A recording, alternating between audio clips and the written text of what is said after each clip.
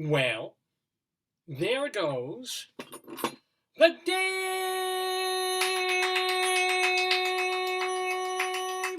Good morning, everybody, and happy Passover, and happy Easter, and happy everything to you.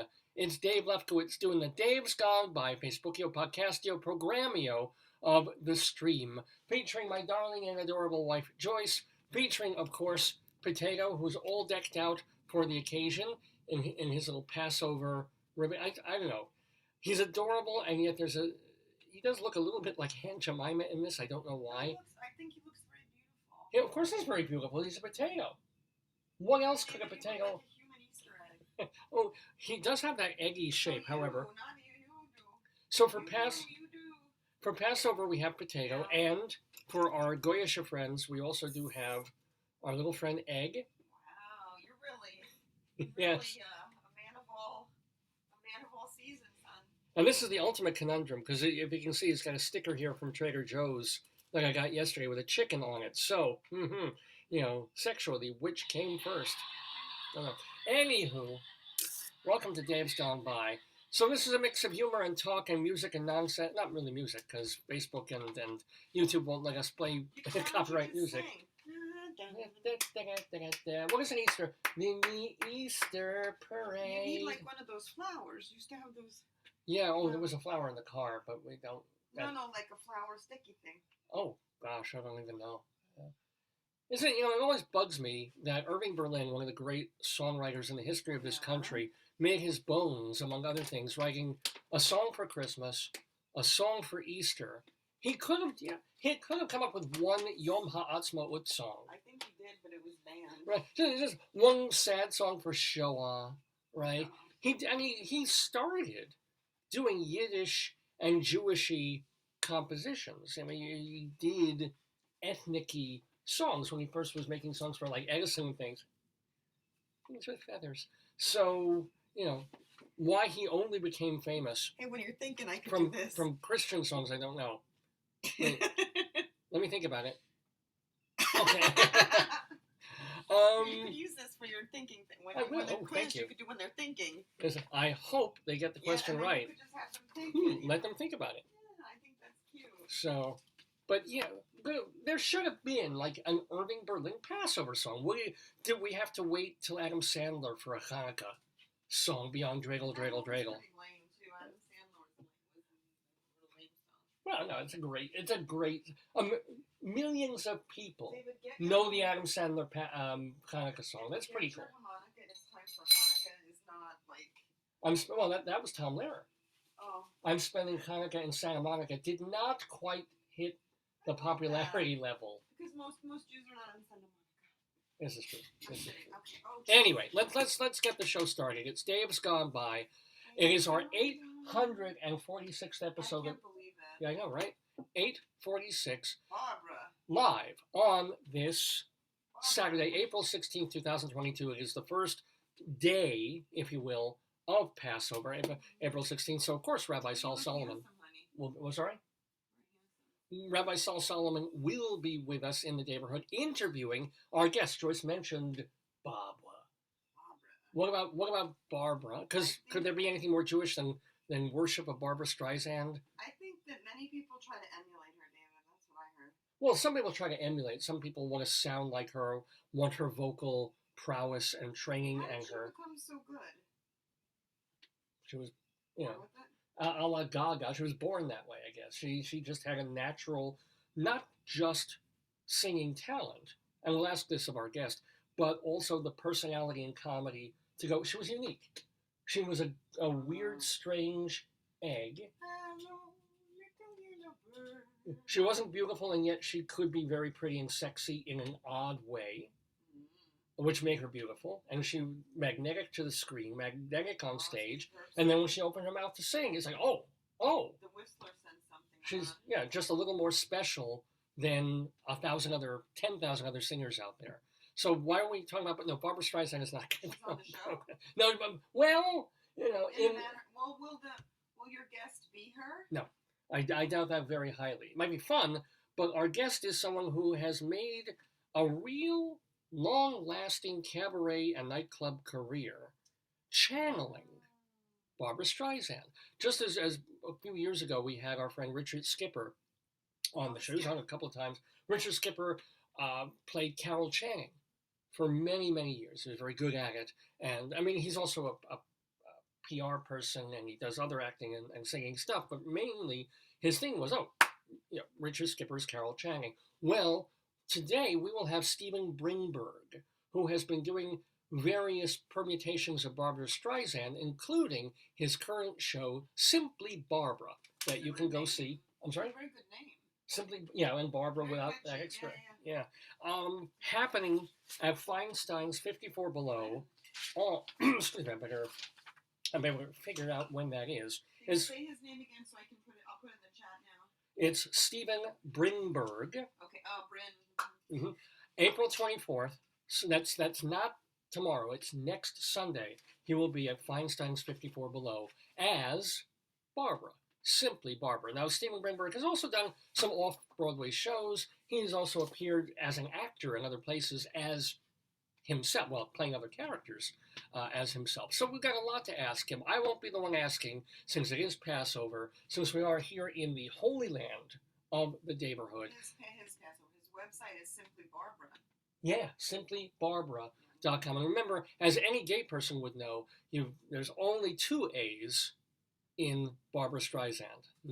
It's not spelled the usual Barbara-esque way. So it's simply Barbara, BARBRA.com. Steven Brinberg going to be in the Daverhood with us, chatting with the great Rabbi Saul Solomon. And unbelievable that on Passover, the day after Saul hosted a 27-and-a-half-hour Seder, I'm astonished by this, he's making the time to come to us here on Dave's Gone By and interview this talented person. Plus, Steven Brinberg will stay with us to play our weekly, yesterday, trivia quiz. Yeah. So he will be playing opposite David Sheward, of course, and Leslie Hoban Blake. Of course, we send out our best to our usual third player, Vicky Quaddy, but we know she'll, first of all, we've got Steven Brinberg playing the game, and we also know, hey, this is big time for her because it's Easter Bunny bingo time, and she's doing, it was Easter Holy Ghost bingo. I think it was I can't keep them straight. It's stuff about religion and gambling.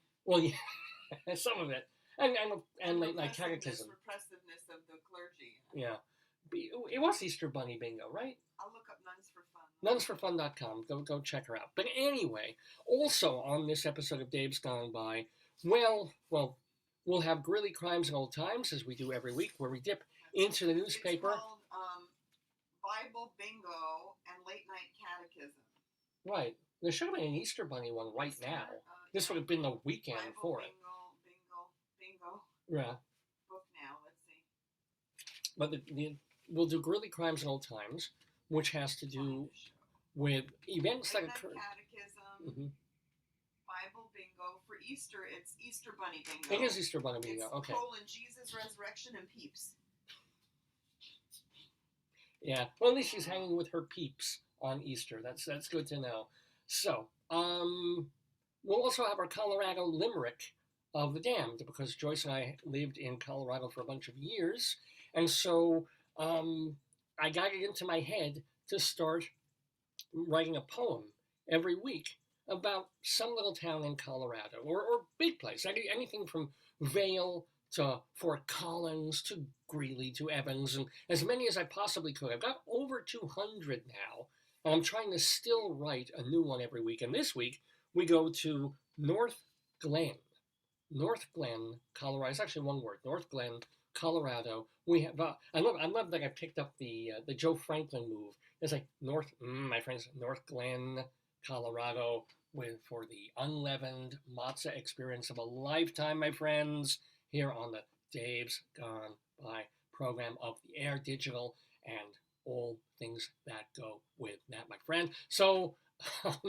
Northglenn, Colorado, I'll have a 5-line poem that is a really disgraceful and horrible thing to listen to. And probably by then, you won't even be listening anymore. I met a colleague, someone who's been on the show, on one of our Tony shows, I believe, out at the theater earlier this week, and we're saying hi and how are you, and he's very bespoke. He's got like you see him coming down the road 2-3 street blocks in Manhattan because he's got like a bow tie thing and all these plaid and miscolored things that somehow do go together on him. And so I'm like, wow, hey, you do that thing where you know each other. He's a friend of the Daverhood. When you see him, it's like, hey, he's a theater friend. So if you never saw him again, it'd be great. But if you do see him again, it's like, oh, it's so good to see you. And we're talking, and he's asking me how I'm doing, how he's doing, because I haven't physically seen him in years. And it's that thing where he's like, oh, he's asking me what I'm up to. So, well, I'm doing this. I'm working locally. I'm sorry. Who are you talking about? Guy named Zach, a colleague, Where did you friend meet him? at the theater. He was outside the theater. We were waiting to get press tickets. I keep making a mistake. I try to invite people and I'm doing So, all and he's saying, I'm like, well, I'm still doing the. I call it a podcast. I don't know what else really It's in not a company. It's video because podcast. Okay. Yeah. Podcast means no video, sound. Solomon thinks. So it's a video cast now. I think that's the closest word. Well, not really. Yeah, it's not a vlog. No, I don't know what it's a thing. It's a programmio, podcastio, streamio thing of the air. So I said, yeah, I'm still doing it. I said, oh, I know, he said. I was watching your interview, or Rabbi Saul's interview. It was either with Peter Noon, because everybody's watching the Peter Noon one. Well, because he's in a car. I think that's what. Yeah, that was kind of, yeah, I think that was, and everyone's like, plus this Herman's Hermits, guys, it's a nostalgia thing. Even though this guy is like 15 years younger than I am, and Herman's Hermits was already on the oldest circuit by the time he was a kid. But, okay. And we're talking, and so, and it's always gratifying for me that I don't even have to tell people I'm still doing what I'm doing, because they actually watch the show sometimes. And I said, oh, yeah, and also on that program we did this, or we had the quiz, or something like that. And he's like, yeah, no, I don't have 4 hours to watch. Yeah, I watched a part of it. I watched the segment. And it's so magnificently, like, egotistical of myself, because I went from being like, oh, my God, somebody actually tunes in, someone that I know personally but don't really know well, watches the show. Right? And knows about the show, and it's not like, oh yeah, I was on your show, I know it exists, or oh yeah, I remember like 10 years ago I got an email about it, I watched for a minute, it was cute, I'm glad you're still doing it. No, it's like, oh yeah, I got a notification and I watched this interview or I watched that. But then, and so I was up on Mount Olympus, and a minute later he's like, well, I don't watch all 4 hours. I was like, you don't? You don't watch every golden minute of my pronouncements, like Moses on Ararat. It's like where I'm bringing the commandments of my genius to the masses, and you're missing. You shouldn't even be going to the bathroom during my 4 hour show. You should just be glued or taking the phone or whatever device you're watching on with you wherever, so that you don't miss a minute of Dave's Gone By.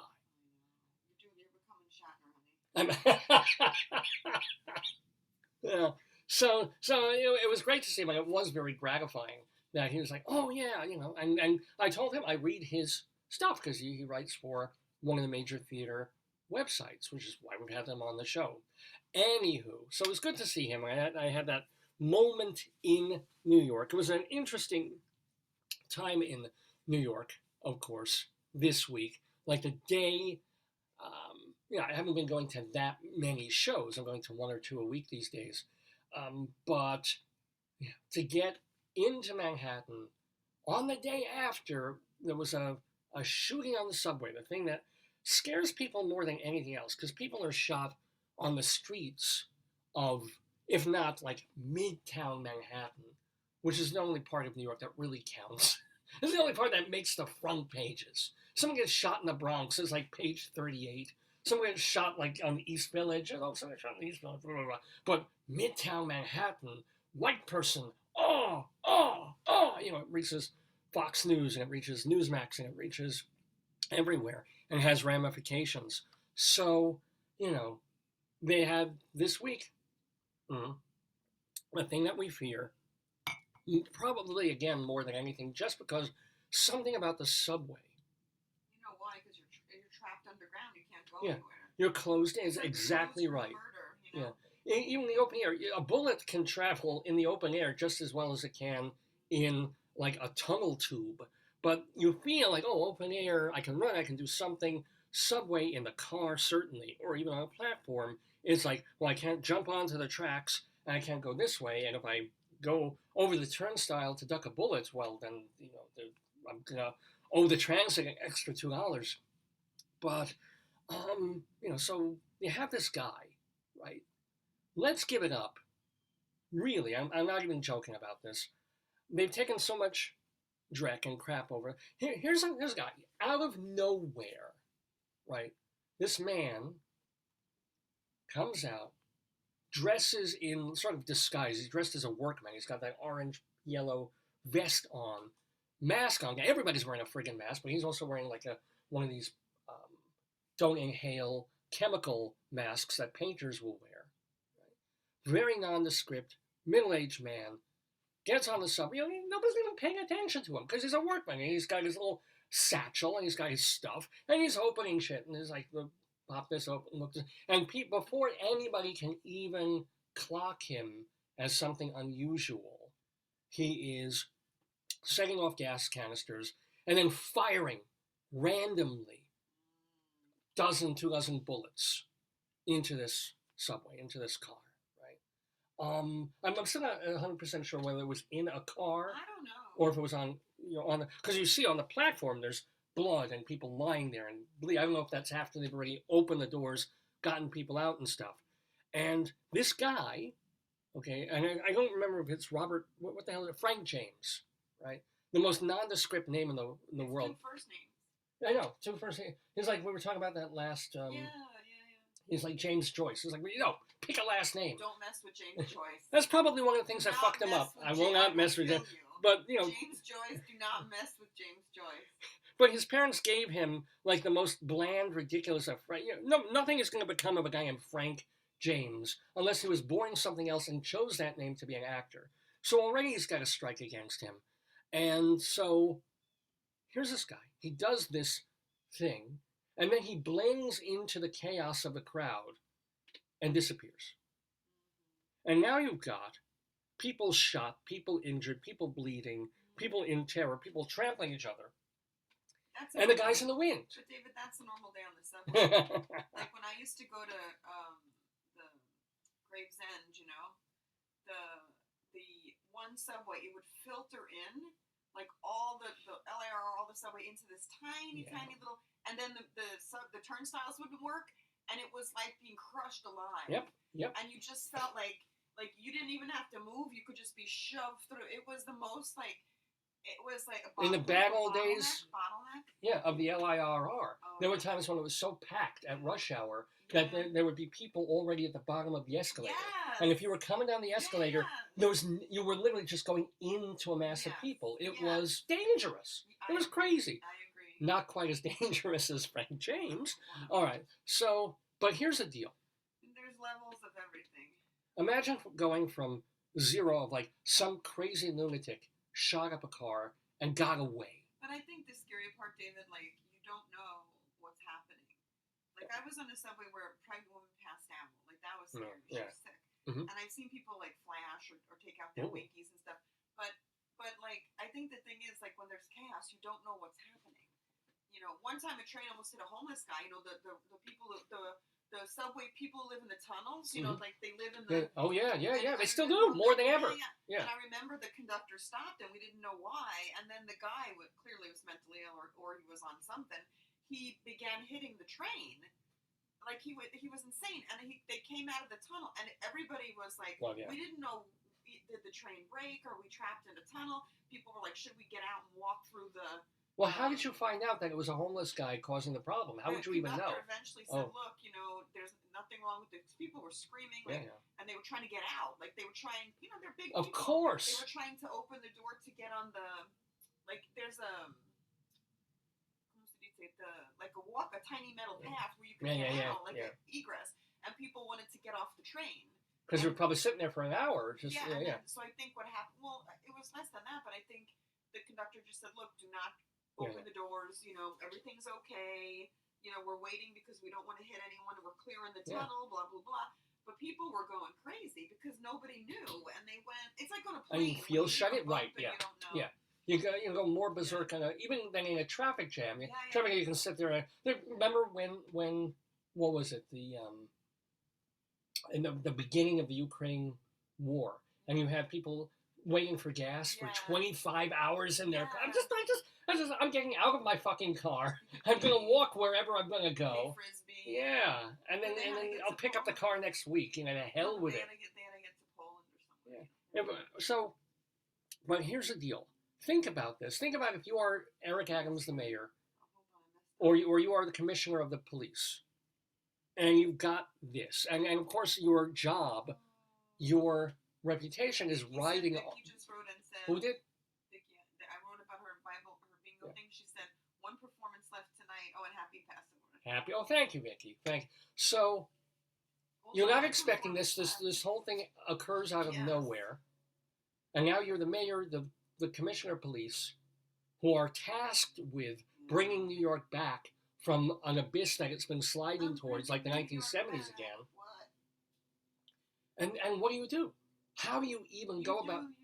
Think about being in that position. And we see this, of course, in all the crime shows and the cop shows, the Law and Order things. It's like, this happened, and now go find this needle in the haystack. And since it's a procedural TV show, it takes them about half an hour to find the person, and then either the other have to get them to confess or to convict them in a court of law. In real life, this happened. This lunatic did something, blended into the crowd, and now you are the real mayor. You are the real police department, police chief. And people are, and the media is now screaming at you, and people are don't want to get on the subway. The guy was at large. Imagine, it's one thing, guy shoots up a subway, then blows his brains out on this, and it's over. It's a terrible thing. It happens all the time. Stacey gave you a thumbs up. I'm not sure why. Who did? Stacey Sheward. Oh, right, yeah. So, thank you, Stacey. But imagine that it happened, bullets flying, guy is out there, still, maybe in New York, maybe with enough time not to get other places. And the fact is that within 36 hours of this happening, Frank James was in custody. Think about the permutations. Think about, and yes, I know it's 2022. So police have now DNA on everything. They can track everybody's cell phone GPA. They can GPS. They can also look GPS, facial, like in Colorado, and they can do facial recognition. If they have traffic cameras, they can track license plate. Yeah, I mean, it's not like my imagine if they had to do this 50 years ago and 60 years ago to solve a crime or a shooting. What? They did it. They did it back then. That you forget, like before all this technology, people did it. Yeah. People did the same thing. They went house to house, and and if they were lucky, they got their person. Yeah. Somebody in the community gave them up. Somehow it happened. And now it's probably easier in a lot of ways because there's so many ways to track people and figure out who they are. And this time they were like, somehow an event happens on a subway and they trace the guy to a car, which doesn't make sense in any way, shape, or form. The point of people on the subway in Manhattan is we don't have cars, right? But think about, and I know the police do some terrible things and they have killed people and they kill black and unarmed black and all of that, but let's give it up for a police department in New York and a mayor and a commissioner that goes from suspected serial attempted murderer at large to we got him. Within 12 hours they knew who he was. Who? Well, and also let's admit that he kind of turned himself in. Yeah. After about 20-something hours, they got a call saying, I'm going to be at the McDonald's, I think he said. Would he get the reward if you turn yourself in? I don't think so. I don't think it works like that. Well, actually, I wonder, because what happened is he promised to show up at a McDonald's to be apprehended, and he wasn't there. He Was it the yeah. Rock and Roll McDonald's? Well, again, he actually looks like Wesley Willis. If you look at the guy, if an eggplant ate a potato, it would look like this guy. It's just like with the man tits and stuff. But he didn't show up at the place he said he would show up in. And then a Samaritan, a guy who's seen this fella's picture all over the place. So, I think the guy you're looking for is like 2 blocks away. He's over. We see him. He's here. Please send the police. And I'm sure the police were like, do not approach. That's our job. Just thank you very much. Well done. We'll be right there. And they got him. Wow. So kudos. I mean, we don't really necessarily give it up for being able to do that. We're so obsessed with, crime is on the rise, and there are so many turnstile jumpers and so many people being knifed and shot, and it's terrible. New York is feeling, even if it's not necessarily true, it's feeling like the bad old days. And let me tell you something. Having walked through New York, there are more visible homeless crazy out there. Well, probably because it's like every crisis. What happens during this is a national health, public health, a national crisis emergency pandemic. Yeah. The system that's already stressed goes under more stress, and people at the fringes get shoved out. Fair enough. So, if you're waiting a year to get home improvements, or you're waiting, for my folks with the no heat, if they had no money, the city program said there's a year wait. Yeah. Well, this guy, this Frank James, I mean, I can't keep saying his name because it should be removed from the annals of life, and God should strike him down. But this Frank James was on YouTube for months saying, I'm mentally ill. I need help. And I'm feeling like I could get violent. Oh, yeah. He was warning people on YouTube. But, it's like my problem. There's 80 million people on YouTube. Who's watching his videos? No, but 3 people tuned in. It's like, it's funny. I do think, the good part about, so I worked with domestic violence and stuff on a hotline and all that. Okay. There are hotlines and there are places that you can, but you have to be able to access it. And you need to take your medicine or you need to get treatment. Do you need help? I will in a moment, yeah. Okay. But, if you need help, we can call somebody now. Sorry. But the whole great thing about it is, first of all, not only is the guy mentally ill, he's a terrible shot. That's one of the magnificent. But that's the blessing. He let bullets but fly. That's the blessing, right? That's the blessing. In a subway car, they're bouncing around. He's he didn't kill. He shot 10 people. He didn't kill one. Remember that guy at the concert in Texas who mowed down 50 and hit 400? We train all these people to kill in a war. They come back. They still have those skills. Well, this guy did not. No.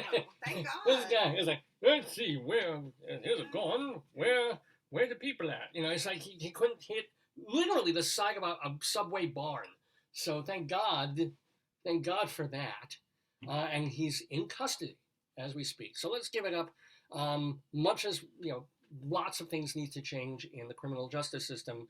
And, lots of things need to change in the prison industrial complex, but I'm glad Frank James will be part of it. But what scares me is that because he didn't kill anybody and he's mentally ill, they could put him in a mentally ill place and he'll be out in 7 years. Let me tell you something. Yeah. I had seen, was it Creedmoor? You do not want to be. These places, no. Trust me, this is not like you see on Law & Order where it's like a nice room and people. You are housed with people who are not murderously. They're violently mentally ill and untreated. It's not a happy time. No, it isn't a happy time. But not don't you think that someone like this should be either in prison forever? I think maybe being with untreated people with serious illness is worse than prison. They're equal because you are captive. And it's not, Yeah, no, he's going to have a rough time, but it won't be for 20, 30, 40 years. But isn't that attempted murder? Attempted murder is not murder. Assault with a deadly weapon. Yes. And it's the number of people, right? Doesn't it multiply by? I'm sure. If it had just been one person that he tried to shoot, it would be not as bad as trying to shoot 10 people. But or a subway car full of people. Hold on, Stacey wrote something. Yeah. Talk to me, Stacey. And I've got to go because Rabbi Saul's coming in. She said, I think so. Someone else called in. Yes. When speaking of homeless, they're not always the ones doing the shooting. Don't forget the poor, homeless, who are the victims exactly. Yeah, she said, of course, stigmatization of homelessness. Yeah, I mean, Stacey, I know I'm demonizing people, 99% of whom are harmless and just had a bad, rough time of life. Of course. And maybe some of these crazy people have homes. I'm demonizing crazy people. Let me demonize lunatics. And I'm a crazy person, so it's fair. I can make fun of Jews because I'm Jewish. I can make fun of crazy people because I'm crazy. But also I worked in shelters, so. Anyway, I am crazy about doing this show. I'm also crazy about Rabbi Sol Solomon, founder and spiritual leader of Temple Sons of Bitches in Great Neck, New York. And he is about to do the honors of interviewing cabaret star Steven Brinberg, who generally plays Barbra Streisand. We can't play any Streisand because of copyright, but we can play some Moshe Denberg, if it would play. Oh, there we go.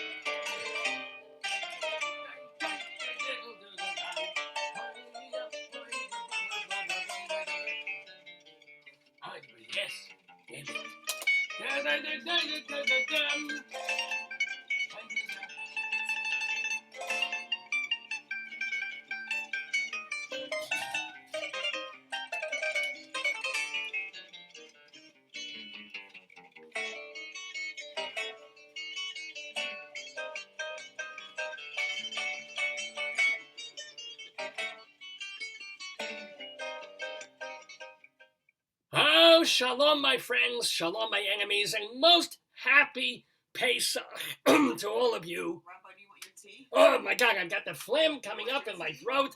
Oh, I sound more like Tom Waits than Barbra Streisand, which is good because I have with me someone who knows very well how to sing like Barbra Streisand. His name is Steven Brinberg, and you can go see him live. Now, he has played well over, probably at this point, 1,000 different venues, playing this character, this personage of Barbra Streisand, including, let me tell you all the places that this man has been, certainly in terms of countries, Singapore, New Zealand, Hong Kong, Canada, possibly even Newark, New Jersey. He has performed with the likes of Marvin Hamlish and Barbara Cook. He was even, I want to ask him about this, in a movie called Next Year in Jerusalem. This makes me very happy. Won't you please welcome to the Daverhood, Steven Brinberg, and unmute yourself. Shalom, Steven. We want to hear you. There you go. Can you hear me? Can you see me? Papa, can you hear me? Steven, can you hear me? Steven. Okay. Shalom, how are you? I'm good. How are you? I am good. Look at all that. You still listen to CDs. That's so exciting to watch. Do. I've been actually seeing a bunch of ones that I don't want anymore, but I still have thousands that I don't want to get rid of. I like the artwork and I like being able to go, where's that CD, it starts with B instead of scrolling. Old school. Old school. You're speaking of old school. You've got a Zoom that freezes a lot. This might get interesting. Yeah, and I'm only a little black and white postage stamp, but you're in full living color, so. As well I should be. God damn it. Of course I should be in full living color. Now, let me ask you, of all your CDs, or maybe you might be old enough to even go back to the era of record albums, which is the most, you have a signed copy of, like, Color Me Barbara or something? What is, like, your most precious? Oh, I'm trying to think. I really always loved, the albums of Broadway shows when they had the gatefold cover that you open them up and there's all these beautiful photos and it's like that. So I don't know. I go through them. I have so many. And back in the day when I was little and they still had record albums, you'd buy a record album and I would play it like to death. So I knew every note. It was a big deal buying one.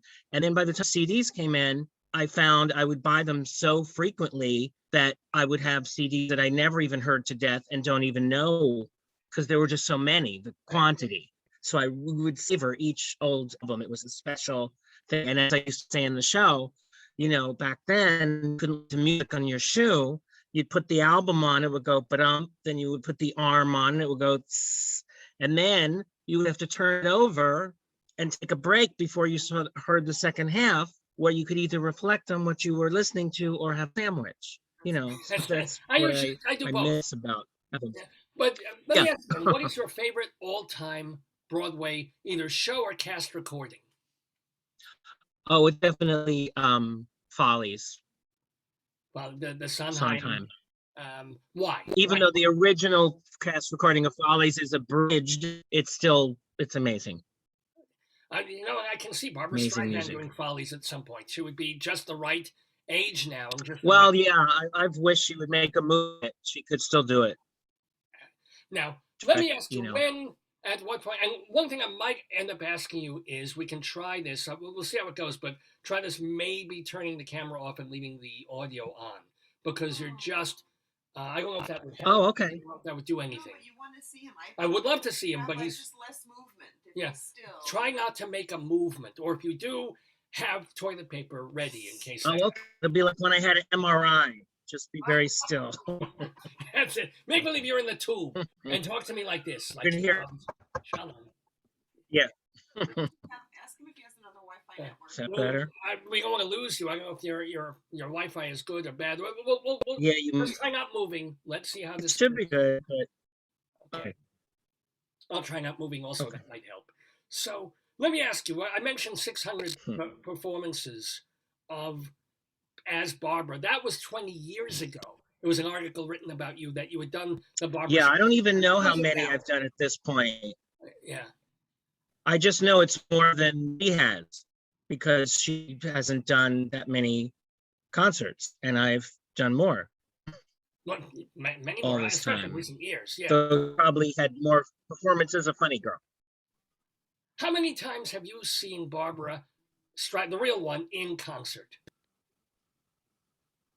I've seen her a lot or not. I was at that concert that she did her band in Malibu. It's the first time I ever saw her. This was called Once. And it was amazing to be able to see her there.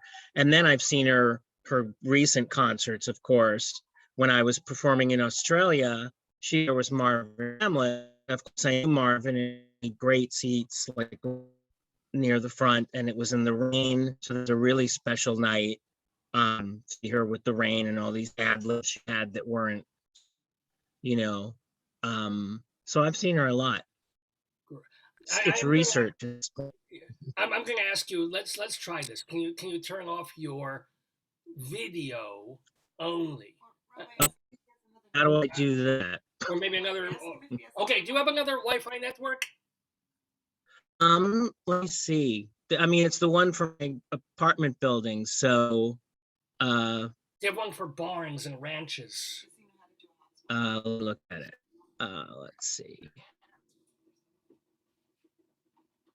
I don't know. I think if I change it, we might lose this one. There's like a one that's for the building. Let me look. It's like modem dial-up back in the day. No, it just says connected. Let me try the second one.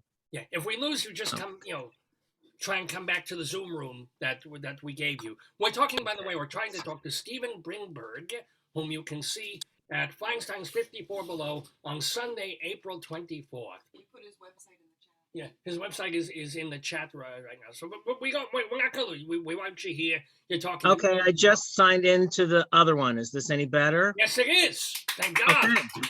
All right. Holla. All right. Are you Jewish, by the way? Yes. On all 100%. 99.9, I think that's what the ancestry said. What that other one is, God only knows. It's Barbara. Well, yeah.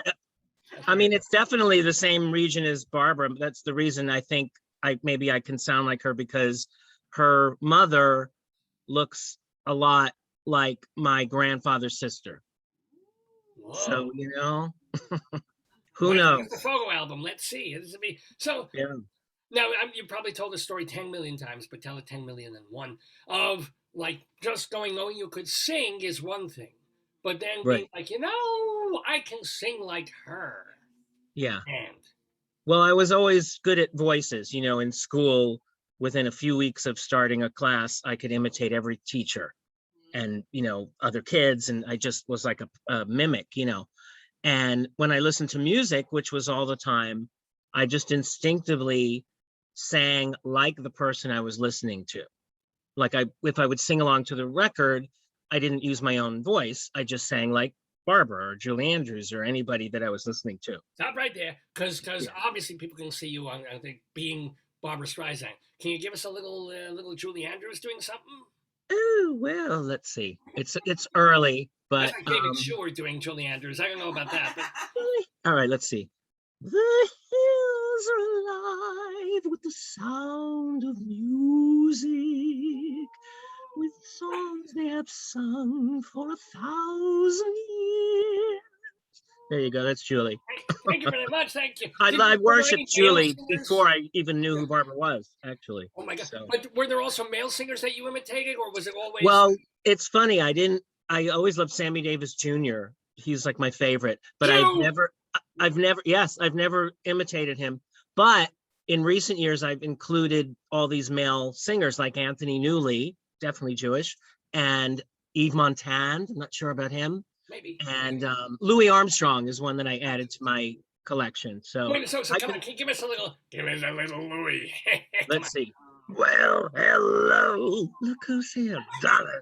This is Louis. It hurts my voice, but I can do him. I do Hello, Dolly, in the show sometimes as both of them.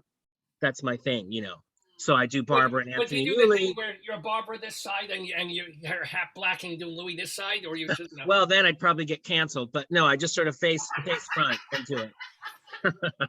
So what was the first Barbara song that you really nailed and interpreted as her almost professional? It's funny. It wasn't a Barbara song, but my father had this album called Sing a Song with Riddle. And it was Nelson Riddle put out an album of just his arrangements that you could sing along to, like karaoke, And the song was The More I See You. And I don't know why I connected with it. And I put myself on tape singing, the more I see you, the more I want you. She never sang it. She still hasn't. And that was the one, because that was what was available. Nelson Riddle didn't have Barbara songs on that album, though he did the arrangements for On a Clear Day, the movie, which are really fantastic if you listen to them. Oh my God! Then nobody watches that movie, but maybe the cast album I'll listen to. Yeah. So one or two of the absolute, you're not giving away all your trade secrets, because they really can't. Even though she can be imitated, trade secrets can't be imitated. Yeah. But to do Barbara, what do you need? What is it? Well, I wouldn't have done it all these years if I didn't think I sounded enough like her to make it convincing. Because it's funny, some impressionists would do her, like I love Debbie Reynolds, she was so talented, and she did Barbara, and I always thought when she did the singing, it was pretty close, it was pretty good, but when she'd do the talking, she sounded like Jackie Mason. She'd be like, you know what I'm talking about with this nasal, and even like in that play Buyer and Seller, they're sort of directed to, I don't know what you mean. That's not, Barbara's all about, well, I being kind of still and soft and, Was she always? Back in the well, yeah, maybe not in the early, if you look at her on early talk shows, like with Mike Wallace and things like that, she's more animated, but it's still, I don't hear that nasalness that people seem to put, at least not in the speaking, maybe in the singing. But also in the singing, it's not really a falsetto that I'm using. It's like a mix. So it's like, it's up in there. So it is going through my nose. It's all yeah. And that's why she said she never fixed her nose, because she didn't want to ruin her voice. And I don't want to fix my nose because I don't want to ruin her voice either. So I thought about it. Now, you started doing the Barbara thing in for reals, more than 30 years ago at this point? Had to be, well, right? Not quite, almost, yeah. But I was 2 years old. But you were significantly younger. Now you are a middle-aged person like myself. Yeah. Do you sound different? Is there a different way that you approach Barbara Streisand than when you were in your 20s doing it? No, not really. I sort of sing in the same place, in most of the same keys. A couple of the songs, sadly, like she has, I will say to my pianist, okay, we should start singing this a little lower. But because I always would do her in different eras, I'm still connecting to the same place. So in other words, if I do 1963 Barbara, it's, no, say you're lonely, you cry the long night through. 10 years later, it's memories like the corners of, and then 10 years later, it's Papa, can you hear? It's not that she just gets lower each year like singers. It's different placement all the time. She still at 80 has a lot of high notes. So it just depends on the song and, In 10 more years, she'll sound like Louis Armstrong. Yeah, or I will. Yeah, no, that would be a terrifying thing to listen to. Thank you so much. Wow. Can I ask you, and I'm sure you've heard, have you ever heard from her? Have you ever met her? Have you ever had a good experience? Yeah. I've not met her, but I've literally met and worked with just about everybody close to her, from Marvin to her director, to her music people, to her conductor. They've all seen me. They all know me. And because I've been doing it so long, they hired me to sing. Donna Karen had a big birthday party. Barbara was supposed to come. She couldn't make it. And they sent me. And Barbara told me what to say through somebody in her people. So she can damn it, she could have given you a phone call for 30 seconds. Yeah. Well, I think she apparently wrote me a thank you note, but she was given like my wrong address and I never got it. Oh, so Barbara, if you're watching, Ian Feldstein got one, but I'm still waiting for mine. So oh, I'm so sorry. I'll send you one, and I'll just sign it. Okay, yeah, it's just like a little scrawl, like Now, here's a question. We're talking with Steven Brinberg here. Oh, do you know what you must have been bar mitzvah? Do you know your Hebrew name? Oh my God. Oh my God. I don't think I know it. I knew my father's, and now I can't remember that either. I may have to give you one by the end. If you're good, if you are nice to us by the end of the program, I may give you your own Hebrew name. Oh, okay. And then you can, sing it like Barbara would. That would. Yeah. Well, I enjoyed the singing part at the bar mitzvah. I remember that. Now, since you have performed, let's say well over 1,000 times, what are some of the weirdest, funniest things that have happened to you while being on stage, doing your thing? Oh, one of the craziest was I was in Scotland at the Edinburgh Festival, and we're doing a show, and all of a sudden a fire alarm goes off. Woo, woo, and I'm from New York. You hear that and you're like, it's nothing. And then we had to evacuate. So I'm on stage, and the first thing I said into the mic before I left was, isn't there some sort of VIP escape route or something? And everybody laughed. So then I had to go outside the theater into the courtyard. So I'm standing, and it's raining, and I'm standing with all of these people who were just watching me on stage, and I'm standing out there with them. Then it turns out, of course, it was a false alarm. So they let us back in, and I went in my dressing room, I fixed my hair, and then I walked back on stage. And as soon as I was at the mic, I went, as I was saying, I just sort of walked it back. So when you were outside with all those other people, did you break character, or did you have to stay as Barbara just not to break the spell? Normally during the show, no matter what happens, I will never break character ever. But in this case, I felt I needed to, so I did, and I just chatted with people. You're a guy outside the theater at that point. Well, I'm not like, I think it was Jim Bailey, the famous guy who did all these great stars singing live. You apparently had to serve him dinner and say, here's your dinner, Miss Garland. And he'd go, thank you. And I'm always like, and sometimes people will say, what do I call you? And I'm like, I don't care what you call me, just call me. I'm not her until the light goes on and I'm in the spotlight. How much of even in the wings of your performing career has been also just doing shows at like Jewish no, there is no more Jewish repertory theater. I know, that was a great theater on 14th Street. Yes. I loved it. And also American Jewish over on 26 was another good one. But, and then wasn't there one on 91st Street?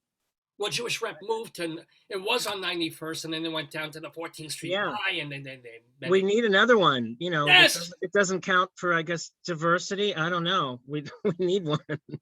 No, maybe the Falashes could get a theater at this point, but not the regular Jews. Yeah. But what is your favorite? Oh, I have a question from the gallery. Sure.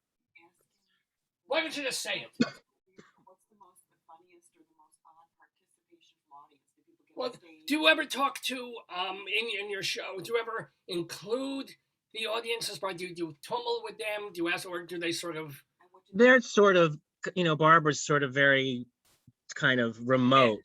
So I used to reach out my hand and say, "You're so close, you could practically reach out and touch me, but don't do it." So if somebody shouts out something, which isn't often, I'll respond. But But you don't I have a don't. heckler or people who have come on stage Yeah, to. I mean, I've had some hecklers, but I just sort of work with it. In fact, I remember I was in, I think it was Palm Beach, Florida, in a really fancy nightclub, and we had some really important people come, like the former governor, I think Hugh Carey was in our audience, and Yeah. somebody else of note. And we had this one table of like European tourists, and they didn't know where they were. They just wandered in, and they're talking and being obnoxious. And there's that moment of, do I say something, or does that make it worse, or does the audience say something? And somehow, when they were being really loud, I was seeing people, and I got to acting more like children than children, and I stared at them, and suddenly they got it, and then they shut up. Oh, bravo, Yeah. or brava, as the case. But even like now, I have one song that I do sometimes where I'll ask the audience to sing along to this one number, but I say, you can sing along at this one specific part, just don't sing any other part or I'll get really angry. So they know, the Barbara personality. I remember once at one of her shows, in these arenas, people are screaming out stuff and not everyone can even hear it. And yet at one point they just started shouting stuff, and she just paused and she said, "It's a free for all," which I thought was funny. And then I was sitting way upstairs one time, and she was talking about having gone to see The Diary of Anne Frank on Broadway when she was like a teenager. And she said, "I remember paying $5.50 a seat or something." And from that balcony, somebody screamed out, "$4.50." And she heard them. She went, "Yeah, $4.50." So it's Louis Armstrong is still in there, and Eve Montand. Hey, by the way, have you seen? It hasn't opened yet. It's going to open in a week or two. The Funny Girl that is being revived on Broadway with a Jewess named Beanie Feldstein. Yes, I saw it actually a couple of weeks ago. I really enjoyed it very much. Oh, how is she? Obviously you wish you could see Barbara in the role, but Yes. How is she compared to Barbara in the movie? Well, she's totally different. It's a totally different kind of performance. And what's so exciting about it is just hearing that music. I haven't got that emotional since I saw Bette Midler and Hello Dolly. Just hearing that music, the kind of music that nobody's going to write again. So it was very emotional seeing it. And I also did the show once, which was pretty kind of crazy, in Asbury Park. Okay. Of all places. Actually. Yeah. Did the whole show. It was kind of crazy, but it was fun. And then they did a concert in New York about 20 years ago where like 50 different people played Fanny, Kristen Chenoweth and Sutton Foster. And I was one of the brides in the bride number. So I've actually done the show twice and actually heard that orchestra and heard all the scene change music that she heard. And it's pretty cool. Can I ask you about, in terms of the Barbara, because her early work was very, not even Great American Songbook. It was show tune oriented. It was songs like Kander and Ebb and those people. Oh, how did you feel about her 70s, like Stony End era? When she went down the Stony End, yeah. Well, I didn't really discover her till later in the 70s. So she had already been down the Stony End, but then was coming back with like Funny Lady and things like that. So my taste in music is definitely pre-Stony End. So I really think, like, even though I was too young to know a lot of it, the 60s to me are the golden age of that kind of music, both on Broadway, in big movies, and on television, certainly variety specials. So that's the music I love. And I almost think if she had come along just a little later, she probably would have made it, but in a different way. She sort of just got in at the end of both the movie musicals, of the TV things, because there's a lot of great singers, but they didn't get like Michelle Lee. I love her, and she's a great singer, and she was on Broadway. She started making albums, and it was after Barbara started, and one of them is all Broadway stuff, and then the other one is kind of like pops. They were trying to lure the kids that weren't interested in any way, and then she didn't really have a recording career. So Barbara's really lucky she came along when she did. Now, let me ask you, in terms of coming along and being young and in a certain period of time. Was it tough for you, a nice Jewish middle class? I'm assuming, was your upbringing middle class or? Oh yeah, Yeah. yeah. So telling your parents, not only, Ma, Pa, I'm not going to get married to the nice girl next door. Right. Not only that, I'm dressing up as a nice girl. I mean, how did that go for you? Well, it was funny. The first time I got all dressed up, I wasn't doing the show yet. I was like a guest in someone else's show. And my father came down to see it. And my friend always says he saw it. He sat with him and saw it. And he was like first a little startled. And then he just became my greatest fan. It was sort of like Papa Rose, you know.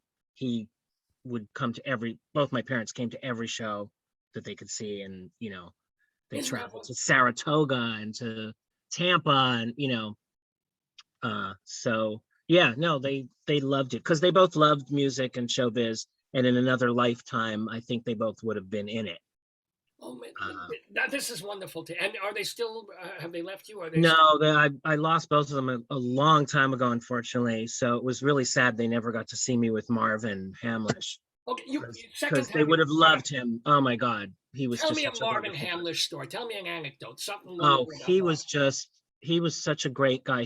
I've never met such a famous, important person who was so down to earth and normal. I mean, I've met far less important people than him who think they're so important.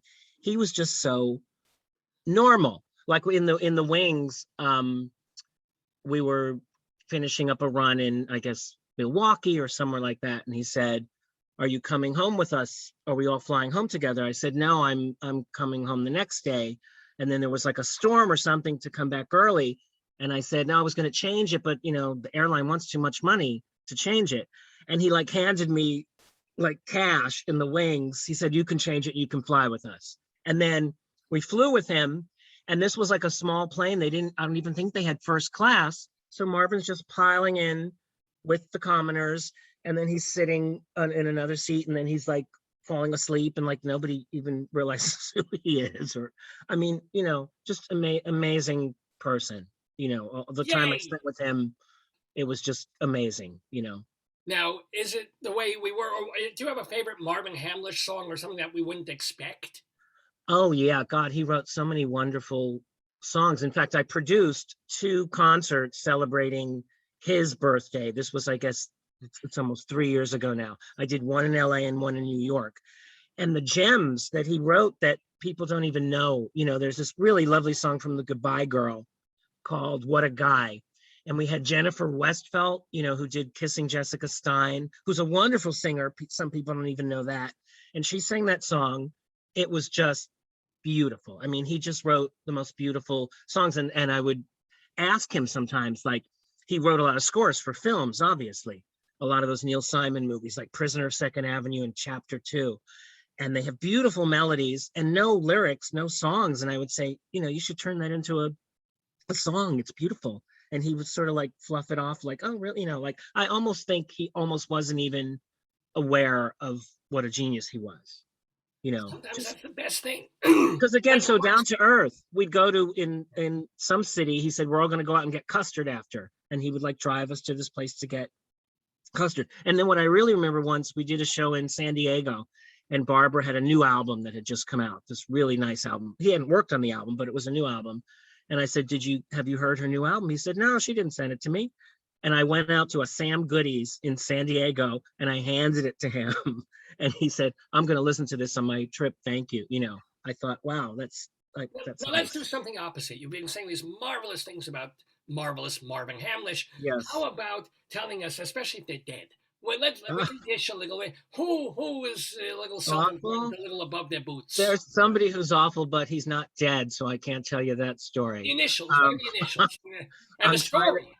I'm trying to think of who is dead who was awful. Well, even not live one who was terrible, but you can just do the first name or something. Yeah, I mean, I'm trying to think. Most people have been pretty cool. You know, and a lot of famous people that I've worked with, like Sondheim and Terrence McNally, and, you know, I mean, people have their moments, everybody does. Sure. But I'm trying to think of I don't really have a real horror story. Good. I guess I've been lucky. I mean, I never want to be difficult or anything, and I pride myself on that, because when you work with people who are, it's just like, oh God, why But you know what? you're not Since you brought curing him up, cancer. what? No, when somebody's being impossible and they think what they're doing is so important, performing, and it's like, you're not curing cancer. Don't take yourself so seriously. But some of them do, unfortunately. My performance cures cancer. I've seen it. Where I go into hospitals with sick Yeah. people. Oh, music is the best, First, I give them cancer, and then I take it away. Oh, I no. have that power. But you mentioned Stephen Sondheim. Tell us a nice story about working or Oh no. my God, he was amazing. He came to see my show, and I could see him laughing and hear him laughing.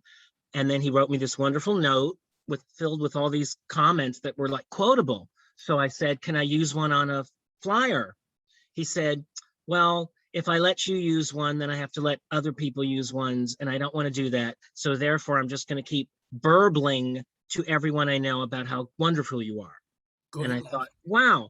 And then each week, somebody else important would show up at the show and say, "Steve sent me, Arthur Lawrence."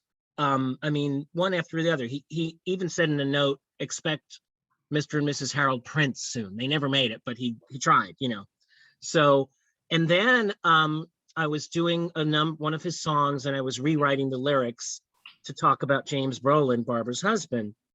And Sondheim, if you ever changed his lyrics, was very sensitive. So I said, "I'm going to send it to you first and see what you think." So I sent it to him, and he made some more suggestions. And then I performed the song, and I tried, there was a joke in it. And I thought what I had written was funnier than what he was suggesting. And he said, "Well, try them both out and see which one gets a bigger laugh." And I did. And mine got the bigger laugh. And I told him that. And he said, "Well, then by all means, use it." Then a couple of years later, it was one of those birthday concerts, and they asked me to sing. And at the 11th hour, it suddenly seemed like I was not going to be in it. And this was like at a very stuffy place, and it's 20 years ago. And I thought, oh, they're freaked out by the costume, which people often are, because they think, oh, you must dress like that 24/7 or whatever, And I'm like, no, it's just, I'm not in drag, I'm in character, I'm in costume. So then I called him, and he knew that they were kind of getting cold feet about including me. And he said, it wasn't a big resistance. It was more like a series of little resistances, but I put my foot down and you're in it. So I'll always be grateful to him for that, You make this distinction between between impersonation character work Yeah. versus drag. Yeah. Do you look down? Maybe look down isn't the word I want, but no, it's something very different. See, back when what I do was sort of really all there was in drag. There was Jim Bailey and Charles Pierce and all these elegant people that were on the television variety shows. Then the whole sort of drag just for fun, whether it's lip syncing or being outrageous or whatever. So it's hard to separate the difference. There's room for everybody, but people see a picture and think, oh, are you going to come into the audience and sit in people's laps? I'm like, no. So some places that I've tried to play are like afraid, which is sad. And then the other end of it is like some sort of gay places will think I'm not outrageous enough. So like, there's one JCC will think I'll be too outrageous, and then one gay cruise will think I'm not outrageous enough. And it's like, okay, to start a new genre. But mazel tov that you've been able to hit the sweet spot between, enough places know, oh, we're going to get an hour and 75 minutes, 90 minutes of Barbara. Right. And you can take children. There's no foul language and nothing. The hell with it then. I love the foul language. Well, in Yiddish, so not everyone will understand it. Ooh, can you curse in Yiddish as Barbara? I would love to hear. Oh my God. I have to think about it. Just little words here and there. I used to keep like a book of all the Yiddish that I knew. Because, you can't buy a dictionary like Spanish. There's just the joys of Yiddish, right? Oh, yeah. So I just remember whatever my grandparents used, Now, we've been talking, by the way, with Steven Brinberg. I'm going to have to go in a moment or two as soon as our players of the game decide to get here, hello, it's like a Jewish 10 o'clock for them. It's Yes, right. 6. Where the hell are they? Check your phone, Rabbi. I did. One of them says they're trying to get in, and Right. I don't see them. There's no one wanting to be admitted yet. And then the others, so we're kind of vamping here. What's up? David. I'll just do a vamp. Vamp's already.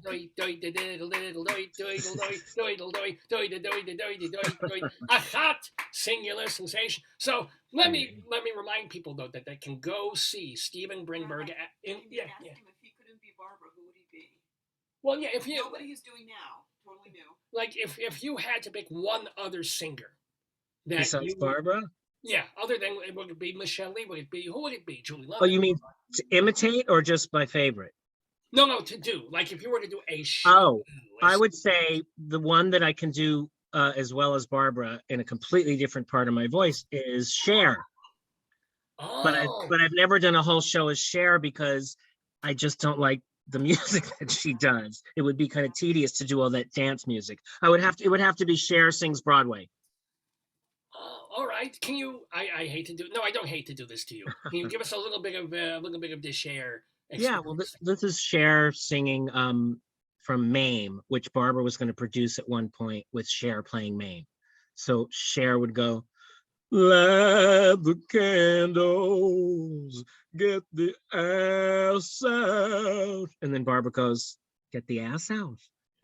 So it's like, that's well, my I'm going to get my ass out of here, but not before telling you that Steven Brinberg is going to be at Feinstein's 54 Below doing Simply Barbara on next Sunday, not tomorrow, but next Sunday, April 24th. And so Barbara's it's 7 birthday. o'clock, the 8 o'clock show. 9:30. 9:30. 9:30. God, I'm asleep by then. What the hell? I'll You stay gotta up. go from Funny Girls opening to my show. Now, I've been to a few Funny Girls openings, and they weren't pleasant. But 9:30 p.m., April 24th, at Feinstein's 54 Below. You want to get your tickets at 54below.com. That's right. Look in David's email. Stan sent a picture of the Rabbi and Sammy Davis. You might want to share it with your guests. All right, let me. When Dave comes on to do the quiz in a moment or two, I will do that. So first of all, that other person in the room right now is David Sheward, theater critic, former managing editor of Backstage Magazine. He is also a critic for TheaterLife.com, CulturalDaily.com. But Dave will tell you all about this. Meanwhile, if and I hate to impose upon you, but can you give us a little taste, Steven Brinberg, of like a song that you're going to do in Simply Barbara on the 24th while I vamoose and bring Dave out from the toilet where he's been for half an hour. So could you, thank you so much for being with us, but don't go away, Steven. Please sing for us if you don't mind. Okay, this is a song that's in every show I've ever done and ever will do. Okay. Memories like the corners of my mind, misty watercolor memories of the way we were. There you go, morning version. Oh my God, you're out of drag. In the morning here, in the Daverhood. So welcome to Steven, welcome to David Sheward. David, how he's feeling. And also Leslie Hoban Blake is just logging on to say hi, guys. She's also a theater critic and a theater director. Oh, yes, First of all, David Sheward, though, how are you feeling? Fine. I'm feeling better. I'm okay. How are you? Good, thank God. I'm fine. Like half of my cousins now have COVID. It's everywhere. Oh. Everybody's getting like the thing. Are you still quarantining, or are you out there and whatever? No, I passed the 10-day limit, and I'm feeling better. I have a little remnant of a cough, but oops, Leslie vanished again. Leslie. I have been going back to the theater. I have next week off for my job. So because of the Easter / Passover holiday. Yeah, me too. So I will be going out every night. It's going to be real crazy. Wear a double mask, please. Yes. You probably still have it somewhere in your system. Yeah.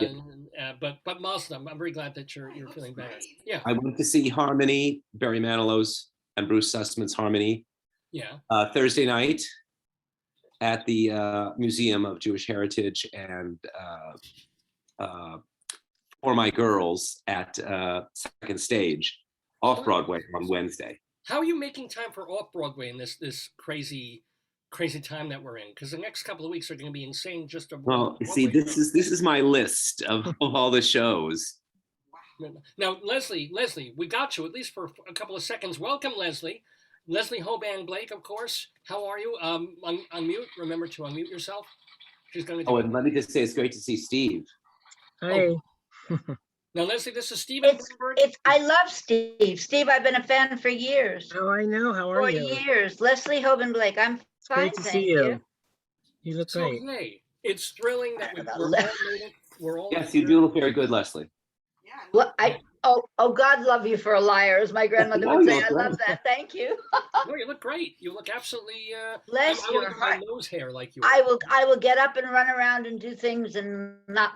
Why are you wearing a Well, it's why past are you wearing- Easter. You know, it's just Oh, okay. I thought maybe you won a prize. No, that is happy holiday of your choice, folks. Seriously. Of your Let's get persuasion. right to the game. We play. It's also Ramadan. It's everything this Oh, is it weekend. really? Is it Ramadan? Ramadan is on. It hasn't ended yet, and so they're blowing up. Palestinians and Israelis are killing each other right now in No, honor of the Palestinians are holiday. killing Israelis, and the Israelis are trying to kill back. It's Yes, like okay, huge. you're right. No, I know. My grandmother always said get that in the right order. But Thank you. be that as it may, the point is, happy holidays, right?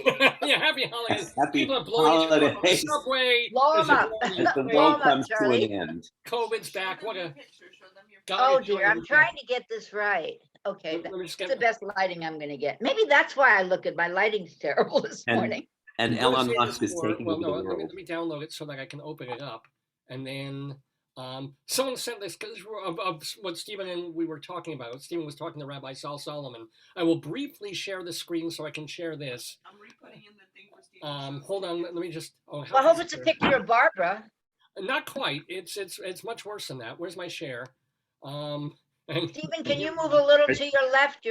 Yes. see. Oh, okay, we're sharing the And screen. now, oh my goodness, look at that.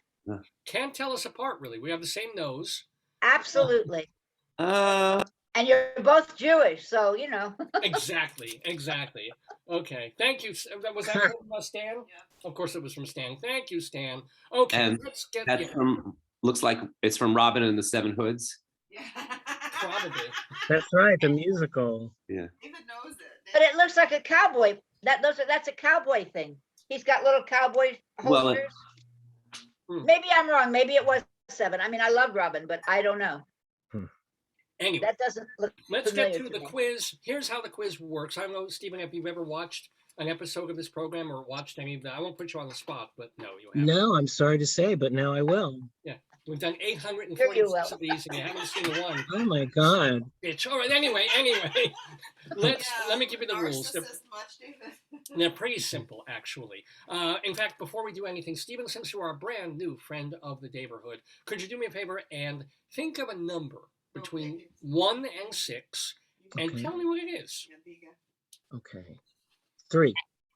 Stephen with a 3. Leslie Hoban Blake, kindly. We always make David go last. That's so funny. sorry, There's sorry, no David, there's but no you- rhyme or reason for that. Leslie, I want 6, please. Thank you. You want what? 6. She said 6. 6. Okay. Thank you, David. Thank you for counting it out. All right, so my choices. Okay, so 3 and 6 are taken. They are. I'll go with 2. Do. David taking a big number 2 here in the morning. We're gonna roll the die, and then I'll explain the rules. But let me get to my die rolling moment. Not even a frisson from Stephen. He's good. He did a song. He sang before, but you. He sang before you came on. No, I didn't say a song. I said a frisson. David did one of his number I thought you 2 said jokes, song. and Stephen just let it go right I past. thought you said song. Leslie, mit Mazel McGlick, you have. I've rolled a 6 on. Oh, the- okay. the I wish routine to go die roll. second, please. You want to go second? Yes, Interesting. please. Thank you. I'm going to roll the die again, and the die is coming up a 3. So, Stephen, Me. would you like to go first or third? I can go first. Stephen Brinberg first, and David Sheward bringing up the rear with the third go. Even those are CDs behind you, right? They are. I have Yeah. books piled up like that. You have CDs. I have books CDs and piled up. books and No, I got Me rid of too. most of all of the other stuff because I can get it on my I can play it, so I don't. Millimeter movies piled up like that. It's A anyway, plumber came to our house once and said, "What is this, a radio station?" There was some. Yeah, that's happened to me. Say you wish. so Stephen and everybody, this is how the game is played. It's a trivia game. We're going to ask questions of all our contestants. There are 3 rounds, 1 question each. Each contestant gets a question that is worth 2 points. If the contestant gets it right. If you don't, no harm, you don't lose any points, but one of the other contestants gets to steal or try to steal those 2 points by answering correctly. And then we go, whether we need it or not, we have a final tiebreaker question that goes to everybody, and I'll explain that later. But you will need a piece of paper and a writing implement to do that. Well, of course you have one ready. Of course you do. Yeah. And actually, pen and paper tends to be kind of helpful to you guys, even during the quiz too. So, Jotting down notes on questions, yes. are you guys all ready? Yes. Yep. So, Stephen, brave man, you're going first because you chose to go first. So the first question is for you. Here's the way this works. Basically, every question that we ask has to do with something that happened in history on this date, April 16th. So it may be direct or it may be rather indirect. And remember, lots of people get 0 points through the whole quiz. There's no shame in failure. You're almost meant to fail, and yet somehow people win this thing. So here we go. The year was 1521. Aye. Spoken like a I always like things after the 1920s. We all do. But don't worry. Don't worry. They're all nonsensical. After the first question, you'll understand that it has nothing to do with the year 1521. Okay. You just have to let him finish. You'll see. So on this date, April 16th, 1521, Martin Luther is summoned by the Holy Roman Empire and the Catholic Church to the Diet of Worms. It did not go well. After the conference, Luther became a full-on Protestant, and the church branded him a heretic. Speaking of the Diet of Worms, which is false about earthworms? See, that's how it goes. That's how it goes. A town in England holds an annual worm charming festival where contestants try to charm worms out of the ground.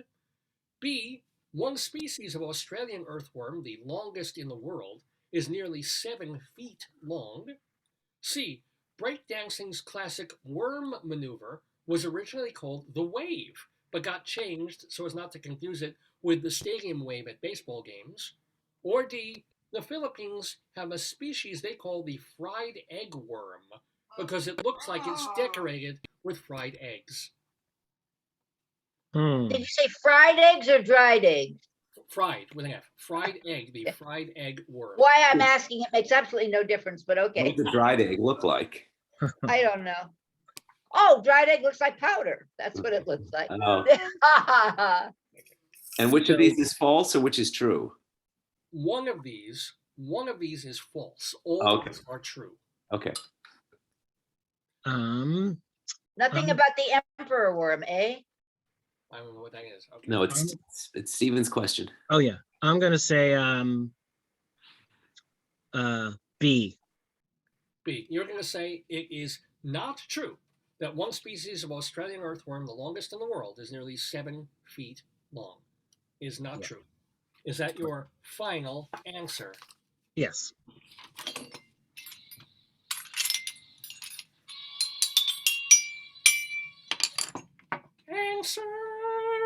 Answers that are not correct. I'm so sorry, Stephen. Oh well. We're going to roll the die, and we're going to see. I apologize. I didn't realize it was Stephen's question. I only said, were there no questions about the emperor worm? That's all. I thought you missed a good opportunity there. So I rolled a 3, which is Stephen's number, so I'm going to roll again. I've just rolled a 5. I'm going to roll all of these dice things kill me. I'm rolling a virtual die, Stephen, just so you know. David. Yes. It's time for you to take a number 2. Okay. All right. So which of these is false? Right. There's a worm charming festival in England.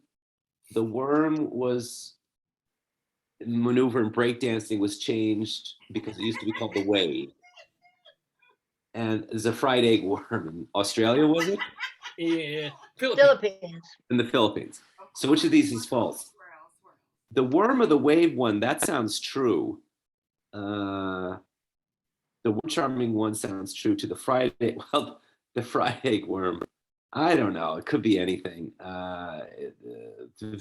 Which is false, right? One of these is false. The others are true. You know, the worm wave one sounds the most true. Therefore, it's probably the one that's false. So I'm going to say the worm wave is the false one. Is that your final answer? Yeah, but you made this expression like, oh, I got him. So I guess it's my final answer. I'm waving at you because you're correct. Yay! Yay! Well done, David Sheward. 2 points. I got to use reverse logic. Yeah, it was. You know something that's probably the best logic of all. Did you get a haircut, David? Me or him? David Sheward. Sure. Not recently, about 2 or 3 weeks ago. It just looked like. I'm glad you're feeling better in any case. Yeah. Well done. And I will say, David tends to be the guy to beat for this game. He's playing it long enough. Tends to be maybe 60 to 70% of the time the champ. Although people have deposed him now and then, dethroned him. You know, it's just for fun. Even I, on occasion, have done that, so it's possible to do. But it's still anybody's game, For even fun. though he's 2 points ahead, and it's just been the first question. The next question goes directly to Leslie Hoban. Leslie, the year was 1797. Sailors in the British Royal Navy wage a protest against working conditions. It's a peaceful 2-day demonstration that ends up winning them higher wages and fairer treatment. Ultimately, this event would be called what? A, the Crudwell Descent. B, the Spithead Mutiny. C, the Compromise at Moofield. D, the Brown Willie Revolt. I swear, David, I've been playing this game too long. I think you asked us this once before. Doesn't mean I know the answer. None of it sounds familiar, but the thing about the sailors sounds familiar. Okay, Crudwell, Spittles, is that the second one? No, I'll read them again. Was this thing called A, the Crudwell Descent, B, the Spithead Mutiny, C, the Compromise at Moofield, or D, the Brown Willie Revolt? Are these titles for a new musical starring Barbara Streisand? Julie Budd. Oh. Yeah. Rosalind Kind. Yeah. Our friend All of Limerick, them. by the All way. of us. the Crudwell Revolt. Starring Lainey Kazan. Hey, she's appearing somewhere. I want to get her on the show. She's going to be at 54, yeah. Oh, so you know. Wow. I love her. She's great. I mean, she's no. Okay, I'm going to call it the. Oh, dear God, I have no idea. Let's go with the Spithead Mutiny because it has a word in it that sounds vaguely naval. Oh. Is that your final answer? That's my logic. Yes, that's it. Wait, hold on. I just want to see something there. Sorry, I'm navel gazing. Yeah. Anyway, No. but you know what I found in there besides lint? 2 points for you, Leslie Hoban Blake. It was the Spithead Mutiny. Well done, Leslie. We've got a tie game. Spithead was an anchorage near Portsmouth in England, so that's why they called it that. These other places are real, but I made up the rest. I thought that maybe people used to lean out the window and spit on the head of the sailors as they went to sea or something. You Back know? when they had chamber pots, it was worse than spit. You know what I'm saying? But anywho, wow, what a game we have so far. It's tied between Leslie and David. But David, you can take the lead if you get 2 points in our third question. You ready? Yes. The year was 1854. And no, this is not going to be a question about Gypsy. Premiering today in Weimar, Germany, is Franz Liszt's symphonic poem, Mazeppa. Which of the items on this list is false about Liszt? Oh my God. Liszt was such a penny pincher that he would never let the maid clean his room because he had thousands literally stuffed into his mattress. B, at concerts, women would pick up his used cigarette butts and put them in their cleavages. C, Liszt lived much of his later life in a monastery.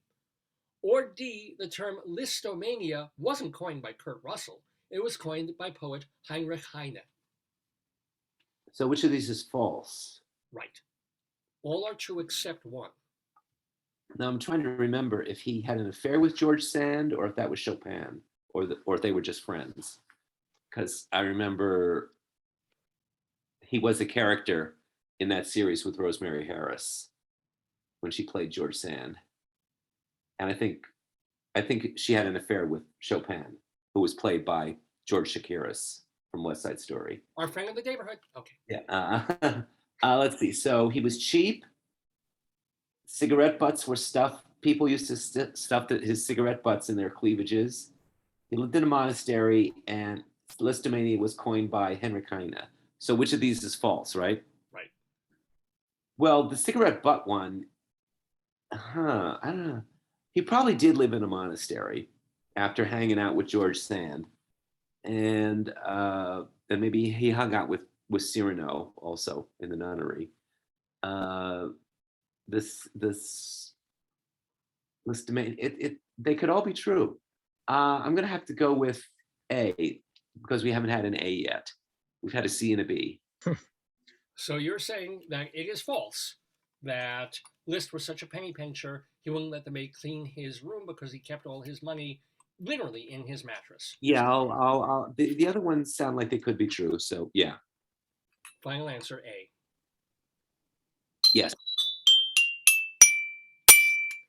Well, I would gladly give a penny for your thoughts, David Sheward, because you now have 4 points. My God, you guys are burning up the field today. This is amazing.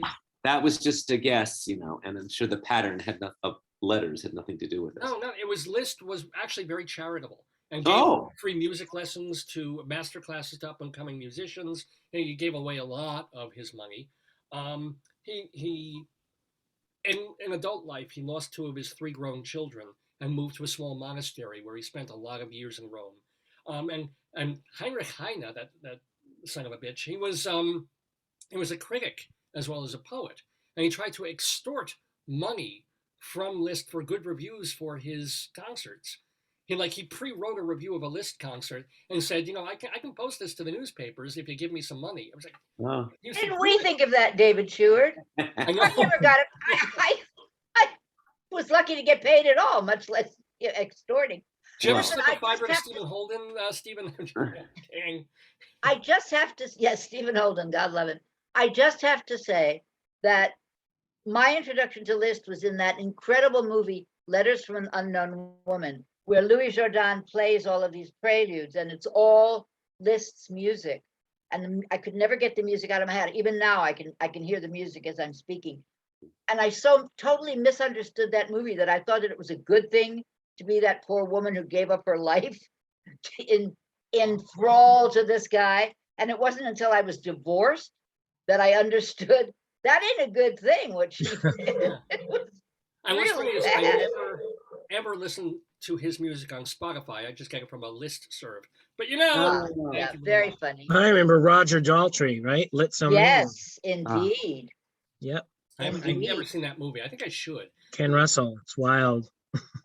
All right. Well, we are wild about this game because we have David Sheward ahead with 4 points, Leslie with 2, Stephen not yet on the board, but that's just the end of our first round. We move now to the second round of the Today Yesterday quiz here on Dave's Gone By, where it is 10:30 in the morning Eastern Time. Our 846th episode of the program. We're calling it BRIN There, Done That. On this April 16th, first day of Passover, day before Easter. Welcome, everyone. Here's our trivia game, our second round. Who's winning? David Sheward. But Stephen, you can get on the board with 2 points right here if you get this question. We'll see. Multiple choice. The year was 1922. Okay. At a shooting contest in Pinehurst, North Carolina, 62-year-old Annie Oakley shot from 16 yards away 100 clay targets in a row. Which of these is false about Annie Oakley, the Annie who got her gun? A, although not a founder, Oakley was one of the first 5 members of the National American Women's Suffrage Association, predecessor to the League of Women Voters. B, Annie's husband, Frank Butler, was so distraught when she died that he stopped eating and himself died only 18 days later. C. William Randolph Hearst once published a story accusing her of being a thief and a cocaine addict. Or D. Before they were called comps or freebies, free theater tickets were often called Annie Oakleys. One of these is not true. Okay, let's see. I'm thinking the Hearst. See? The Hearst story is false. Yeah. Is that your final answer? Yeah.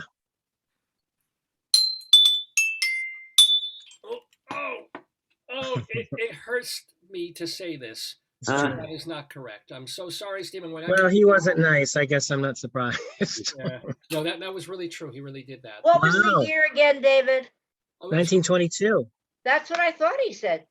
I didn't think she lasted that long. I had no idea. Yeah, she was still shooting in 1922. So let me roll the die, and it comes up with who's what? David Sheward, number 2. Okay. You can build on your lead right here. All right. So which of these is false? She was a member of the Women's Suffrage League. Frank Butler stopped eating after she died, and then he died. Or free theater tickets were called Annie Oakley, which is false. Which is false. Now, any of these could be real. Any of these could be real. They sound very true. I don't know. If you saw Buffalo Bill and the Indians by Robert Altman. Love that. Paul Newman, yeah. Yeah, Frank Butler and Annie he was screwing around on the side in that movie. And Geraldine Chaplin played Annie, and I think it was John Considine or somebody played Frank Butler. I'll go with that one. I'll go with B. You'll go, that is not true. That is not true that Frank Butler starved himself after she died. He probably went out and had a steak dinner and seduced a bunch of chorus girls. Sold her costumes. Yes. Ready? Is it? Yes, that's my final answer. Well, David Sheward, I'm afraid in this particular case, you're going to go hungry for points, because that is not the correct answer. He really true. Even though he may have screwed around on her when they were married, they were a pair. He really got upset when she died 3 weeks later. So, 2 weeks. Fooling around without dinner. Rolling the die, and the die is coming up. Now. It's only me left. I mean, it was Brinberg's question, and then I'm so sorry. David didn't get it, so it's my question. You don't have to roll anything. Leslie, go for it. Well, I know the answer because I know what's left. I know which one of the ones that's left is true. But I got to say 2 things. One, Altman's film was based on Indians by Copit, the play that was, Yes. and so, and I love them both for many different reasons. And I got to see Indians in England where it was really strange. We'll talk about that someday. Okay. Annie Oakleys were called Annie Oakleys because they had a little hole in them, the free tickets. And they started out being tickets that you'd hold them up and she would shoot through them. They were larger tickets and they would have a hole. And I'm so stunned that you didn't know this. I figured this was a No, I didn't know. And so then they became, as the tickets got smaller, they put a hole in, and nobody understood why, but that was why it was done. Okay, so the answer, the false answer, therefore, is the woman suffragette, because Oakley's is true. Final answer, Leslie? Yes, by a process of elimination. Yeah, no, we ain't suffering on that question. You are absolutely right. You get those 2 points. Well done on the Annie. Well, you have your family in vaudeville. You would know. But no, they were not in vaudeville with Annie Oakley. My God. No, but I think we know about Annie Oakley's. I don't know where I learned that. Some movie somewhere, I'm sure. So here's some Annie Oakley trivia. Although Annie Oakley spoke up for equal pay and for women in the military, she was iffy actually on voting. She said it was acceptable, quote, if only good women voted. Which is kind of weird. So she was no suffragette. She wasn't into that whole thing. But it's okay for bad men to vote. Right. Well, we know that. God has decreed. Here's what happened with Hearst. There was a coke thief who stole a man's pants, got arrested. She was a cokehead. She stole a man's pants, and she called herself Annie Oakley, A-N-Y. Hearst ran the story, knowing, though, it wasn't the same woman. And basically, Oakley sued, like him, so 55 newspapers, won all of them except one where she just kind of tied, and she still ended up losing money in the process while clearing her name. So that's what happens when you go up against power in this country. So, but anyway, yeah, the great. David Sheward, last week was or the other day was Howard Keel Day on TCM. Oh, I had forgotten what a brilliant musician, what a brilliant singer, and a decent actor this man was. Handsome, wonderful. I'd forgotten. A real matinee idol. When you say that, that's what, Interesting that he did all the roles, a lot of the roles that Alfred Drake did on stage. And also John Raitt. He picked up, when Alfred Drake left, he picked up the John Raitt roles, I know. Huh. Okay, well, cool. Let's move on. I was going to make a Keel joke, but I just couldn't get Keel or couldn't get evenly there, eh? Yeah, couldn't do Keel over. Keel over, of course. Oh, thank you, man. Gotta wake up a little. Get yourself on an even. Yeah, Keel. Let's move to the next question, though, which goes directly to Leslie. So, Leslie, here's the deal. If you get this right, you take the lead, because you're tied currently with David Sheward with 4 points each. I know I've asked questions about this movie, but not this question. The year was 1932. Released today by MGM is the classic Academy Award-winning Laurel and Hardy short, The Music Box. You know, the one with the piano. Laurel and Hardy's films played all over the world, and they even made foreign language versions of their American films, like for countries like Spain and Germany. When their movies were marketed in foreign countries, Laurel and Hardy were sometimes given nicknames peculiar to that country. For example, in Italy, they were Stanlio e Olio or Crick e Croc. Which of the following was not an actual country nickname for the boys? A. Sisman Vezaif in Turkey, Flip e Flap in Poland, Dick und Doof in Germany, Die Spitzbaum in Austria. Hey, not the Spitzbaum. The Spitzbaum?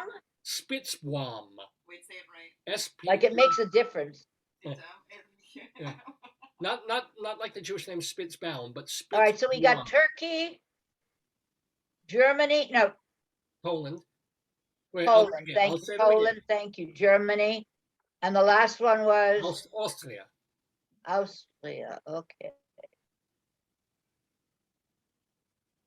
And we want what's false, which was never a name. All of these are real things that they were marketing, the posters and stuff, except one.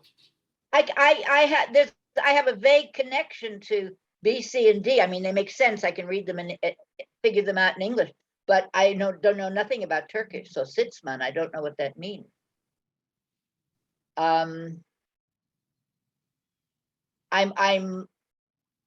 I'm torn between A and D because I don't know I'm not sure about them. Was not called. Flick Flack, Dick Doof. I like those two. I'm going to go with Spitzflam in Austria. You're saying that is not real? I don't know. Final answer? Sure. Wait, hold on. Sorry, I just had to do a spit take. Oh, that's a double take? Oh, yeah. Die Spitzbaum, there was actually a troupe called Die Drei Spitzbaum, who were a comedy team in Austria, very popular, but it certainly wasn't Laurel and Hardy, where Leslie Hoban Blake goes up on the board with 2 more points, and we just lost Steven Brinberg. Oh, come on, David. You come on, Stephen. You still have a chance. Come on. Don't be a sore. Don't do that. It's only the middle of the game. Come back. Come back, Stephen. His Wi-Fi started working great when he switched. Yeah. And then So, are you out of quarantine, David Sheward? Yes. Have you gone back to work? Yes. And I have next week off for the holiday. Holiday. Congratulations, I know. Yeah. I also have next week off, but it doesn't mean anything. We can actually continue with the quiz because the next question would be going to David Sheward anyway. It's only if we to do the roll thing. So let's get to it, and then we'll do you think he really is not coming back? Well, no. Well, let's continue, and maybe I got it. I'm with you. Maybe there's audio problems. Let's do and it's a 3 clues in the news. Okay. So I'm hoping you get it, so I won't have to explain this one several times. But here's the deal: Three clues in the news are three words or names or phrases that are not connected to each other. They are connected to the word that we are looking for. You guys know how this works. So, Okay. and what we're looking for also has something to do with something that happened in the news in the past week or so. Okay? Yeah. Okay. Right. Three clues in the news. The clues are Strip, Strip. Waterloo, Waterloo. Studio 60. Studio 60. Correct. Strip. Waterloo. Studio 60. What happened this? David. Strip. Oh. Are you Well, okay? wait a minute. Wait a minute.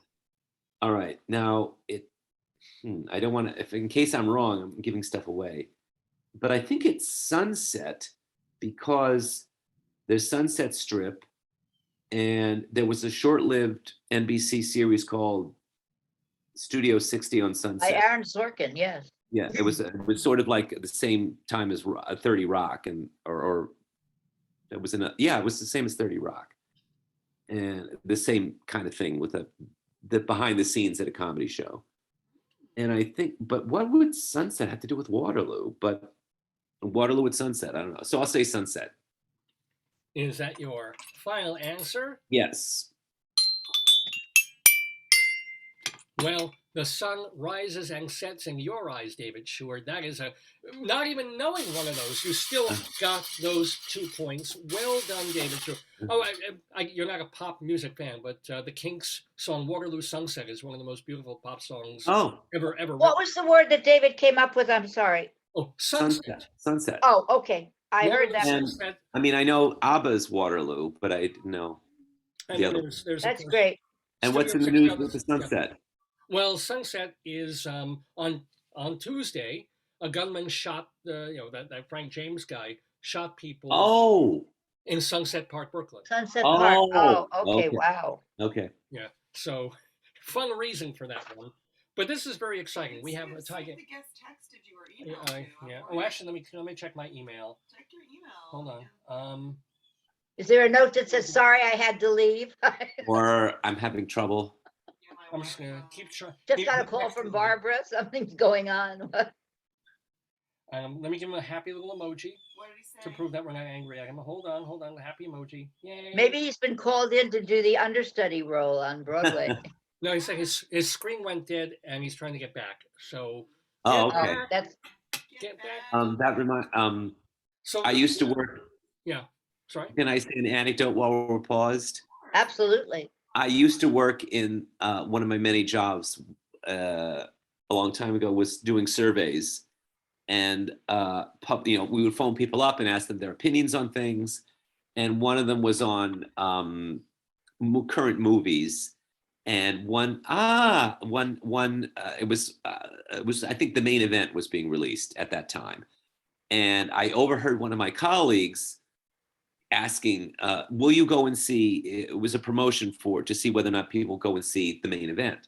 And I overheard one of my colleagues say on their phone survey, oh, okay, no, you say you won't go to see The Main Event? Why not? Oh, no, I promise Barbara Streisand won't hear about this. Okay, you think she's an egomaniac and you don't like the way she sings. So I said really loud, hey, Barbara, pick up line 2 and listen to what the church is saying about you.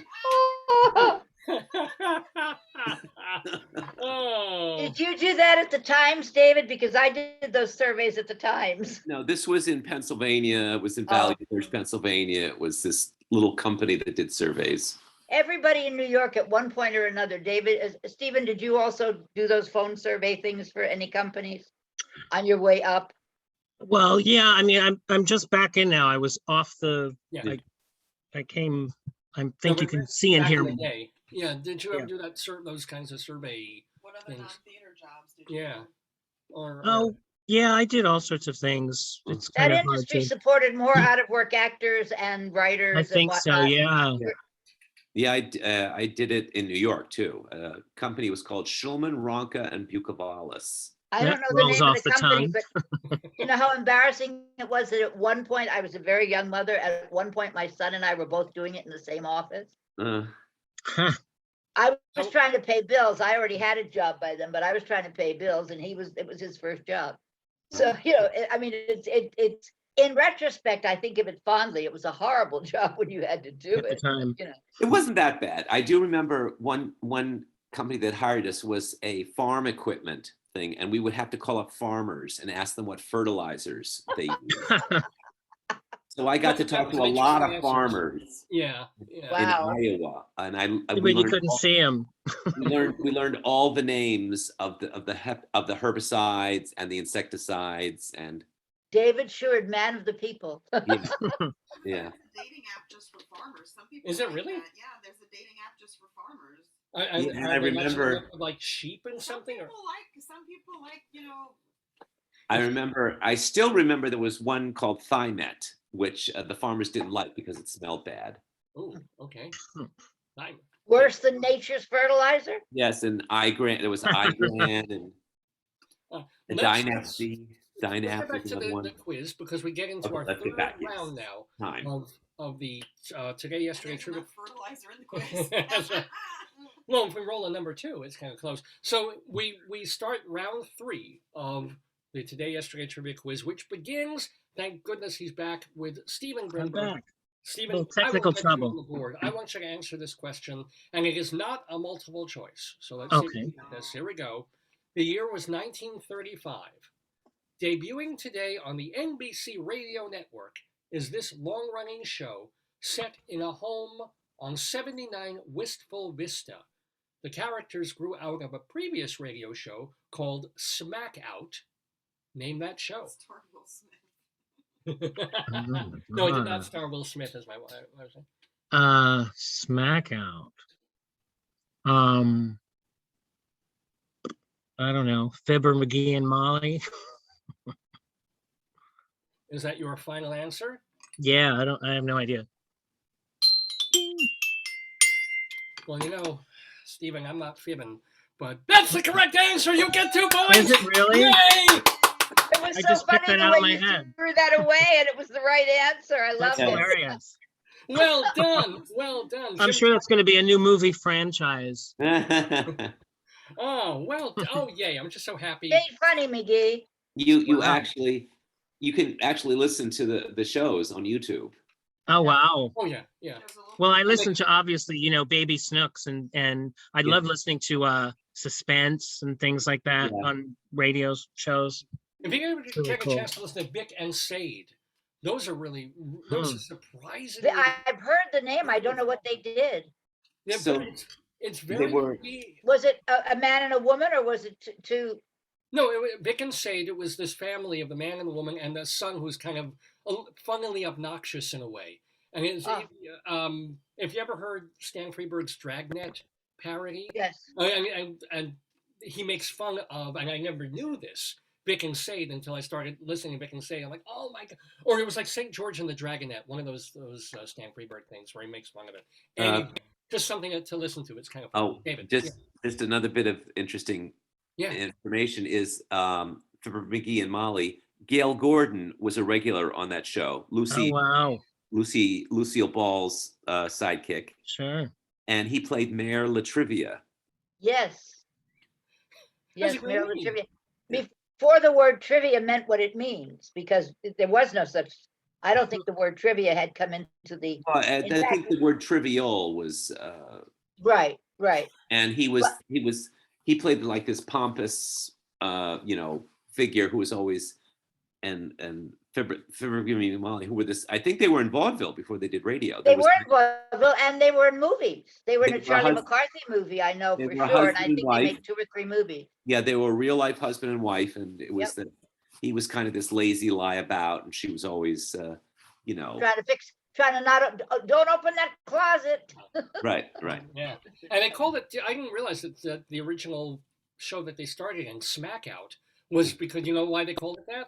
Because they smacked each other. Nothing to do with anything or Will Smith. When they were on like a farm equipment store or like a thing, and every time a customer would come in, they said smack out of everything. So they just called it Smack Out. Ah, No, I got think it. I knew it. Damn it! Oh, Damn it! This is where he got to the question. We lost. But yeah, we can get to the next two questions and see if he gets back by the. Okay. All right. But was Well, his no, if turn we though, don't get wasn't them, it? he won't have a Oh, chance. That's not fair. he got for McGee. he Okay. got, All yeah, right. we got him on the board. Yeah, so, but yeah. if one of us misses the next question, All right. then So it's not fair. If so he don't doesn't miss get it, the- Leslie. Don't miss the What can we do question. here, you know, so. But Oh, Leslie, okay, this- David, then I won't. All The right. onus is on you. Yeah, the onus is on me. Okay. I mean, it is interesting And it's very heavy. It's very heavy. What? Anybody could still win. I mean, you and Leslie are both tied with 6 points. I'm tied. I'm tying it now. There we go. Okay. Oh, this is yeah. Take a bow. Oh no, a bow. So I'm sorry. I'm very sorry. There we go. That was what I meant to do with it, and I forgot to. So that's how it's supposed to look. Leslie Hoban Blake. Here's a music question for you. The year was 1964. They're England's newest hit makers, the Rolling Stones, who released their self-titled debut album today in the United Kingdom. The album was mostly covers, but it did have one song, Tell Me, credited to Mick Jagger and Keith Richards. Two other originals were written by the Stones, but credited to a non-existent pseudonymous author. What was that author's name? Oh, shit. A. Bartholomew Mogridge. B. Geoffrey Crayon. C. Thumbs Gherkin. D. Nanker Felge. Spell that last one. Nanker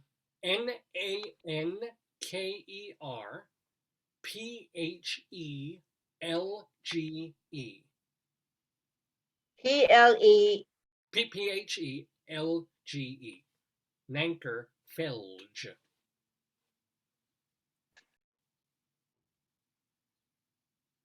I don't have the foggiest. All right, say them all again, please. Sorry. Absolutely, absolutely. By the way, let me just see if I have a text from. Yes. I'm just going to text Steven. Come on. Tell him to come on. He's got 2 points. I know, right? Yeah. Oh, so here are the things. Mick Jagger and Keith Richards. Credited. I just need the answers. Here. Oh, yes. Okay. Which of these is the pseudonym that they used? A. Bartholomew Mogridge. B. Geoffrey Crayon. C. Thumbs Gherkin. D. Nanker Felge.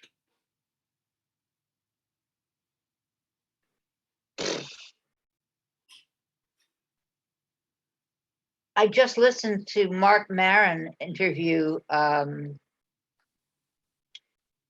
God, what's his name? Who's the oldest living rock music? Keith Richards. I heard him. He's not really the oldest living. No, he just not looks it. He just looks like it. And it was a really fun interview, but this never came up, so I don't have that. This could be a pure guess based on what little I know of their sense of humor. I'm going to go with Nankerfield just because it's the most ridiculous and hardest to spell, and Okay. no other reason. Is that Nankerfield. your final answer? Yeah. Well, Leslie Hoban Blake, you are not a wanker. You're a nanker. Well done. I'm dropping nanker on you. That is the pseudonym they used for quite a few songs in the early years of their career. Nanker Felge was their thing. And just so you know, Thumbs Gherkin was one of the pseudonyms that John Lennon used sometimes just for fun. And Geoffrey Crayon was a pseudonym used by Washington Irving. So there you go. Wow, I did not know that. The answer was a D. That was a D. We got a CBADD. Okay. Let me see if I can do that. Hold on.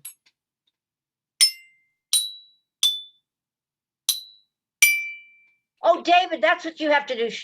David Lefkowitz, that's what you have to do. No, you have to write before you get the answers to the question, before you even get the questions, write a little tune and then base the tune on the letters that you've used. Yeah, because I have so much time in my day. Yes, absolutely. We have a week off. And then we'll have a hint. Okay. All right. You have next week off. It's true. It's true. Yeah. So here is a question for David Sheward. Now, this is huge, okay? Okay. Because Leslie is in the lead with 8 points. For 2 seconds. David, you have 6 points. Uh-huh. You can tie. Now, Okay. unfortunately, we may not get Steven back.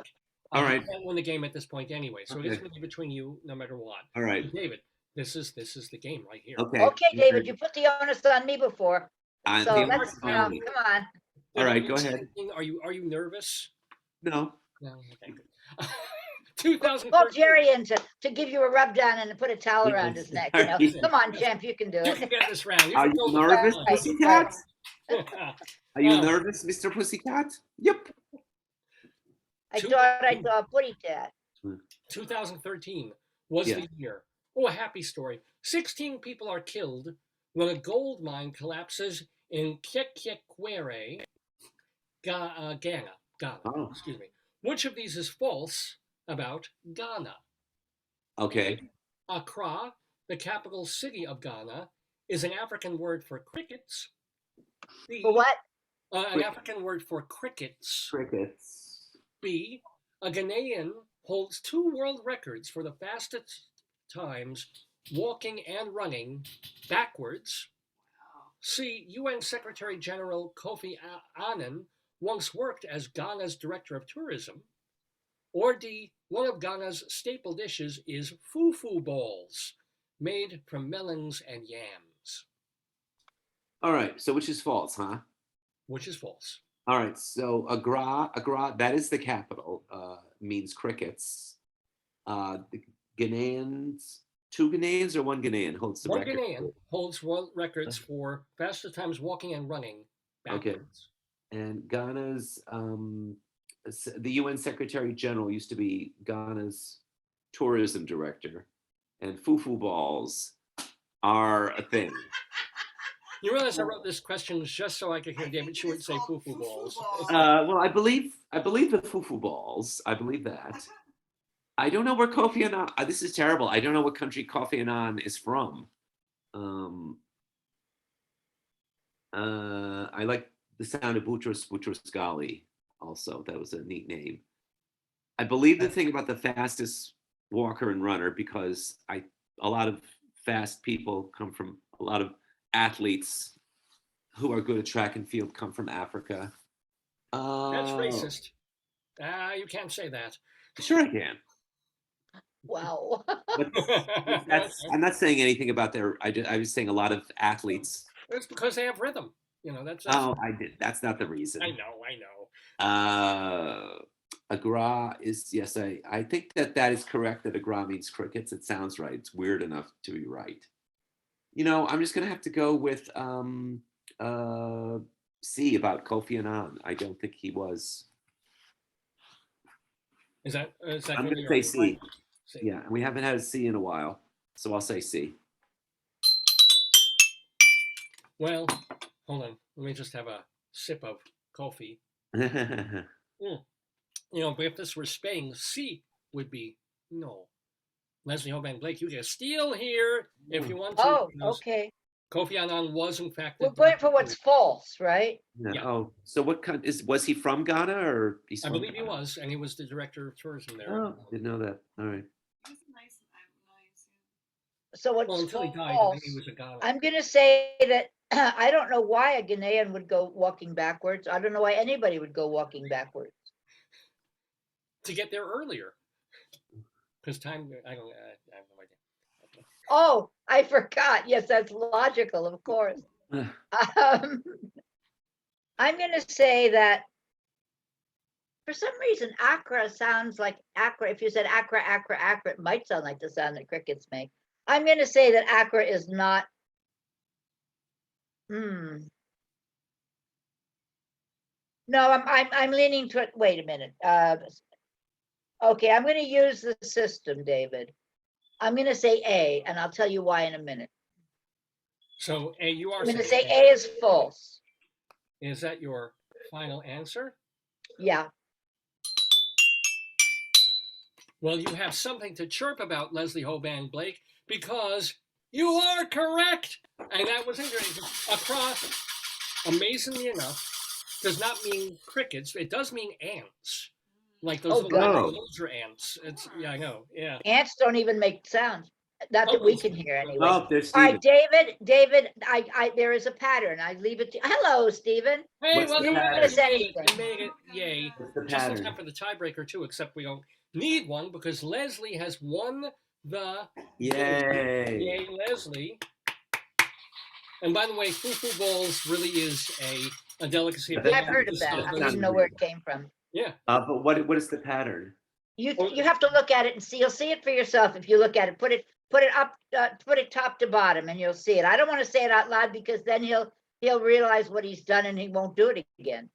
Yeah. I don't. If I did it, I did it unconsciously. Honestly. I know you did, but that doesn't mean it just. I see one thing, but That's the one thing you see is the one thing I was. I see counting. one thing. Okay. That's it. I'm sure that's it. All right. I doubt if that's just a coincidence. I know. So What let me else have I got to go on? Let me fill Stephen in on what you missed over there. I'm glad you're back. Yeah, So, wonderful technology. are you in an apartment? Can't live with it. What- Can't live with it. Yeah. No, what the hell? What kind of Wi-Fi are you in? Where are you? In Jersey, in New York? Or where? I don't know. No, I mean. where- Anatevka. Overworked, underfed, and no Wi-Fi. They were complaining about that. Yeah, it's a mess. In Chicago, Well, America, because of they have COVID. Wi-Fi. So, Oh, that's right. so here's the deal, Stephen. Unfortunately, you did not win the game. Leslie brought. that's okay. But you did get on the board, Stephen. I did. However, even though the game is technically over, and Leslie is our champion, here's your little- Technically, yes. Thank you for We still qualifying do that. the tiebreaker anyway. So if you have your pen and paper, Giggles. yeah, just for poops and giggles. So what we do here is I read the question, and instead of somebody answering it, you all write down your answer. And then I'll read the question again, and then I'll give a 3, 2, 1, and then you all hold your answer up to the. Upside down like that? Yep, You want us to hold it upside upside down that way? Upside down. There you go. Okay. So it's as simple as that. It is not a multiple choice. So you've got to figure out what the answer is. Neither was Fibber McGee, and he got that one. I still can't believe it. Mazel tov.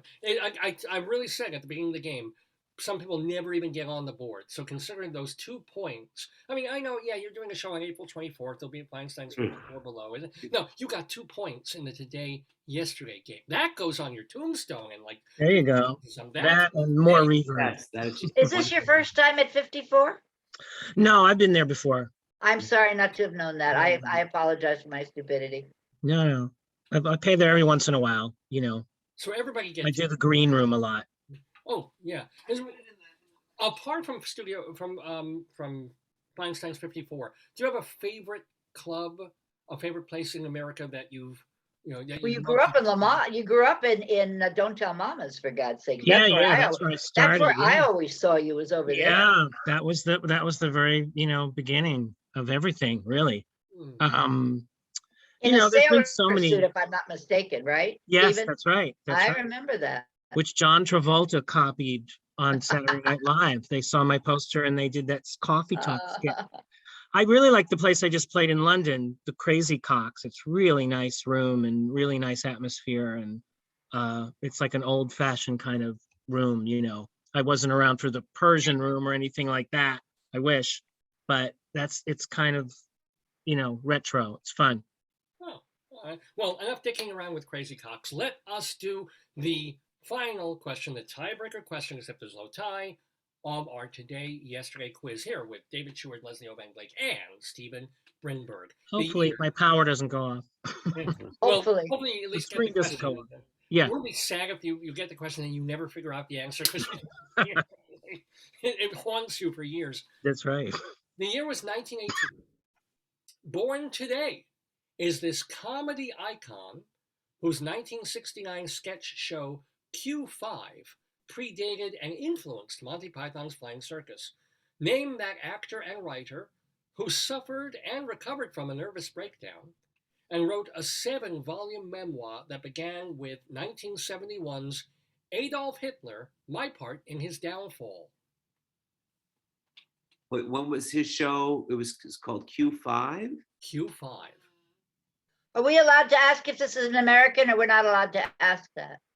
I think that would be. I'll throw that to you. It's a Oh, British. okay. Okay, that's what I thought. Okay, So, yeah, I'll put that in there. thank you. Of course. 1918.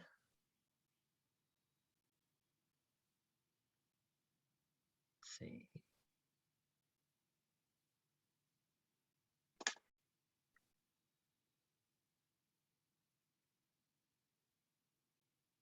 And I'll even throw a little hinty in there, Hint? just Go ahead. this is all for funsies. I am leaving out this person's best known work. Oh, Leslie seems to have it. Okay.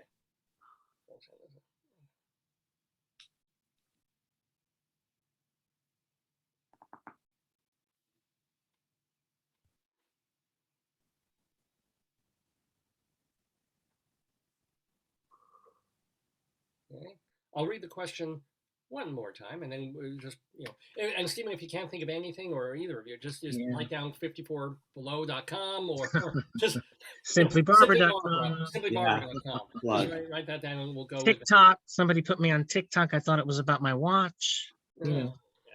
We're too old at this point. All right. Here's Yes. the year 1918. Born today is this British comedy icon whose 1969 sketch show Q5 predated and influenced Monty Python's Flying Circus. Name that actor and writer who suffered and recovered from a nervous breakdown and wrote a 7-volume memoir that began with 1971's Adolf Hitler, My Part in His Downfall. Name that icon.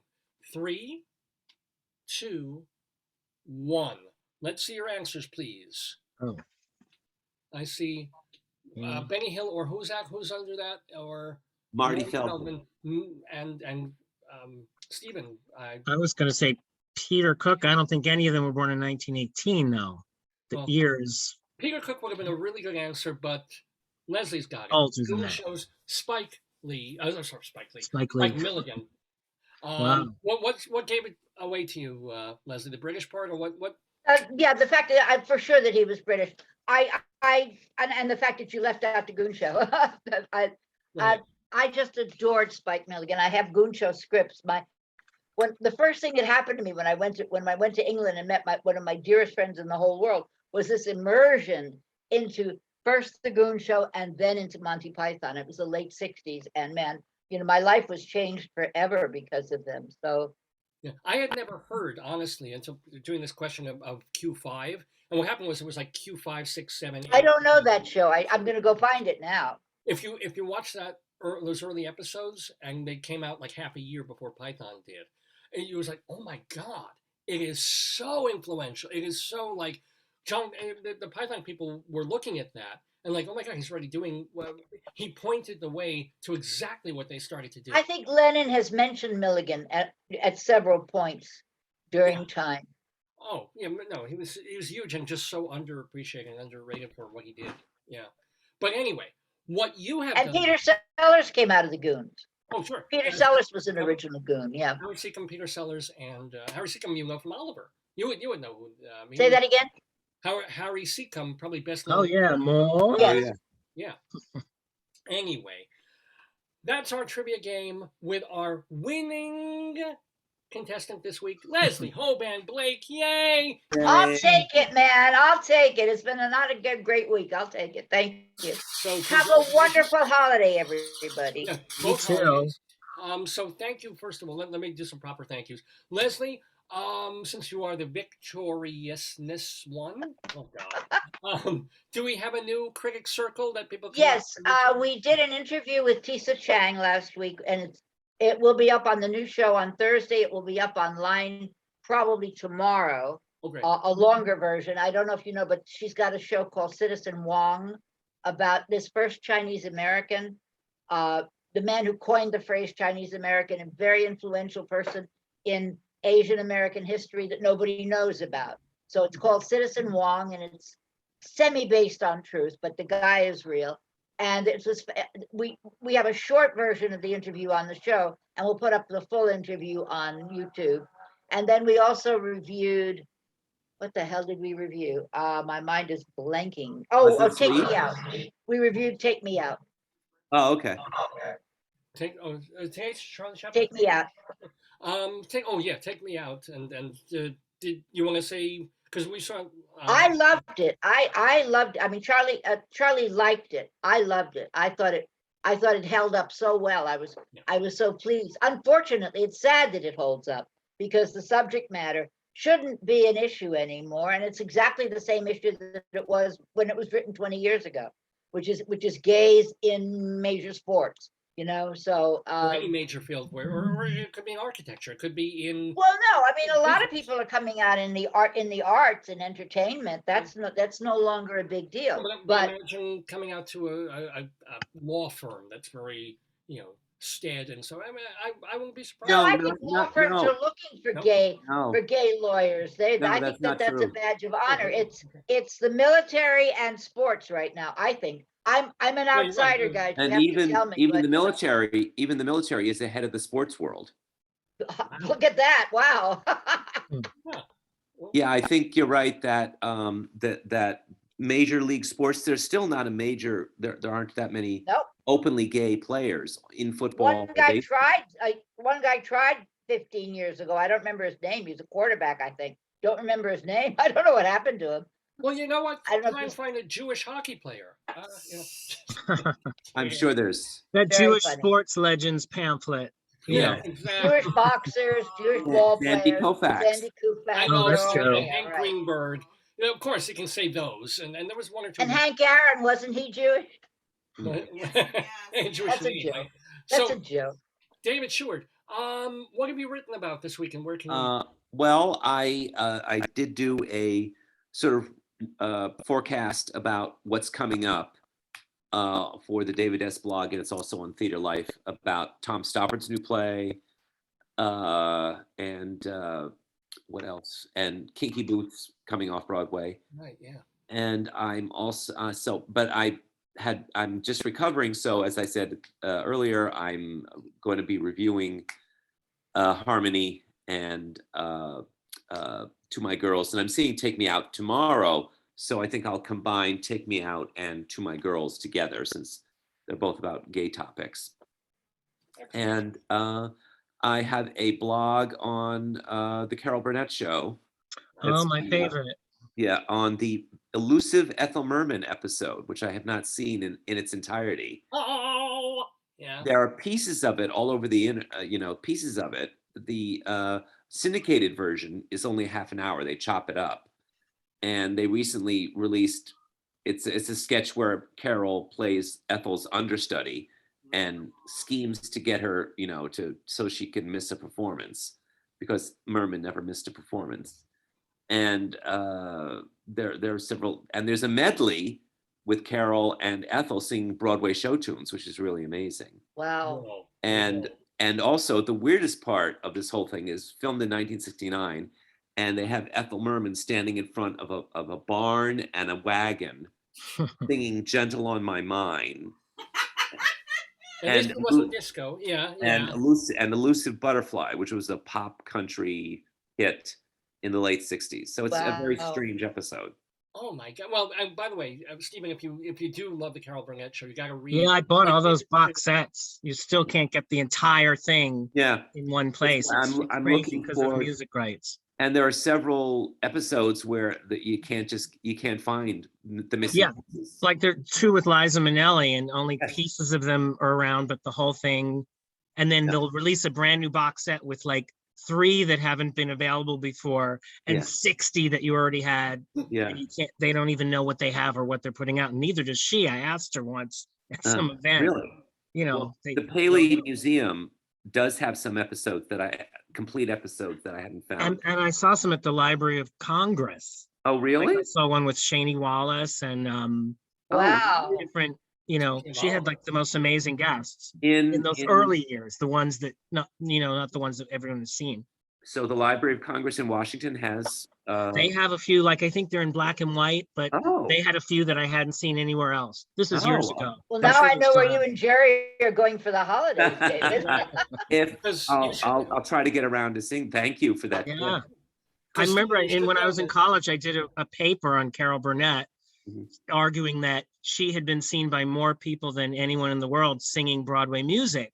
Uh-huh. Brother Merman more than all the stage stars because she'd been on TV Yes, for 11 exactly. years, Uh-huh. you know, singing it every week. What class was that for, Yeah. Stephen? That was like I think it was a basic theater class in college that I probably could have just taught. I didn't even need to have sat there. It was like for a credit or something. Did they like the paper? Did you get a good grade? Yeah, no, I did. Okay. Oh, that's exciting. Yeah. I know the one with Shaney Wallace. I think it was with Tim Conway.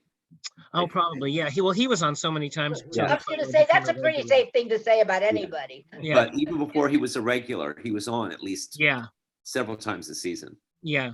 So here's what I want to tell everybody listening, but of course, Stephen, if you love the Carol Burnett show as you do, make sure to read like the past half a year of David Sheward's writing for the David Desk blog. The David Desk blog. I will. I sure will. Desk, right? Yeah, I missed you from New York One all those years ago. Well, that's another story. Yeah.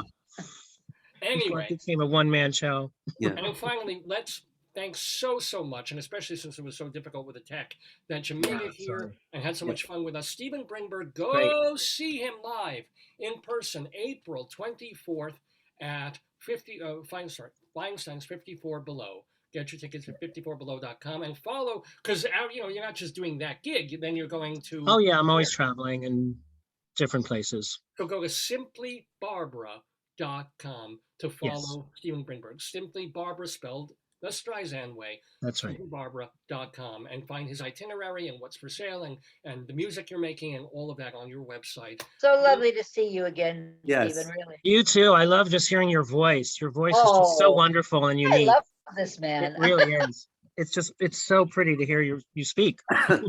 He said that about Rabbi Saul also. So I'm speechless. Anyway, guys, I need you to do the honeymoon, or not, what was it? The dating game. Dinosaur. Oh. Dinosaur. I go with Dinosaur. The dating game. Thank you so much, everybody. Thank you. Thank you. For being in the Daverhood. Bye-bye. Bye-bye. Happy Easter. And happy Pesach and Ramadan. Ascezon Pesach, yes. And thank you, Leslie. Bye, Joyce. Love you. Bye, Leslie. Take care. Have a good week. And we are here in the Daverhood live on this April 16th, 2022 with the 846th episode, my God, of Dave's Gone By, calling it Bring There, Done That, in honor of our new friend of the Daverhood, the very talented and very fun and charming Steven Brinberg. Oh, so much fun. Is the show over? Have we done everything? Oh, not by a long shot, my friends. We have so much still to get done. We have our Leslie really she rocked it. I put everyone's thing in the chat. I put the 2 on the aisle. I put David's desk 2. I put the tickets for Vicky. And she said there's one show left of the Easter Bunny bingo. Well, yeah, there would be. And everything's sold out. And then I put your guest, Steven's website in there twice. Thank you, yeah. Simplybarbara.com and also 54 Below. I put the tickets. Yeah, let's see on there. So we have our Colorado Limerick of the Damned still coming up. We also have, what else do we have to do for you today? We've got... Steven writes a lot. He does, man. Well, that's and he's also been off for the past week, so... Inside Broadway. I didn't even get to mention that. I went to the theater twice this week. I'm going to review one of the shows On the 24th, that I saw. he's going to be in Feinstein's Below. That's what you were saying. Yes. That's the next one in June. Yeah. What else? Oh, and we really haven't yet had a chance to talk about or decompress or share about the loss of our friend of the Daverhood. This past week, just a couple of days ago, we lost Gilbert Gottfried. I'm sure you've heard this. It's been on national news. He passed away from a kind of muscular dystrophy thing that affected his heart and his heart rate. He'd been apparently sick with it for a while. Who knew? Except his closest and dearest. So he was on the show literally a decade ago. He's also a huge influence on... I'll talk about him later. I want to talk about him towards the end of the show. But one of the great things that we maybe my favorite thing that he did was a character called Old Groucho, but he just sort of drummed up on the Howard Stern show. Happy birthday, Charlie Chaplin. What does that have to do with anything? He did Old Groucho, on the idea being, you know what, I'll discuss that later, but we have a skit. I haven't done one of these in so long. I love it. We have the old Groucho. Oh, sorry.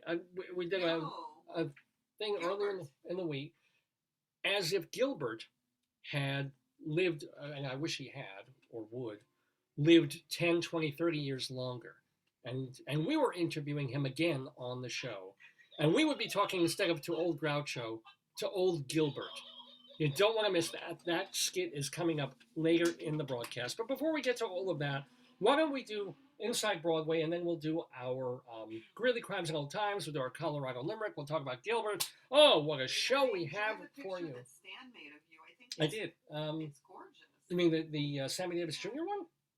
Yeah, I showed that earlier in the program.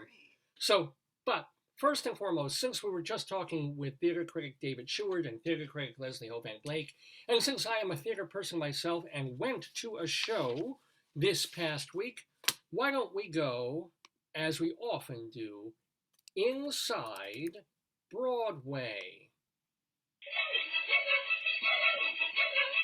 Inside Broadway, brought to you by Total Theater's Performing Arts Insider, your everything theater guide.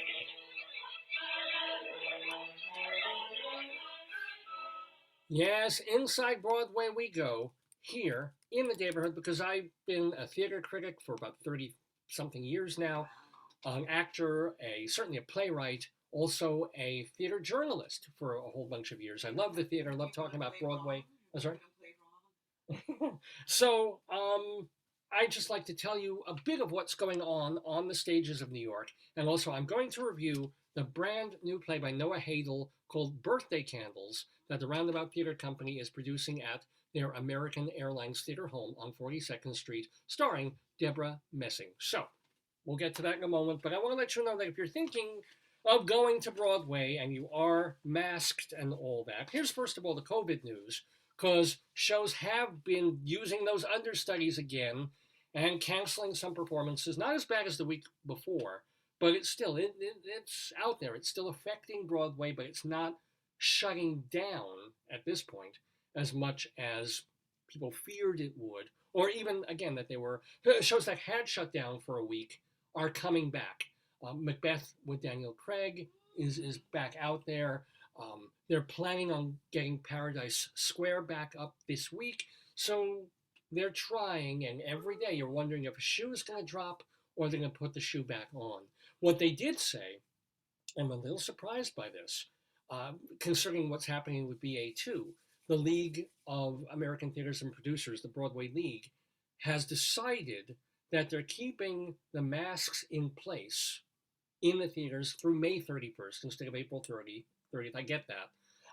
So the second you walk into any of the Broadway theaters, the mask goes on and the mask stays on, whether you're in your seat watching the show or getting, doing something at intermission. I don't know if they're selling drinks or selling any kind of comestibles at this point, but I think there are some theaters where you can have a drink. But you can. This part, listen.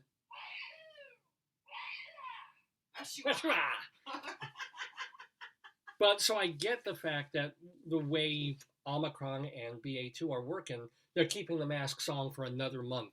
I'm comfortable with that. I'm more comfortable with that than if they take the masks off. But they're removing, after April 30th, the mask mandate. Or, they're going to say, as long as you're wearing, I'm sorry, not the mask mandate, the vax mandate. As long as you're in the theater wearing a mask, we're no longer going to check and see if you're vaccinated or boosted or anything like that, which that seems a little bit counterintuitive to me. Maybe they feel that the people who are so anti-vax will also be anti-mask anyway. So they're not going to go to a Broadway show. They're going to be kind of right-wing. They won't even bother coming to the theater if they know they still have to wear a mask. So everybody walking through the doors, they have to figure, oh, of course they're all masked and boosted anyway. And they've gotten the first dose, the second dose, they've got it. Doesn't matter. We're not going to bother to check their IDs and check their vax certificates or their what do they call those passes? Oh, the Empire. Yeah, you know, like the guy in Germany faked it. He had 90. I know there was a guy, I don't know if we talked about this last week, but there was this guy who was, I guess, selling his certificate. He would go in as somebody else and just get constantly vaccinated for COVID. He got 90 COVID shots over the course of probably a year and a half. How he did not burst or die of COVID, or there's so much we still don't know about this disease that someone could get, he could probably get full-blown COVID and not even feel it. Because he was getting full-blown COVID every week. He was like, yeah, give me more of that dead dose of the thing. True story. So maybe he can go to a Broadway show now and just mask up and show one of his 30 IDs. Amazing. So I don't know if I quite agree. I just don't get the sensibility of that with BA2 rising. I'm saying, well, we're not going to check whether you've been vaccinated. Yeah, could you make a parody song of There's a Full Moon Rising with There's BA2 Rising? Would have been better with Delta. Delta would have been a better thing for it. Delta Dawn, what's that mask that you have on, right? So, but with all the COVID stuff aside, there are going to be 4 Broadway plays or musicals opening this coming week, including opening tomorrow at Studio 54 Theater on Broadway, the Tracy Letts play that was like a week away from opening in March of 2020. And we thought, well, that's gone, that's disappeared. No. How did they maintain all the cast? The producers paid them for a while and then got, all these producers applied for funding that the government was giving, millions of dollars to see that Broadway won't collapse. Yeah, but how these people, like these actors, had to do other stuff, right? Well, yeah. Well, except for a year, there was no other stuff to do unless they were doing voiceovers and then that kind of work. Wow. And then for the past year, there were certainly other things. But they're bringing the minutes to Broadway. It's this charged political... With the same people? Yeah. The same leads? Including Blair Brown, Whoa. Tracy Letts, who wrote the play, Whoa. and... Gilbert Gottfried. No, where's your bell? Oh, Pendleton. Austin Pendleton is in it. Our friend of the day, Austin Pendleton. It's all about a town hall meeting, which is full of backstabbing and jockeying for position and stuff like that. Should be pretty good. It's called The Minutes by Tracy Letts on Broadway at Studio 54, opening tomorrow night. And then opening, I believe, on Tuesday, April 19th, How I Learned to Drive, if that sounds familiar. It's because it was a 1997 drama that won the Pulitzer Prize for author Paula Vogel. It's directed by Mark Brokaw, being done by Manhattan Theater Club at the Samuel J. Friedman Theater. And get this, 3 of the cast members in this play that's about 25 years old now are the same people who did it 25 years ago. That's amazing. Mary Louise Parker and David Morse. It's all about this girl. Yeah. But is there a specific age range? Are they just playing the same characters? Well, the amazing thing about it is it's all about this girl remembering back, grown person, remembering back to when she was a young girl, being taught to drive by her uncle, whom she learned a lot of things from, who was very protective of her, but was also molesting her. Oh my God. So Parker and Morse played these characters back when she was still like in her early 30s and he was in his probably late 30s. Yeah. And now they're, well into there and still playing those roles. It should be fascinating to watch. Great. But also the seasonedness and like with experience, and when you do something once before, you have a different nuance, right? It's like people come back to Shakespeare. Yeah, Really, I yeah. play. Oh, I played King Lear when I was 50. Yeah. Now I'm playing King Lear when I'm 77.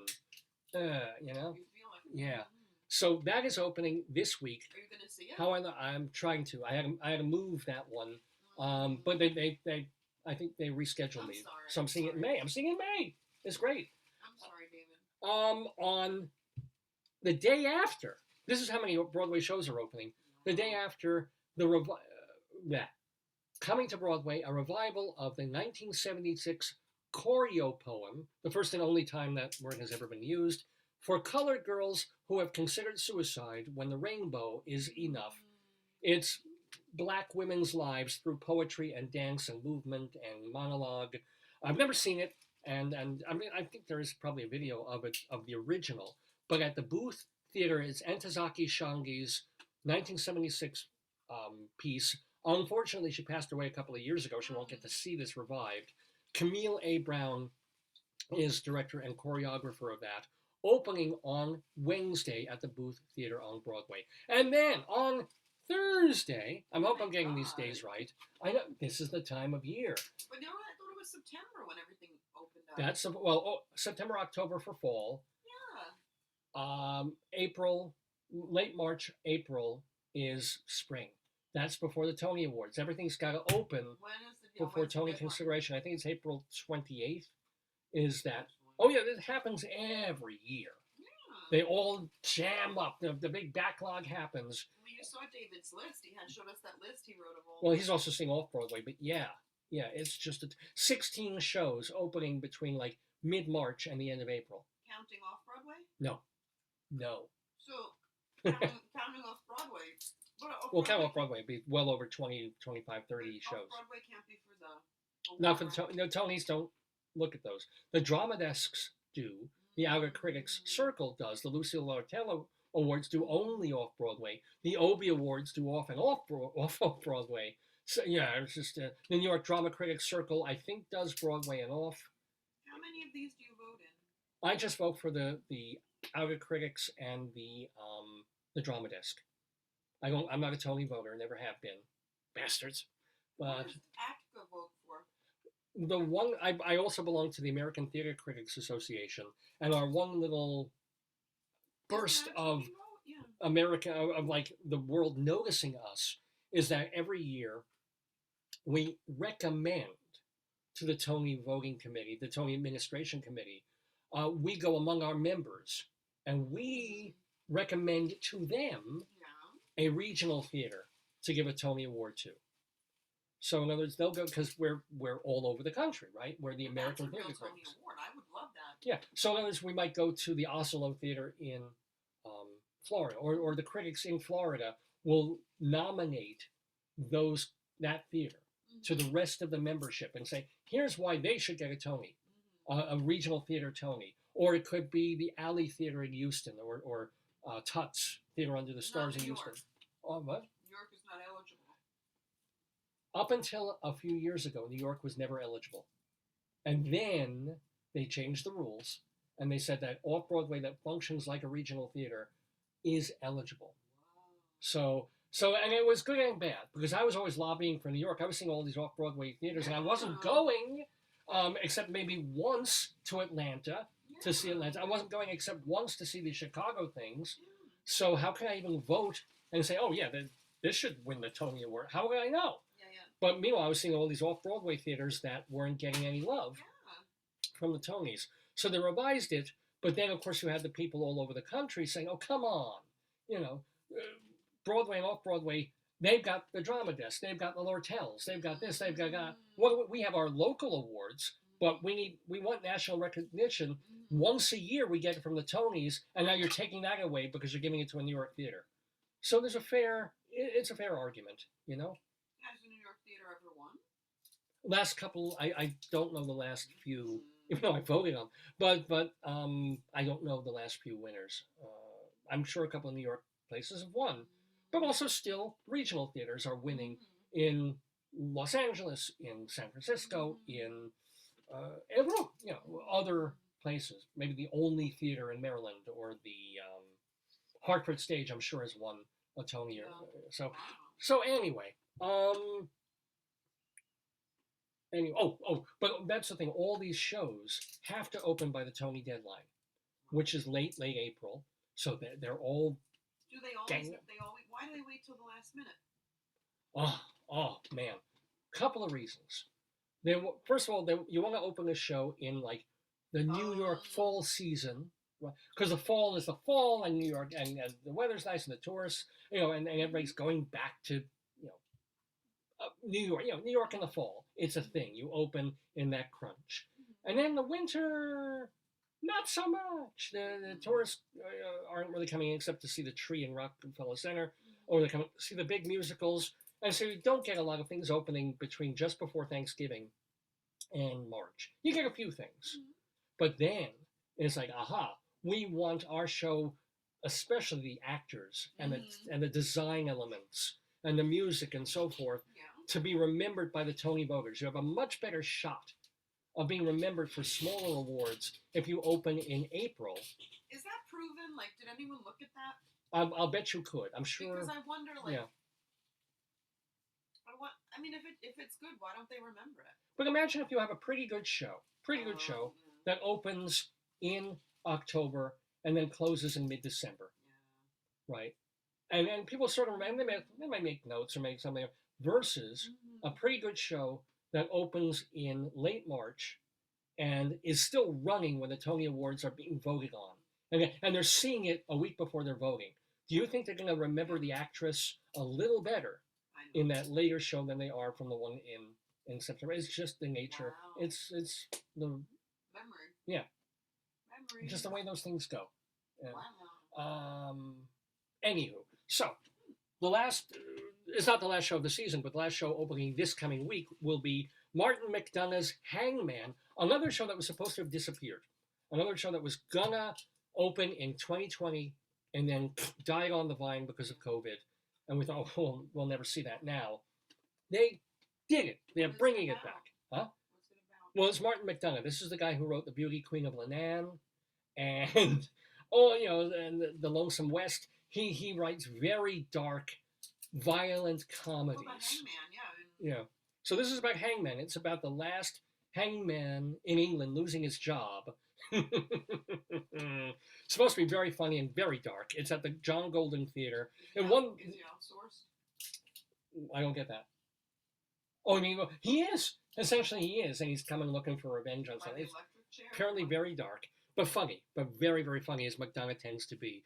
It won the Olivier Award, which is like the England equivalent of our Tonys, in 2016, directed by Matthew Dunster. Hangman. Who's the Hangman? I don't know who's playing. I think it's an English cast, which is fine by me. So, Just like Diana. well, this might get a little more love from the critics than Diana did earlier in the season. But those are the 4 shows, just in this coming week, opening on Broadway. And then there's going to be like 5 or 6 more the week after that. It's a nutty, nutty time. By the way, if you want to keep up with what's happening on the stages of Broadway, I'm not doing a commercial. It's not like an ad or anything. I'm just saying this magazine is really helpful for me. It's a good resource, right? It really is. It's called Performing Arts Insider. They've been publishing this thing since 1944. What? Does the library carry it? No. I've impressed upon them the value of having it in their stacks, but they never know. But some libraries do carry it. Theater libraries carry it. Producers, critics, they subscribe to Performing Arts Insider. This is basically tells you all the information about every show on, off, and off Broadway. Are you doing it digital too, or just in print? If you, I'm going to be careful here how I phrase a commercial, right? So it's not, I'm not going to do a commercial for it, but there's a way to get it. What are the forms the magazine appears in? Hard copy, or you can get a PDF. Okay. So we can PDF the hard copy to you, which, costs less money to do, and therefore that is... Economy of scale. Yeah. Okay, enough. Better stop talking about it for the moment. Let's get back to theater. Let's get back to the shows you've seen.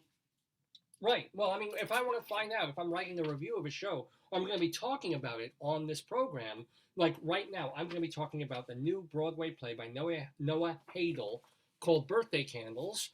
And if I want information about it, oh, look, it's right here. All the cast, all the tech, all the designers, some notes about the show, the synopsis, the producers, the press agents, what theater it's in.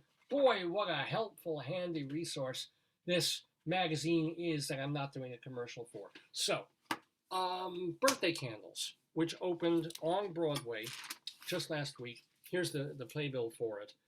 And it's directed by Viviane Benesch. It's her first Broadway directing credit. A roundabout production at the American Airlines Theater. And of course, one of the reasons this is getting produced on Broadway is they've got a famous actress in the lead, Deborah Messing. Will and Grace, of course. Although I knew her before then, thanks to the theater. Well, she was in a really, really good off-Broadway play that with Uta Hagen, of all people, back in the day. It was a very good play. Theater? No, She never had a theater named after her, I don't What think. was the theater on, like, oh God, in Hell's Kitchen? Several. No, but it was one that had a Nordic name. Oh my God, I don't recall it. I really don't. There was the 45th Street Theater, which was probably named something else at that point. If I think of it, not the John Houseman, not the. I'm thinking more downtown, more Movie Village. Maybe the Herska Durska, which has a very Nordic. The Herska Durska. If I think about it, I'll try. But anywho, let me tell you about this play. The idea is Deborah Messing plays this character who is 17 years old, and it's her birthday. It's her 17th birthday, and she's putting candles on the cake, hence the title, Birthday Candles. She's learning how to make a birthday cake for herself because she makes this, and is going to make this cake every year of her life. And she's also going to treat her birthday as something special. This idea of, let me remember this moment. Let me just have this moment with my family, with my parents, with my Chickens. brothers and so forth. So, and then we keep catching up with her through the years on her birthday. And she has a lot of them. She lives to well past 100. So the idea is time is flexible. The play never goes backwards. It's always going forward. But in an instant, from the sound of a bell dinging, we'll know, because that kind of cues us, that, oh, okay, here she's 22. Oh, she's at least a year or two older than that now, in a moment. It's still her birthday, right? She's still baking a cake. And now we have to remember, this person coming into the room that was that age in the previous scene, now like her, they're so many years older and so many years. It's a lovely idea. It's a very Thornton Wilder-esque idea for a play, to take this person's life and just take time and stretch it or decompress it and make certain things last and have scenes go full length, and then certain scenes that just last a moment and then comment on them. And then suddenly 5 years have passed, right? There's a marvelous acting moment for John Earl Jelks, who plays her husband for part of the play, and he's sort of a wayward husband who comes back later in the show.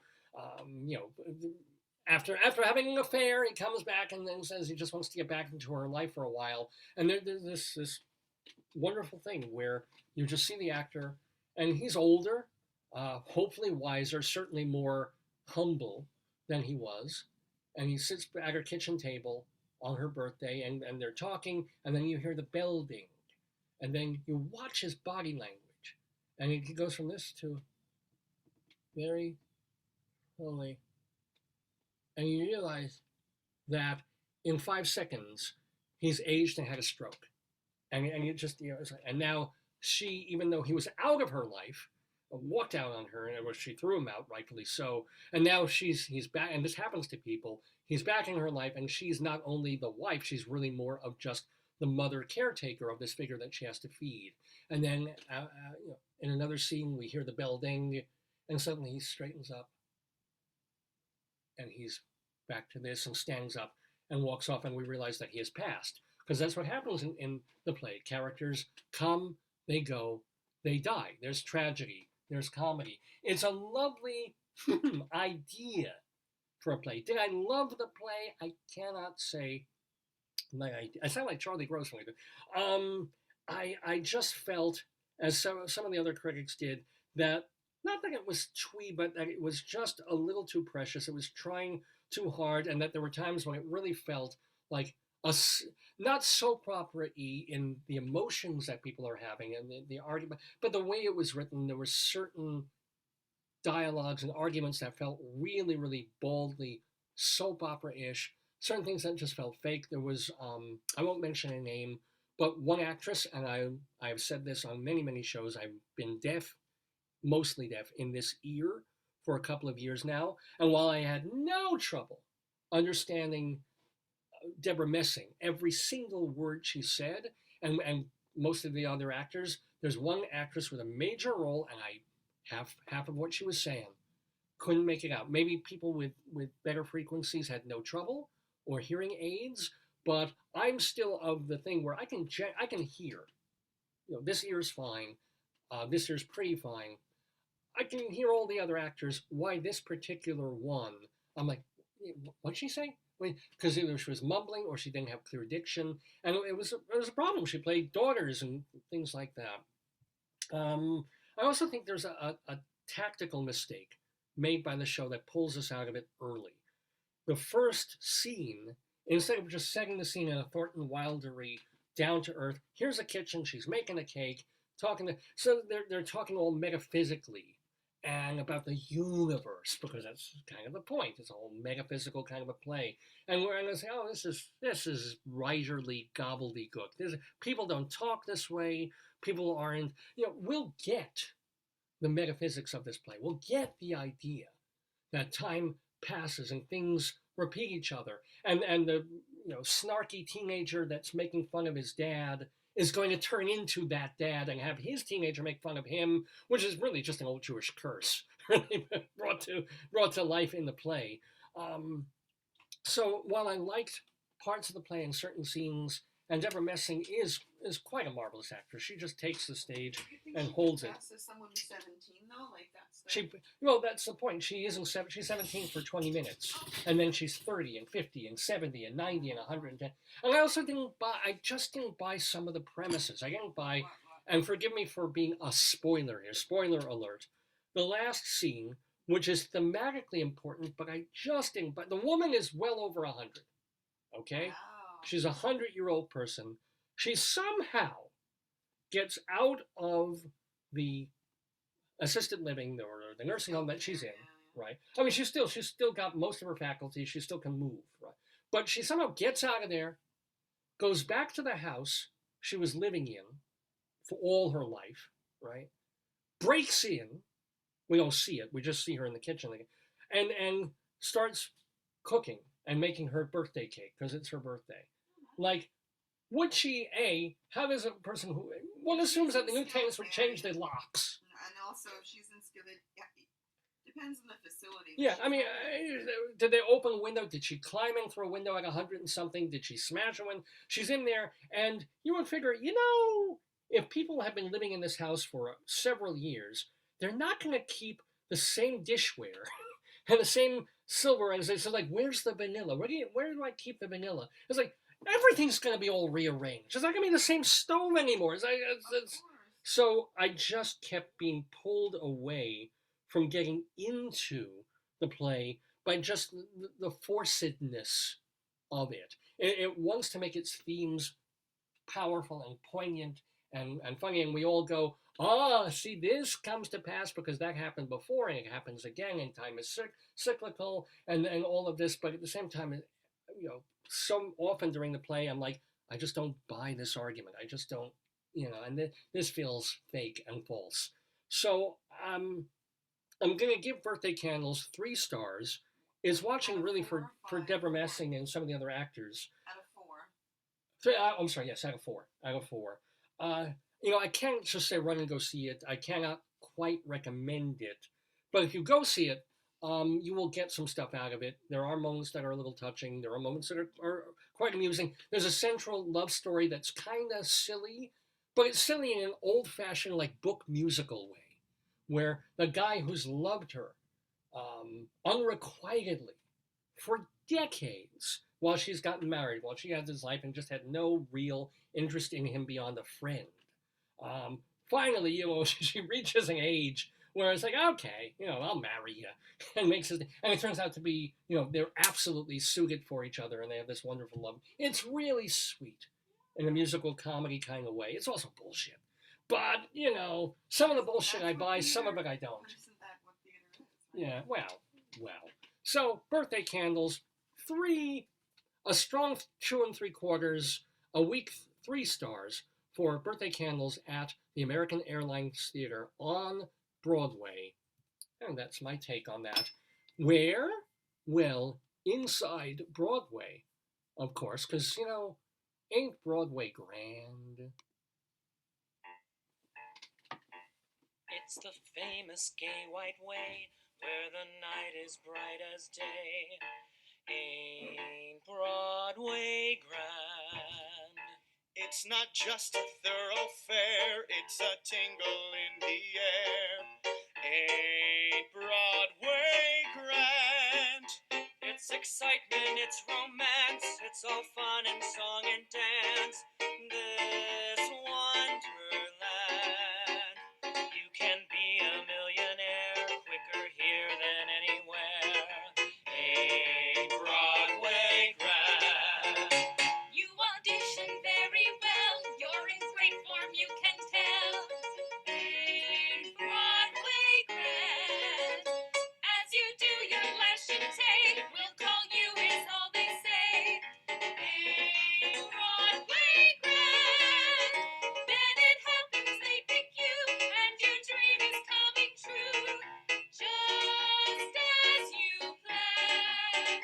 And that opening night is here, and the critics rave and cheer. Ain't Broadway grand?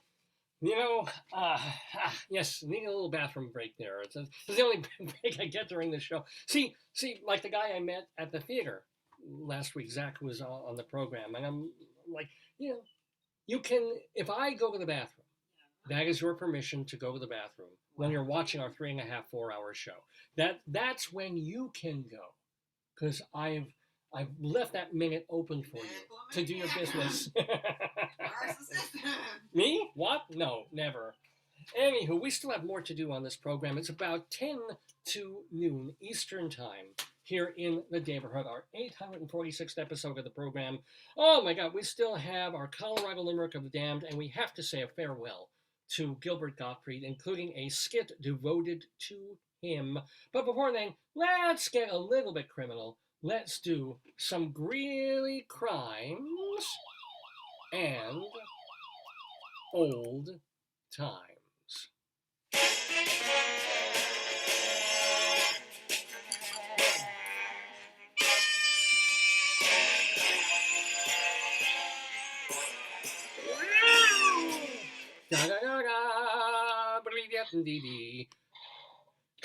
So the Greeley Tribune. Oh wait. Okay, let's see. Yeah. Oh, wrong one. Yeah. Sorry. Well, I didn't do that in the bathroom. The Greeley Tribune is a real newspaper in northern Colorado that has 2 intentionally funny columns in its pages every week. One is based on real phone calls that come to the local police dispatch from folks who are noticing weird things in their neighborhood.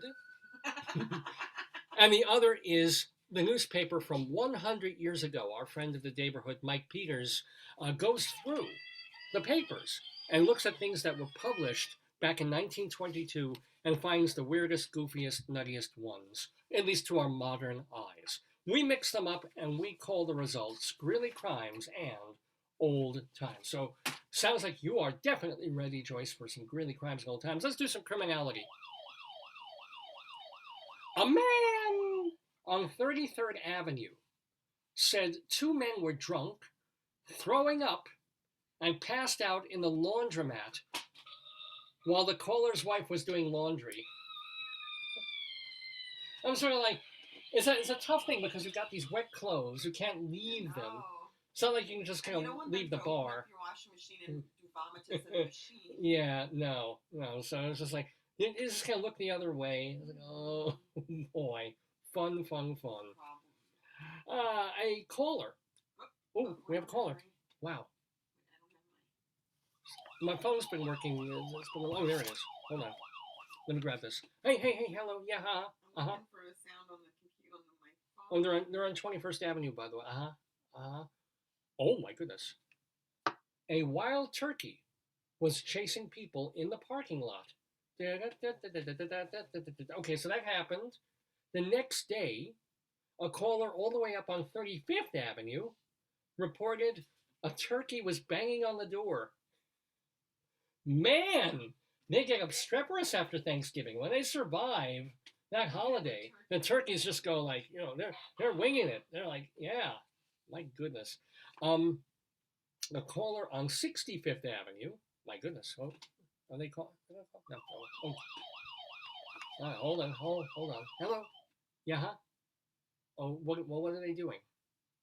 Oh, my goodness. All right. Well, she said kids were causing problems in the pool area. The kids reportedly hit a woman with a basketball and gave multiple people bloody noses.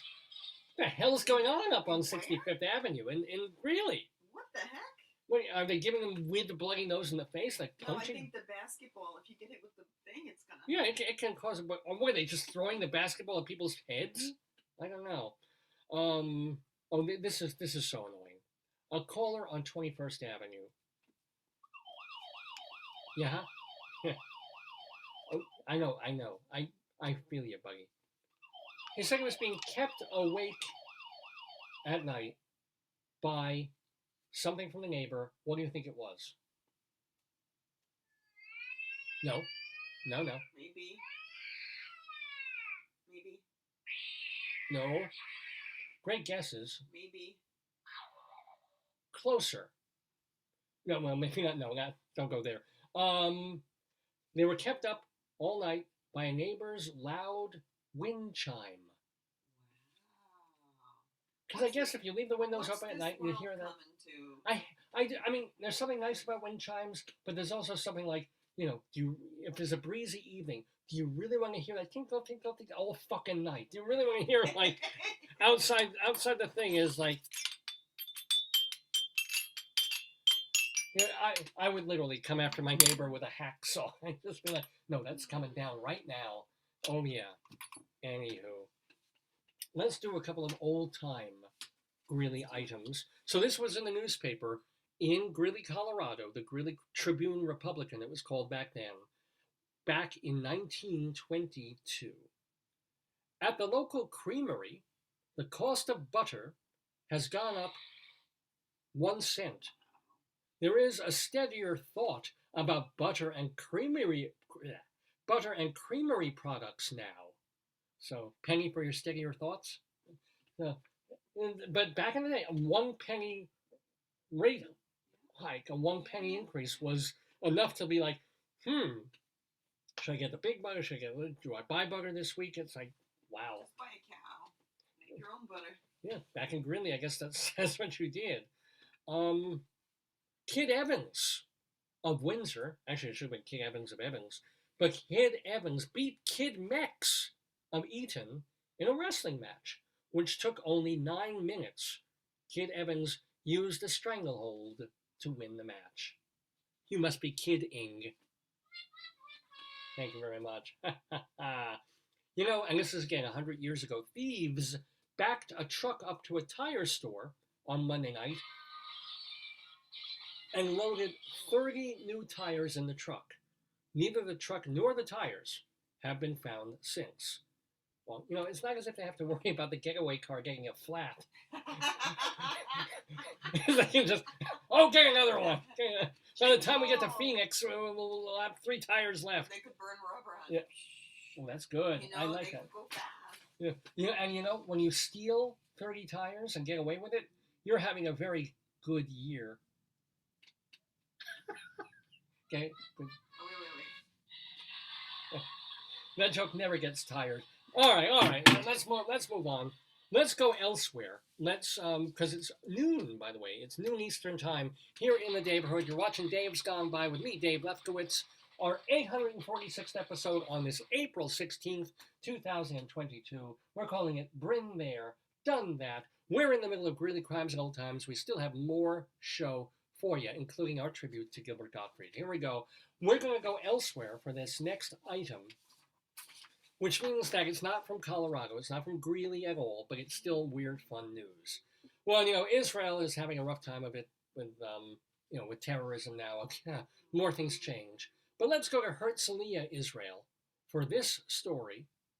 And none of it is funny, but there's something so Jewish about this. Mimi Reinhardt, age 107, speaking of like birthday candles, died in Israel on April 8th. She was the secretary who typed up Oskar Schindler's list of Jews to be sent to his munitions factory instead of being incinerated to death camps, right?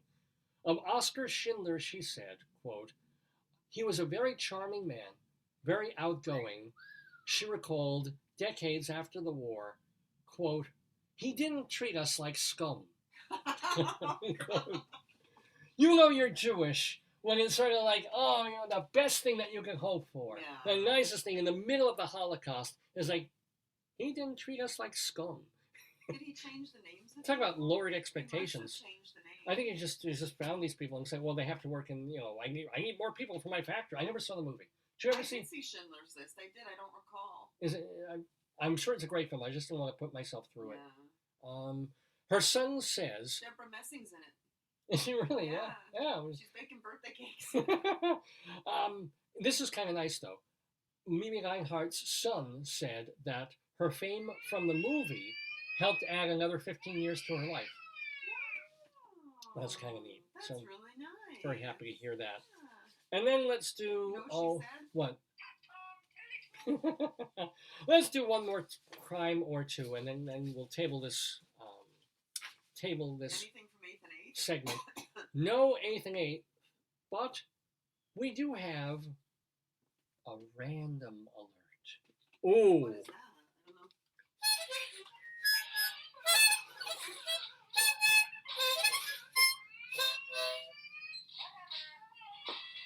It's hard to explain what a random alert is, except that the items and the elements in it are just completely like, you just listen to this item from the blogger and you're like, okay.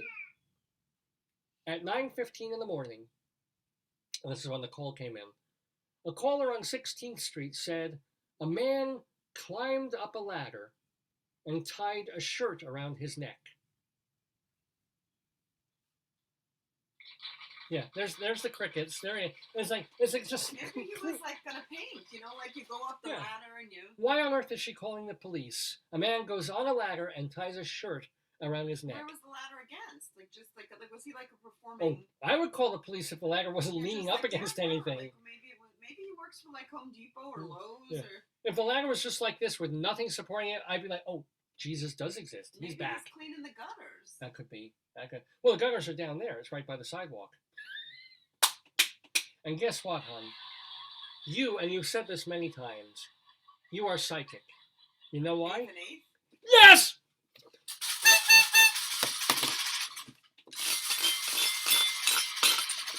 Oh, I see the bell.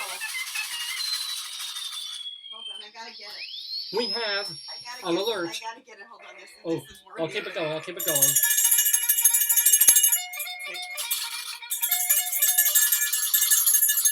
Oh, my goodness. Oh my God, that was too much.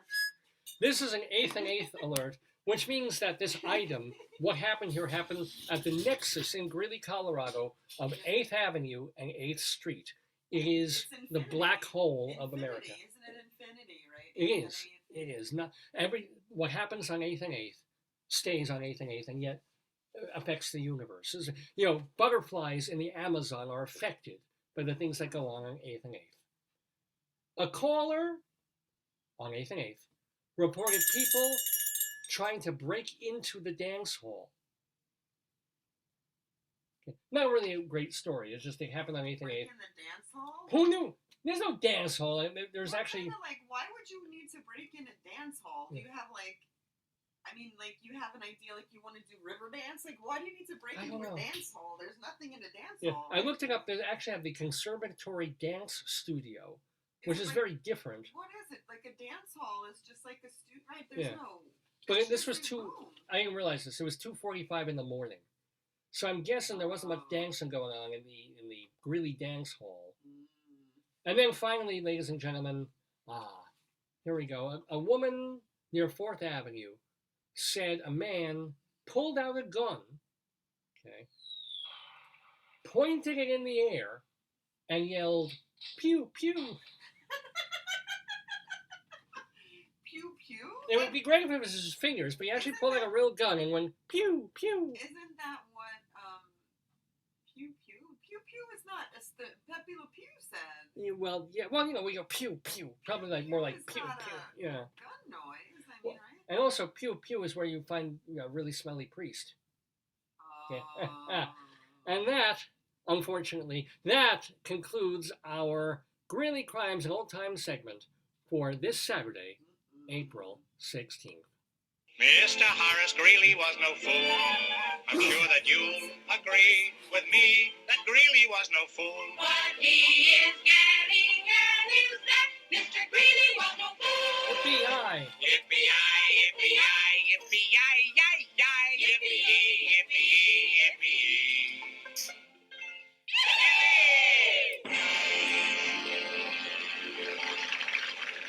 Oh, ladies and gentlemen, on this Saturday, well, early afternoon now, you're watching Dave's Gone By with me, Dave Lefkowitz, my wonderful wife, Joyce. We have, I think we should, let's do the Friends of the Daverhood, then we'll get to Gilbert, and then we'll do our Colorado Limerick. So, Friends of the Daverhood, gotta thank so much our brand new friend of the Daverhood, Steven Brinberg. Remember to go see him on April 24th, so not tomorrow, next Sunday at Feinstein's 54 Below. It's just below like Studio 54, that the theater Broadway building. So go see him, 54below.com for tickets, or simply Barbara for more about Steven Brinberg. And remember, of course, that it's Barbara spelled like Barbara Streisand, B-A-R-B-R-A, simply Barbara.com. And we thank him so much for being such a good sport. He got 2 points on the board in our quiz, and he overcame technical difficulties to hang with both Rabbi Sal Solomon. He had a lot of technical difficulties. We haven't had that in a while. It's been a while since we've had the frozy but it people. happens. Like, I was on a professional meeting and it happened to me and it hadn't happened at all. I was like, what happened? It just does. It's still, we're still in the infancy of what the internet will be in 10, 20 years. Anyway, also, thank you, of course, to Leslie Hoban Blake. Watch her and Charlie Gross and their theater-related theater interview and review show called Critics Circle. New episodes posted right on the YouTube channel, Critics Circle. And then David Sheward, of course, writing for his blog, The David Desk, where he's got to be making a book about Carol Burnett at this point. He's just like immersing himself in these shows. But he knows so much, like, he should do a thing about, like, pop culture, because he knows so much pop culture. Encyclopedic trivial entertainment knowledge is amazing. Plus, if you want to read his reviews that he will be posting about these Broadway shows and off-Broadway that he's seeing, he went to Harmony, the Barry Manilow musical that even Barry Manilow couldn't go to because he came down with COVID. But it opened... Who did it? Huh? Who did it? He wasn't in the musical. He was in the audience. I'm sorry. No, he wrote it. I know. Harmony is this musical that he had wanted to get on Broadway like 15, 20 years. I think I was still working at Playbill when Barry Manilow was trying to bring Harmony to Broadway. And it never happened. They finally opened it this week off Broadway at the Museum of Jewish Heritage over in like Safra Hall downtown. And as a matter of fact, I still have that what should I say, that journalist instinct in me, because I looked on the thing and it's, Harmony opened, right? I was thinking, if it wasn't COVID and it wasn't such a pain in the ass to get downtown to that area of New York, I would have gone to see this musical, which got pretty good reviews. But there was a story from CBS News that Barry Manilow can't come to his own Broadway show because, and I found the writer of the article, because in the headline and in the first graph of the story, Barry Manilow can't come to his Broadway show, Harmony. I'm like, the Museum of Jewish Heritage is not a Broadway theater. This is not a Broadway show. It is off-Broadway. It's off-Broadway contract. There's only 367 seats. Why don't they do research? Well, because this is the age of getting the story up not 100% correct. What about fact-checking? Well, no? But of course, your average person isn't going to make that distinction between... Angela Lansbury did that on the Jessica Fletcher show. And what was that? I never got a thank you. I never got a reply back, but they changed it. Of course. They changed the headline and they changed the... Because you're smarty pants. I am, aren't I? Well, I know about that. I know you're smarty shorts. Thank you. Thank you very much. You got little boy pants on now. So anyway, Harmony did open, and David Sheward is going to be reviewing it in a day or two on theaterlife.com and culturaldaily.com. I'm surprised you don't see David. What do you mean? Because that theater was so, whatever. It's weird. I haven't been there on the days that he goes, and we're both invited on the same times. Yeah, because you both work during the day. I don't know. Yeah. But again, mostly he's seeing things that he's seeing a lot more off Broadway. I'm not seeing any off Broadway these days. I will. You will. Probably. Anyway, so they are friends of the Daverhood, of course. And Rabbi Saul Solomon, shalomdammit.com is his website. Shalomdammit.com. Are you gonna play the Gilbert thing? I want to see it. Well, yeah, I'm going to get to Gilbert, but after we do the Friends of the Daverhood. So Rabbi Saul has been with us since our very first episode. So if you go to his website, shalomdammit.com, you can listen or watch the many, many interviews he's done for this program. Also, footage of the entire one-man show, the musical, that he did at the Richmond Shepherd Theater called Shalom Dammit, an evening with Rabbi Saul Solomon, that at some point we hope to bring back, plus his rabbinical reflections, his mini sermons. Basically, if it's Rabbi Saul, go to shalomdammit.com or check his Twitter feed at Rabbi Saul Solomon. And now, those are just some of the people. These are the people who were on this episode of Dave's Gone By. But we also like to check in and find out how people who've been on this program months and years before, how are they doing? Because they are friends of the Daverhood.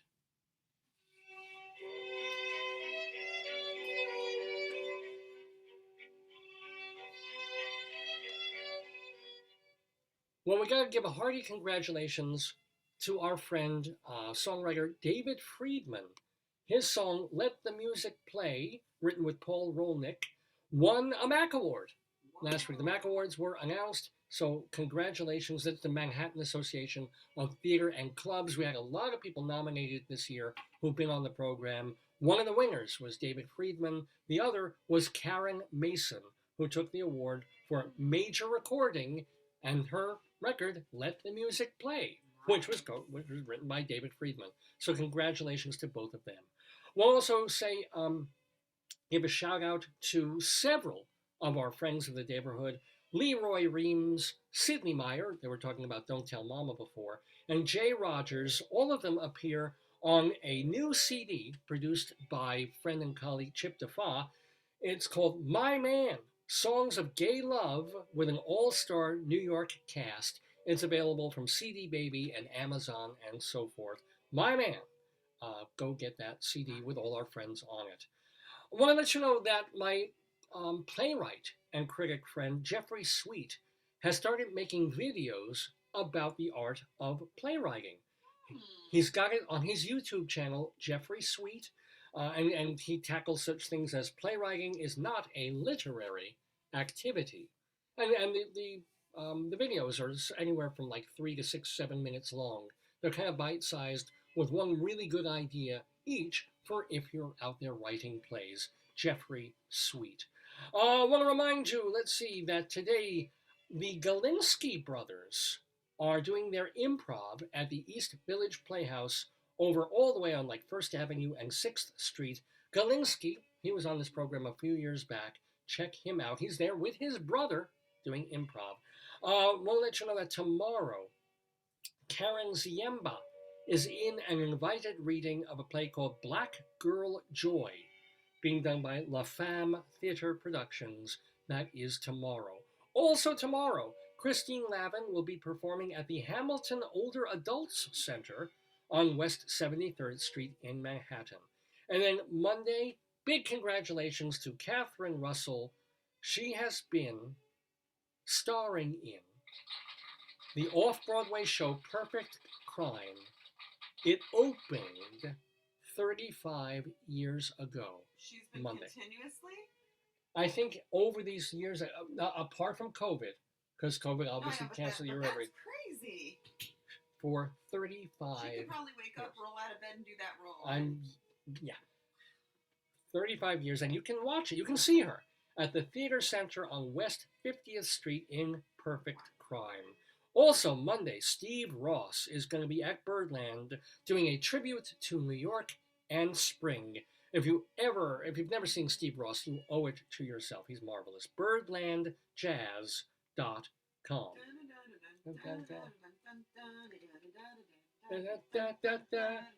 Now, also on Thursday, this Thursday, the 21st, it's your last chance to see Tamar in concert at Pangea. If you were here like 2 or 3 weeks ago, you saw Tamar, what a hysterically funny, Lord, everybody out loved there her, performer. Tamar, go see her. She's at Pangea, PangeaNYC.com, just this coming Thursday.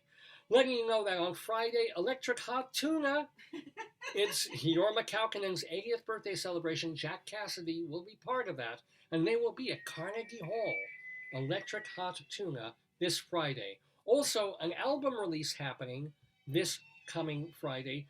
New album called Tefillah, just in time for the holidays. David Broza on his own record label, Broza Records, new melodies for Shabbos services. So the whole idea is, if you're out there in more progressive synagogues and shuls, and you want a new way to sing Adon Olam, or some of the prayers in the prayer books in your machzors, they're coming up with new melodies and hip tunes to do them to. I think it's a wonderful idea.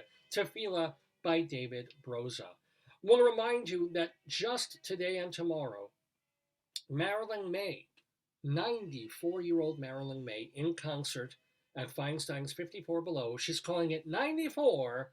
Of course there's more. But you just have this weekend to see her, Marilyn May, in Cabaret. And then ending this weekend, Robert Cuccioli in the O'Neill play A Touch of the Poet, being done by Irish Repertory Theatre. Now through April 24th, Penelope at the York Theatre, which features set designs from their artistic director, our friend James Morgan. That is being done at St. Jean's Church on the Upper East Side. And then now through the end of April, and probably long after that, Eric Comstock and Barbara Fasano every Saturday night at 5:30 at Birdland. Also, now through mid-May, if you want to learn clowning from a master, Avner Eisenberg, aka Avner the Eccentric, is teaching online from Did his parents name him that? They named him the Eccentric, and then he changed it to Eisenberg. It's kind of an odd way that he did that. Tamala Clown Academy in Konstanz, Germany, is sponsoring this. So if you want to learn from one of the best, Avner Eisenberg, clowning online. On Broadway, reopening in a couple of days, check Telecharge or Ticketmaster, Paradise Square, which is co-written by our friend Larry Kerwan.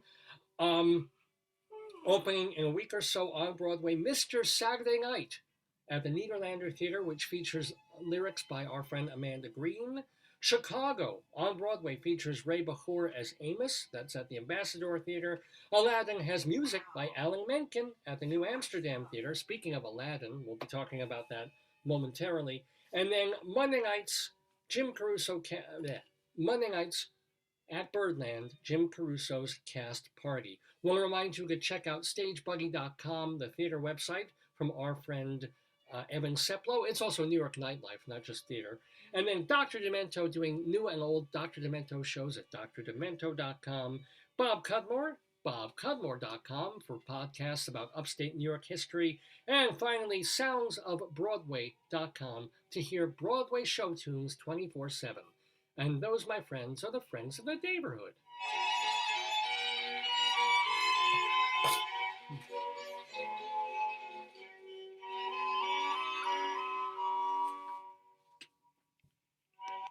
So, friends of the Daverhood on Dave's Gone By. All right, so it's where, it would have been enough of a week if we just had the shooting in New York that we talked about at the top of the show. Having to go to New York and all these people dealing with the subways and dealing with crazy people, it's enough of a week. And then, like, same day or a day later, we get the news that our friend of the Daverhood, Gilbert Gottfried, passed away. Like so many people, I didn't even know he was sick, right? If I'd listened to his podcasts, You said that, yeah. you really could tell. It reminded me. Rabbi we listened to, you could tell that. Yeah. It also reminded me of like when Glenn Jones and X-Ray Burns, who had a show on WFMU years ago. Divorced. He's still there. Well, not quite. Yeah. X-Ray Burns? X-Ray Burns, that was his Yeah, no, cohort. his friend. Yeah. And then You would listen, and they were on for years on WFMU on Sunday afternoons. And they had this great rapport together. They play music, but they also just shoot the breeze about life in Jersey. Yeah. And then suddenly X-rays started showing up less and less often. And then, he talked less. They did not. They did not mention anything. And then, or he was under the weather. He was a little sick. And then they brought him in one more time, and you could hear, like, my God, he's got a hell of a flu. It's an amazing thing that he's coming into the station. And then, like 2 weeks later, literally, while on the air, Jonesy had to announce that he had died like an hour before he went on the air. And just, he waited for the whole family to know first. And then you went back and you listened to X-Ray's recent appearance. You could hear it. You could tell, oh my God, he was. And then with Gilbert, he was still Gilbert, right? But he was always cuckoo pants. But there was a little something, he was losing just a little bit of a step, right? And it kills me because of all the comedians out there, maybe if Sam Kinison had lived longer and done fewer drugs and stuff, he would have made more comedy that made me, just grab my gut and laugh like crazy as he did in his very early work. My God, I know. My gut, And there were a couple of Sam Kinison bits that made me laugh like nothing, and then other bits that were just like pandering to his crowd and not as funny. But the only other person to do that to me, and did it more often, and did it with so many things in so many different ways, as funny as comedians are out there, there's a lot of funny, brilliant comics out there, from Jim Gaffigan to our friend Tom Papa, who's really, really good, to Rita Rudner, who is as funny now as she ever was. A lot of really good comedians out there. But Gilbert was something special. Gilbert could just destroy me out of nowhere, out of his just being Gilbert, out of being, and I told this story to him when he was a guest on our show in 2011, and you can go back and listen to it. I told him the story that we had gone to see him in a comedy club in Manhattan. Remember with Sean? It was with your coworker. Yeah, my friend Sean from Playbill back in the day.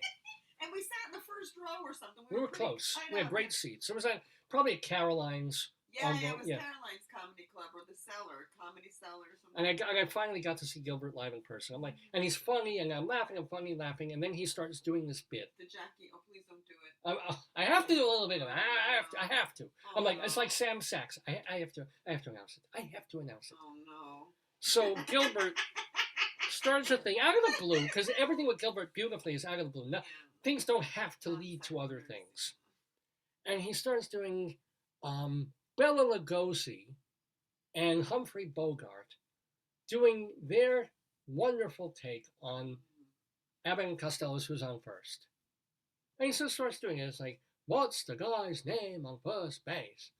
I don't know. What's the guy's name on second base? I'm not asking you who's on first base, who's on second base. And he does this, right? And it gets laughs. It's funny. Because Gilbert does some very good impressions, right? And then he'll stop and he'll be like, Bela Lugosi and his friend William F. Buckley doing their great take on Who's on First. What's the guy's name on second? I'm not I can't even do William F. Buckley. But and then he would go through these permutations of different people who have no business doing Who's on First, doing Who's on Henry Kissinger. And John Lennon doing their great version of Who's on First. What's the guy's name on second base? I don't know. What is the guy's name on second? And it was really, really funny. But he would keep doing this. And keep doing this. Like, to the point where, and then he'd bring Bela Lugosi back, and he'd bring Bela Lugosi and John Lennon. And it would go on for about 5 minutes, and then more than 5 minutes. And at a certain point, you're like, stop it. Okay, this was very amusing for a while. And then the audience just increasingly stopped laughing. And it's like crickets in the room. And it's like he's not noticing. He's not caring. He's Gilbert. and he's gonna end up doing Just living it, yeah. Dolly Madison and John F. Kennedy doing their great bit. Who's on first? I don't know. What's the guy's name? I don't know. What's it? And people are just kind of looking at him, and I'm getting flop sweat for him. And I was like, he must realize that the audience is actually getting hostile. A couple of people have gotten up and left because they think he's gone on for 10 minutes with this shit, and he's not stopping. Why isn't he stopping? Doesn't he realize this isn't funny anymore? It was amusing. It was funny. It was very funny. And then it stopped being funny, and now it's just dead, annoying, irritating air. And he's just keeping going. And then at that moment, I started laughing harder than I have at just about anything else in my entire life. The sheer audacity and stupidity of it. That he wouldn't stop. That he... Why do you think he did that? Because he probably realized there'd be 3 or 5 people in the audience who would get mad, who would get up and who would be like, what the hell is wrong with this idiot? And then suddenly something would strike them. And they'd be like, oh my God, this is the funniest thing ever. And lose it. Which I did. You saw me. You were there. You were probably, how did you feel when he was doing the bit? I wanted to scream. I hated it. It was torture. It was painful torture. It was absolute torture of an audience. Torture. And the sheer idea of torturing an audience that way made me lose I almost passed out from laughing. Because it was, and he still went on for like another 5-10 minutes. He did a half hour of this bit that shouldn't really be longer than 3-4 minutes. And and that was Gilbert, right? And that's why Gilbert did things to my body autonomically when he was doing comedy. The Aristocrats, of course, whenever he did it. The Joan Rivers roast, the jokes he would make, the sheer way he was. I remember one time he just did a bit, like a blackout bit, a prop bit of Mickey Mouse. He had these 2 big garbage cans. So like, Mickey Mouse, I wish I had something that I could do this with. What do you want, ears? It's a little obvious. Ears? Like, big, like, give me 2 plates. This is all you. Okay. I had never seen this before, right? I saw it on TV. And he's like, oh, here, let me do this right. Okay. Ha! Mickey Mouse! Ha ha ha, you're funny, ha ha ha. Dolly Parton, ha ha ha ha. Okay, fine, I'm using funny, little dirty, right? And then he goes like, Dolly Parton in 20 years. He brings them down there, and I was just, I just lost it because you're not expecting that third one, the one that's rude, the one where Gilbert, Gilbert is fearless and brings it home. The Gilbert who makes a joke on Twitter after, 1,000 people drown in Japan from a tsunami. And Aflac, those fuckers, not, realizing, hello, he's a comedian, he's a tasteless comedian, and he wasn't even known for the dirty jokes up until the Aristocrats. That opened up that whole new vein for him. When he was just Gilbert before then, he was doing weird, goofy, almost surreal comedy mixed with old jokes. It wasn't Filthy Gilbert. I don't know what he had. But then, of course, the Aristocrats was everybody wanted him to hear him curse. Everybody wanted him to read 50 Shades of Grey, which is hysterical if you find that on YouTube. Oh, no. The excerpts. It's like, holy shit, my cunt is burning. It's like, it's fantastic. Because it's Gilbert, right? And so if Aflac didn't understand that, right? It's like a cigarette company wanting to get Lenny Bruce to advertise their cigarettes. And then he uses the N-word on stage and gets arrested. It's like, wow, we just thought we were hiring a funny guy. It's like, come on. What's wrong with you people? I will never use Aflac for anything. What is it? It's insurance, ain't it? Oh, I don't know. But that's what Gilbert meant to me, and I'm very glad that 10 years ago I got the chance to tell him that. Because he already had that level of, this was before Affleck, I think, but he already had the Aristocrats boosting of the fame the You Have the Roast. I'd seen him on TV. We'd seen him in person. I had met him once in person. Somewhere I have his autograph, and it's true. I would see him on the street. We only watched the documentary a couple of weeks ago, but I one time saw him on the street, sort of huddled, walking like this, and I was like, "Oh my God, it's Gilbert, Mr. Gottfried, can I please?" And he was very like reserved and quiet and shy and so unlike anything that he gets up there like this, right? One of the comedians said in either at the funeral or in the memorial of him that he once did an entire 45-minute stand-up set with his eyes closed. Maybe it looked like that because he was always squinting, but I think being Gilbert, I'll bet he did. I'll bet he just challenged himself to do that. And said, wouldn't it be amazing if I did the whole stand-up and I just had to rely on my senses? Because nobody's going to be laughing anyway. He was really maybe my all-time, and I loved George Carlin. Carlin is my all-time favorite comedian. And much props to the underrated Robert Klein, who was actually a guest on this program a few years back. But for the person who made me laugh the hardest ever, the most frequently, it's got to be Gilbert. And I mentioned this when I posted this on Facebook this week, our chat from 11 years ago.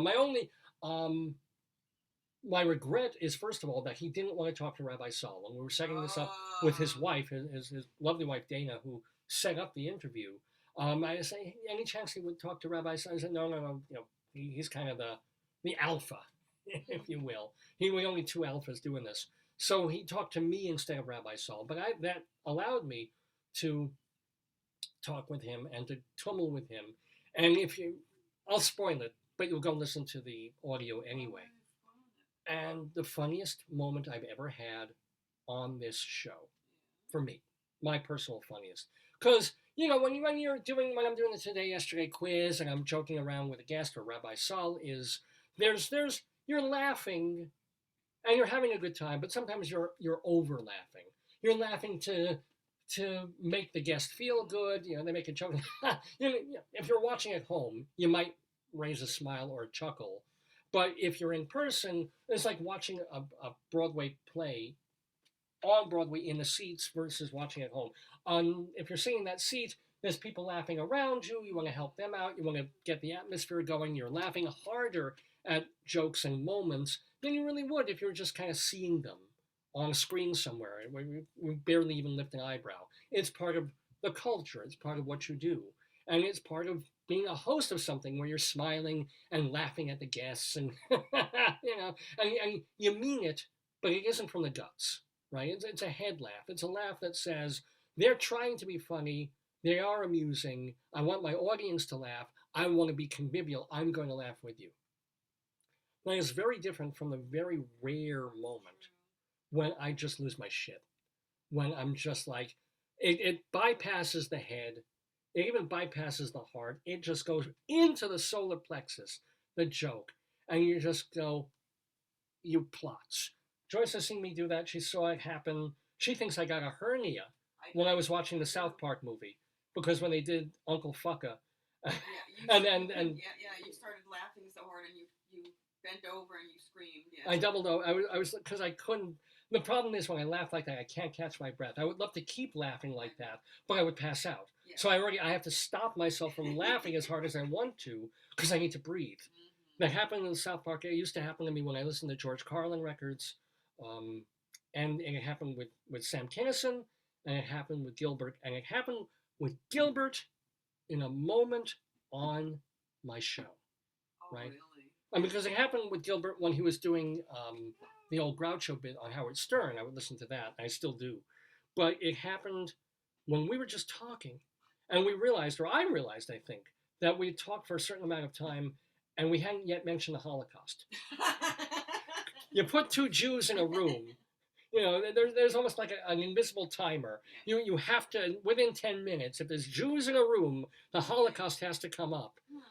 And Gilbert topped me on that line, presumably out of the blue. I don't remember. Oh, I will never forget it. Say it I am. But and I don't know if this is a line he had done from somewhere and he just grabbed it, or it just came to him out of the ozone.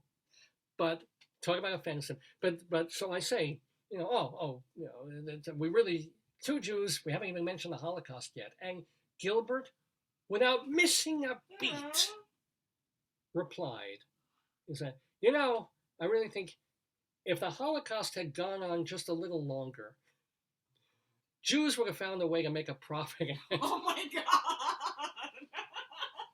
Oh no, David. It was so magnificently offensive, so perfectly timed that I think you can hear me. It wasn't visual, it was a radio show back then, but you could hear that it was a moment where I was going to pass out. It was so unexpected and so perfect and so Gilbert. And the single greatest, for me, funniest moment in the whole 846 episode history of Dave's Gone By. And it belongs to him, and it may belong to him forever. So, Gilbert, man. Gilbert. And finally, they did talk to Howard Stern after Gilbert's passing. And he said, there's a reason I had the man on like 150 times on the Howard Stern show. Because he hadn't been on in several years, and I'm really not sure why. But he was on frequently, like once a month at least, when he was playing at Caroline's or Catch. Oh, wow. He was in the area, yeah. Where did he live? New York? Oh, yeah, he was in Manhattan. Yeah, like probably a 2-bedroom Manhattan, and apartment in Manhattan. So, yeah, a 2-bedroom Manhattan. It's wonderful. So he was on stage. Stern said, he was always funny. And he really always was. And maybe my favorite, no, not maybe, absolutely my favorite Stern thing. And two of my favorite things. You know how I do the ooh thing? Yeah, the sailor, like the old sailor, I hate that, that was a Gilbertism, which he just came up with out of the blue. I think he did that once, and people have forgotten that one. But I haven't. Something tickled me about. You can't explain Gilbert half the time. You can't explain why things he did tickle you to no end. And he did that to me. But the thing that he did that just destroyed me was a bit called Old Groucho, which again I think was spontaneous. I think it came up on a Howard Stern show.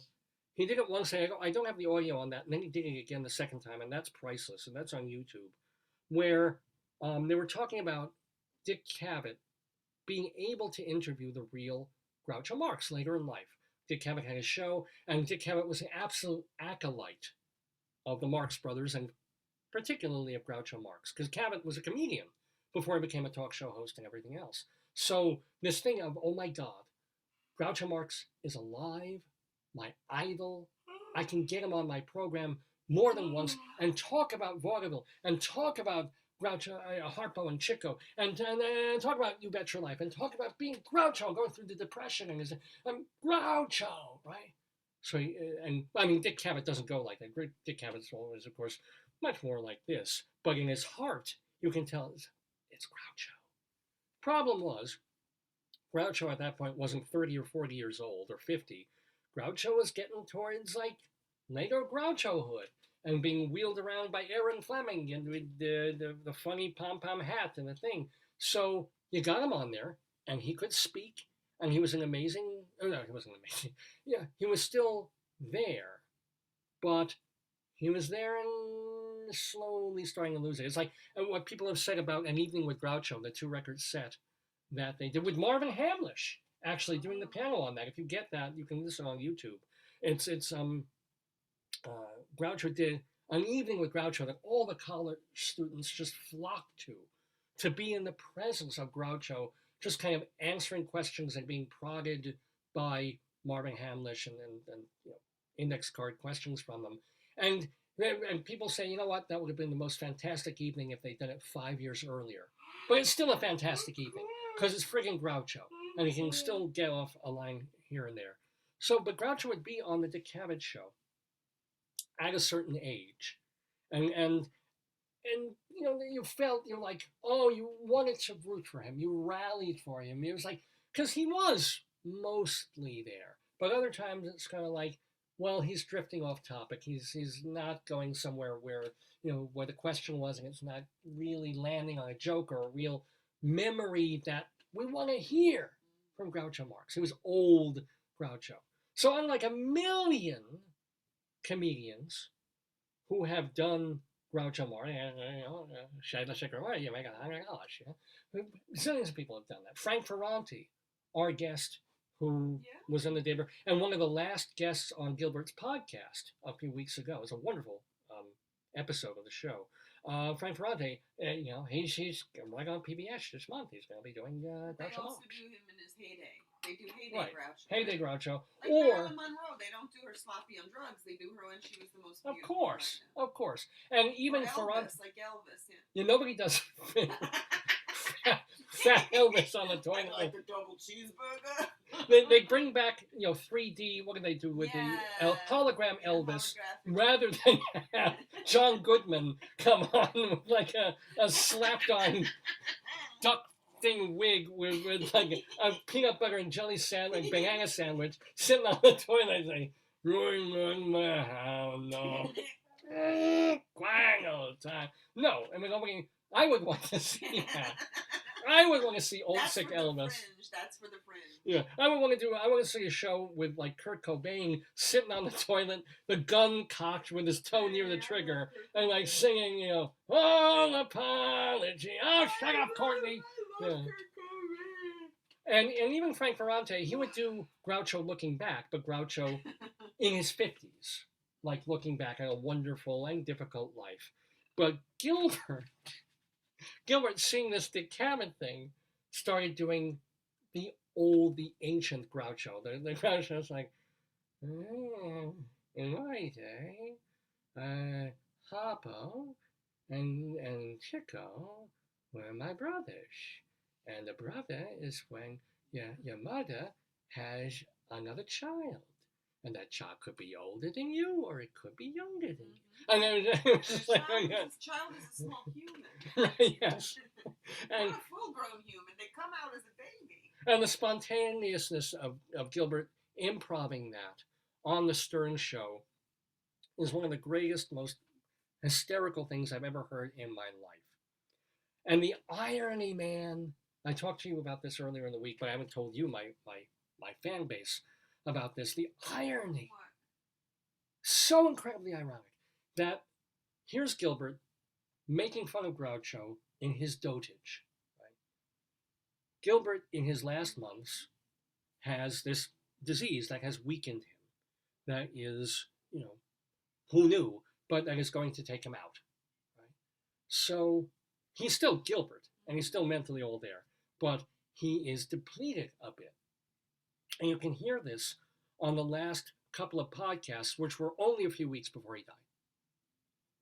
And you can hear his co-host, I think his name is Frank Santopiedro or San Padre, his co-host kind of taking up the slack of the podcast because he kind of has to. Right? Maybe if you didn't know in retrospect Gilbert was sick, you'd just think, oh, you know, Frank is taking over as kind of the thing and being, hey, come on, this is Gilbert's podcast. Why are you chiming in so much? But when you realize, it's like, oh, okay, you know. And Gilbert's there, and he's slower, right? He's a little bit sorry.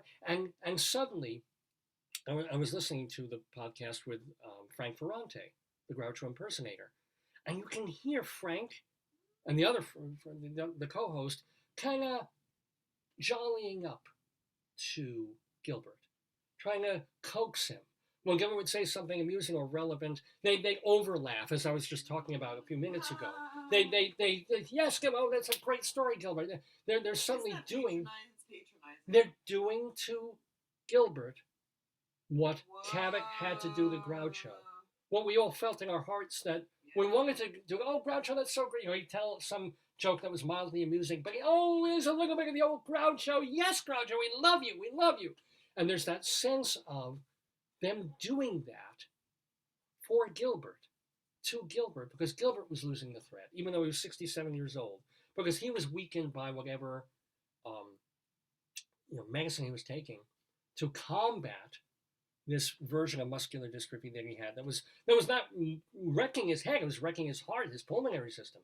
But still, so the way things come around, or as Mel Brooks, who is still with us, who has outlived Gilbert Gottfried, Shecky Green, and Pat Cooper have outlived Gilbert Gottfried. Go wonder about that. But Mel Brooks, as a 2,000-year-old man, once said, "We mock the thing we are to be." That's a theme of this episode of Dave's Gone By, really. We mock the thing we are to be. I used to make fun of my dad being bald. In the play that I was reviewing before, Birthday Candles, the teenage son mocks the father's life choices and then ends up making the exact same choices. And so here's Gilbert mocking Groucho all these years and making fun of old kind of losing the thread Groucho. And suddenly, just before his death, Gilbert's on a podcast. Do you think they knew? His co-host must have known. I don't know about whether Frank Ferrante. He was probably prepped beforehand, like before the show, to say, by the way, Gilbert's been going through some health issues. I won't be surprised if they say that without giving away the whole game. So, anyway, farewell to our friend of the Daverhood, Gilbert Gottfried. It just, I will miss his comedy, right? God, I wish there was so much more of his stuff available on YouTube and the streaming services. Like I could go back and watch more hours of him doing full stand-up, not just appearing on these roasts, with the pre-written stuff and having to be particularly dirty. No, just Gilbert being spontaneously Gilbert. And there's probably going to be a ton of that now of him on the radio with Howard, which I'm going to run back and listen to. But in honor of Gilbert Gottfried, I couldn't stop myself. I got it into my head of like, what if Gilbert lived another 20 years? And he didn't die at 67. He died at, let's say, late 80s. And we got him on this program. And I was still having most of my faculties. And we got him on this program in his dotage. And what would that be like? What would it be like to have old Gilbert on Dave's Gone By?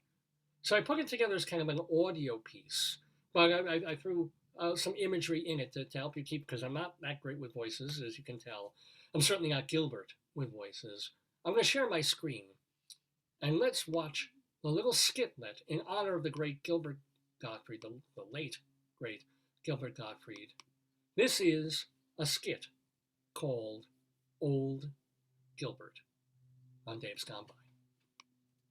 Ladies and gentlemen, we're very proud here at the Dave's Gone By show to introduce a special guest, one of the absolute legends of comedy. He's played every possible stand-up venue, as well as appearing on television and in the films The Aristocrats and, of course, Aladdin. He's a bit older now, but we're honored to have with us in the studio Gilbert Gottfried. Gilbert, thank you, Dave. Gilbert, can you tell us about that moment at the Hugh Hefner roast when you made the 9/11 joke, realized you were in trouble, and just pivoted to the most offensive joke in the world? Thank you, Dave. I've spent many years doing comedy, and you have moments that are good and moments that are not so good. So I was doing the Hugh Hefner roast for the Friars Club. Yes.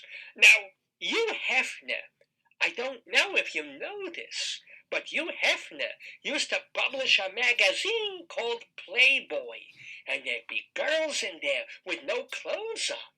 And he got famous from this, from making a magazine with nude women in the pages. Yes, Marilyn Monroe was in there, a lot of women.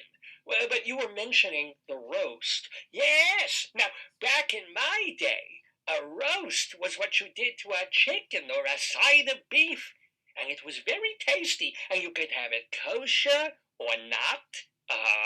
But for a comedian, a roast is what other comedians come up and make fun of you. They tell jokes, and the jokes are all about mockery of the person being joked about.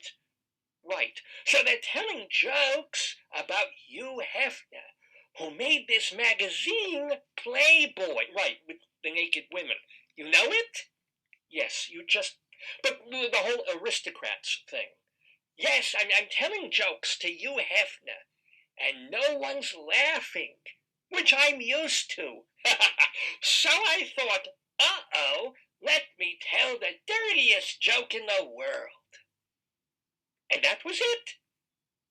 Right. Wow. Yes. Okay. I'm sure a lot of our listeners would love to know how you got your most famous role in the Disney film Aladdin.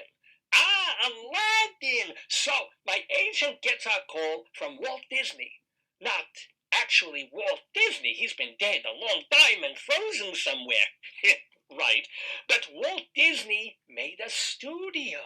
And the studio made movies like The Little Mermaid and The Jungle Book and Song of the South. Yeah, they don't really mention that one. What one? It doesn't matter. What about Aladdin? So they say to my agent, hello, we're making this new movie called Aladdin, and we think Gilbert Gottfried should play the parrot character.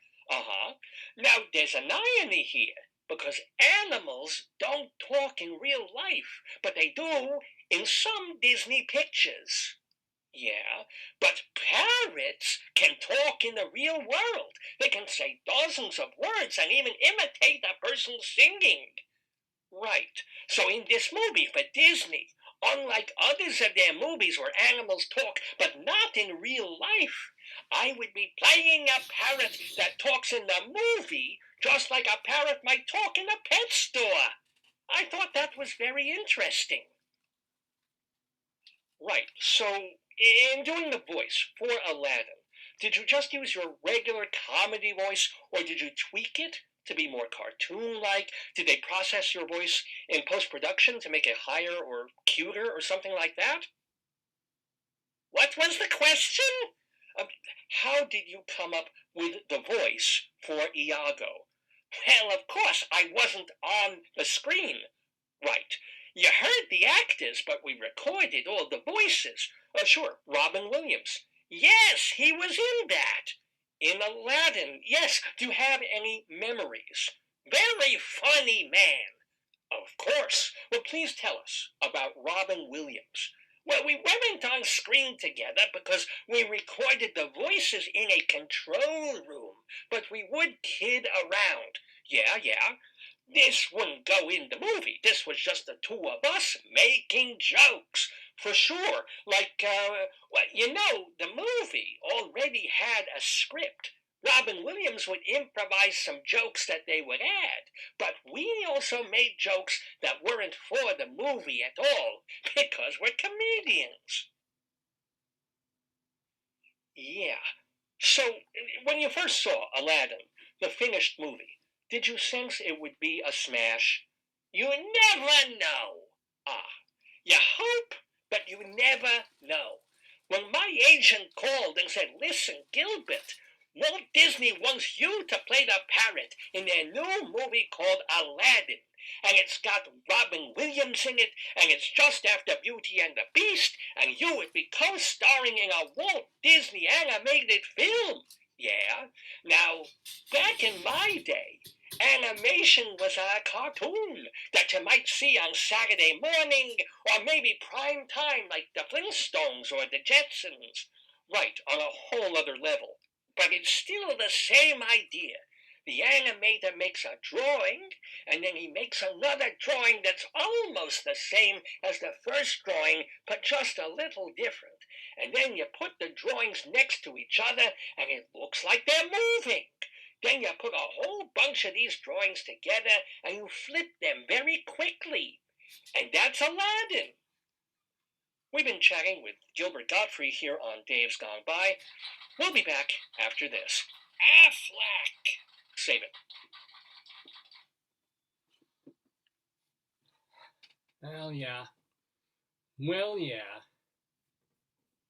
what might have been here on Dave's Gone By with me, Dave Lefkowitz, and of course that was not Gilbert Gottfried. That was an incredible simulation. I couldn't make him older. I got some of the Gilbert inflection, but it should have been more like this. But then the sketch would have been like 12 minutes long. So anyway, that's old Gilbert. We'll repost that as well as this show. Remember that we repost all our stuff. So if you missed all or part of this episode with Steven Brinberg, our Today Yesterday quiz, Greeley Crimes and Old Times, and everything else, including this matzo box and spring I potato. don't know what Yeah. Cynthia wrote. Stacy Shue. Yeah. What? We're in a period of stasis here. Yeah. But remember that our archives are at davesgoneby.com. I just wrote, Dave, like my name, davesgoneby, by.com. And I'm telling you, we've done 845 previous shows, and then we'll add this one. Of them, 843 of them were saved, and they're there to listen to or watch at any time at your convenience for free. A couple of them have some technical issues, but really it's extraordinary how much of this show we've been able to preserve. Thousands of hours of entertainment and comedy, or at least we're trying to do comedy, and at your fingertips at davesgoneby.com. We also post our shows at archive.org. We have a Dave's Gone By channel there, archive.org, the nonprofit website that archives the world of entertainment and art and literature. And then also, if you have, if you're a podcasty person, you just want to hear the audio, go to podcast, to listen to the podcast at castbox.fm. Castbox.fm. Again, it's the audio only, but it's all the way up from our very first show back in 2002 right up to last week's. And then we also have our YouTube channel where we put all our material. It's just that some of the YouTube shows are either blocked or muted because of copyright issues with music, whatevs. Our recent episodes are up there.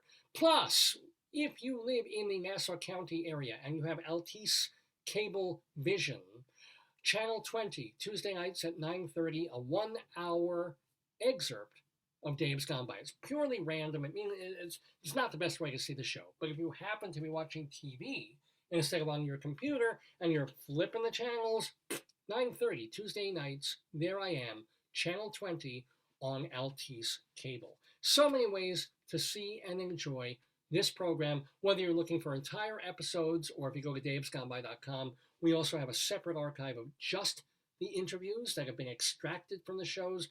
The skits, like the Gilbert skit, will be there.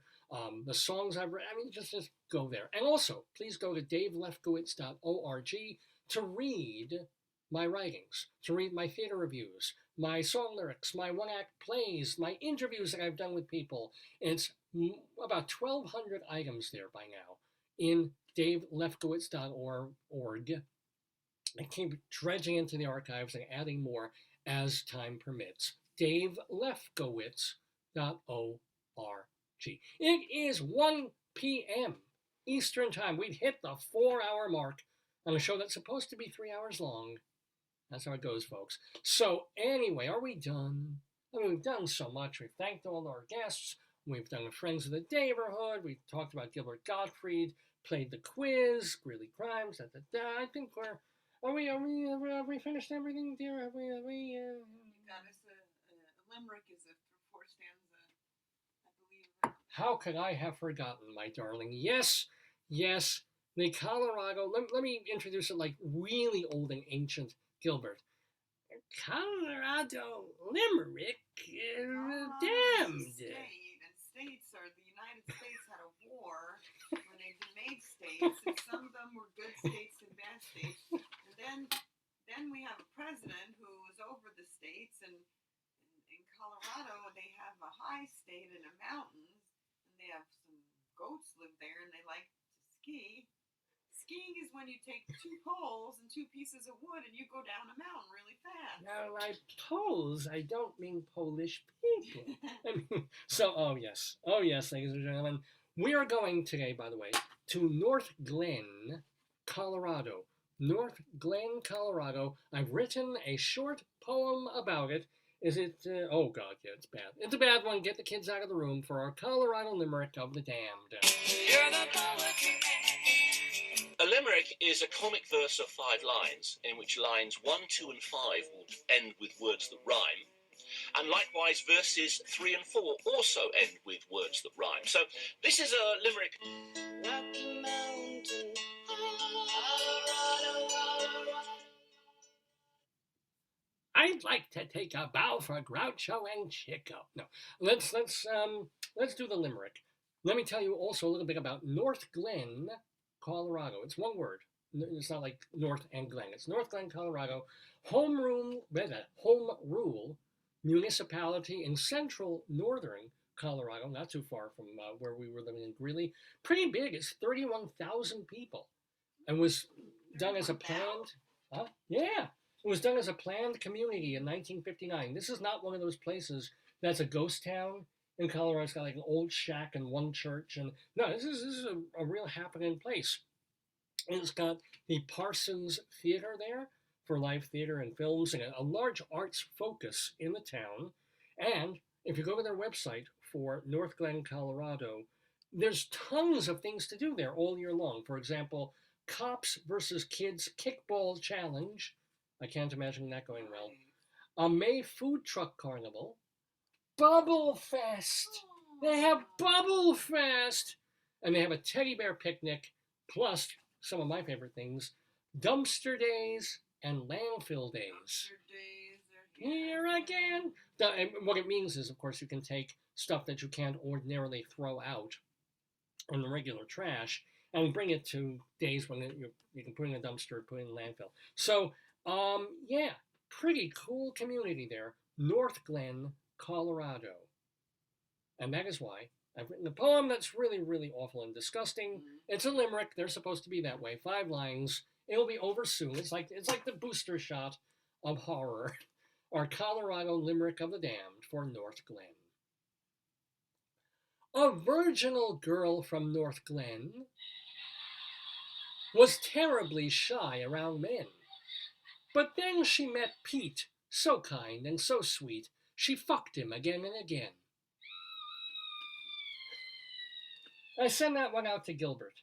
You know, let me see if I'm gonna do it one more time. I'm gonna do it like Gilbert. Let's see if I can do it. A virginal girl from Northglenn was terribly shy around men. But then she met Pete, so kind and so sweet, she fucked him again and again. And I actually did that with my eyes mostly closed. I'm very proud of myself. That is our Colorado Limerick of the Damned. If you have any comments or complaints, please send them to Dave Lefkowitz at... Wow, I'm blanking. Dave's Gone By at AOL.com is the address. Dave's Gone By, like the show, but without the apostrophe. Dave's Gone By at AOL.com. You can also, of course, post your messages to me on Facebook, either right under the program, or if you're a friend on Facebook, of course, you can instant message me there. It's Dave's Gone By at AOL.com. Also, please check my Twitter feed, Radio Dave 2, at Radio Dave 2. So anyways, please to stay in touch. Part of the reason that I do what I do is it's love. It's getting love back from you. It's making people laugh. It's hearing. It's knowing, even though I don't see them, or even though I can't tell, or they don't give me likes and stuff, that like some critic who was on my show a couple of years ago listened, right? Listening to a recent interview, clocked in, checked me out. Who knows how many hundreds or thousands of people are actually doing that? Even though I'm not Howard on SiriusXM or have the sponsors, let's say, that Gilbert did on his amazing Colossal podcast. But I'm doing it, and I'm keeping doing it because, heck, I've been doing it since 2002. And I really have no impetus at this point to stop it yet. I think it's your catharsis. I think you should never stop it.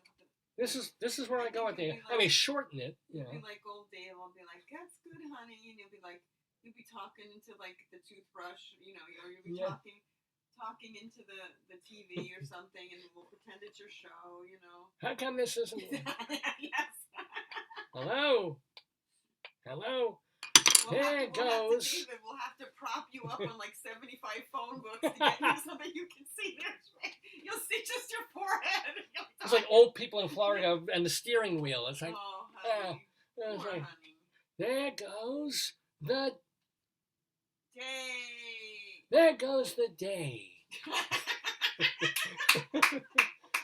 My name is Day. Happy Birthday to me. Happy birthday to David. And we have a program here called Dave's Gone. I hope you're doing that with your husband. Me too. Halavai. And I hope you're there with me, doing the sound effects and giving me. You hope there's a nice new honey. Well, yeah, you could be my supportive love. Yes, and my nurse wife, and then there would be the hot, young, large-breasted nurse practitioners. Several of them at once, sponge bathing me. And we don't really want to have a sponge bath, but if they're rubbing a certain area, that's fine by me. Yes, of course I'm kidding. Of course I'm kidding, dear. Anywho, this concludes the 846th episode of the Dave's Gone By Facebook podcast, the programming of the stream. Now, one reason you're going to want to check the Facebook page and davesgoneby.com later in the week is I'm not sure if I'll be doing a live episode next Saturday. Might be here, might be out of town, might be just a little too busy with things. But we're certainly coming back with more episodes of Dave's Gone By in late April. We already know who our guest is going to be on May 7th. It's actor and playwright Michael Takif. I hope I'm pronouncing that right. We're also hoping to get, well, that'll be closer to July. We have someone that we really want to get on here. But yeah, keep it here. Check davesgoneby.com. Check the Facebook page. We will probably see you next Saturday, 9 to noon Eastern Time, as we do for the 847th episode of Dave's Gone By. If not, we'll see you the week after that. But either way, a good and happy and healthy Passover. Try and, if you're eating a bunch of these, make sure you also have a bunch of prunes and raisins so it doesn't stay in you for 8 days. And if you're having a fine and happy Easter, I don't think the egg dances anymore. Let's see if he'll do it. He used to be able to move his arms and his legs. Come on, Easter boy. Oh, that's tragic. Come on, man. Oh, this is just sad. He was fine and then he cracked up. Yeah. But he'll be all white. And not just a shell of his former self. You should hear his latest record, Albumin. Oh, well. I guess we're scrambling for entertainment here. But at least at one point in his life, he got laid. Okay. And that, truly that, is the finale of Dave's Gone By for this Saturday, April 16th. Happy holidays to all of you. Hope to see you, if not next week, then a week after that. Until then, don't miss your days going by. And I'd like to thank my darling and adorable wife, Joyce. And I'd like to sing one more piece of love and good memory out to Gilbert, because he was Gilbert and gone by. Days gone by, they're gone by. Days gone by, they're gone by. Days gone by, they're gone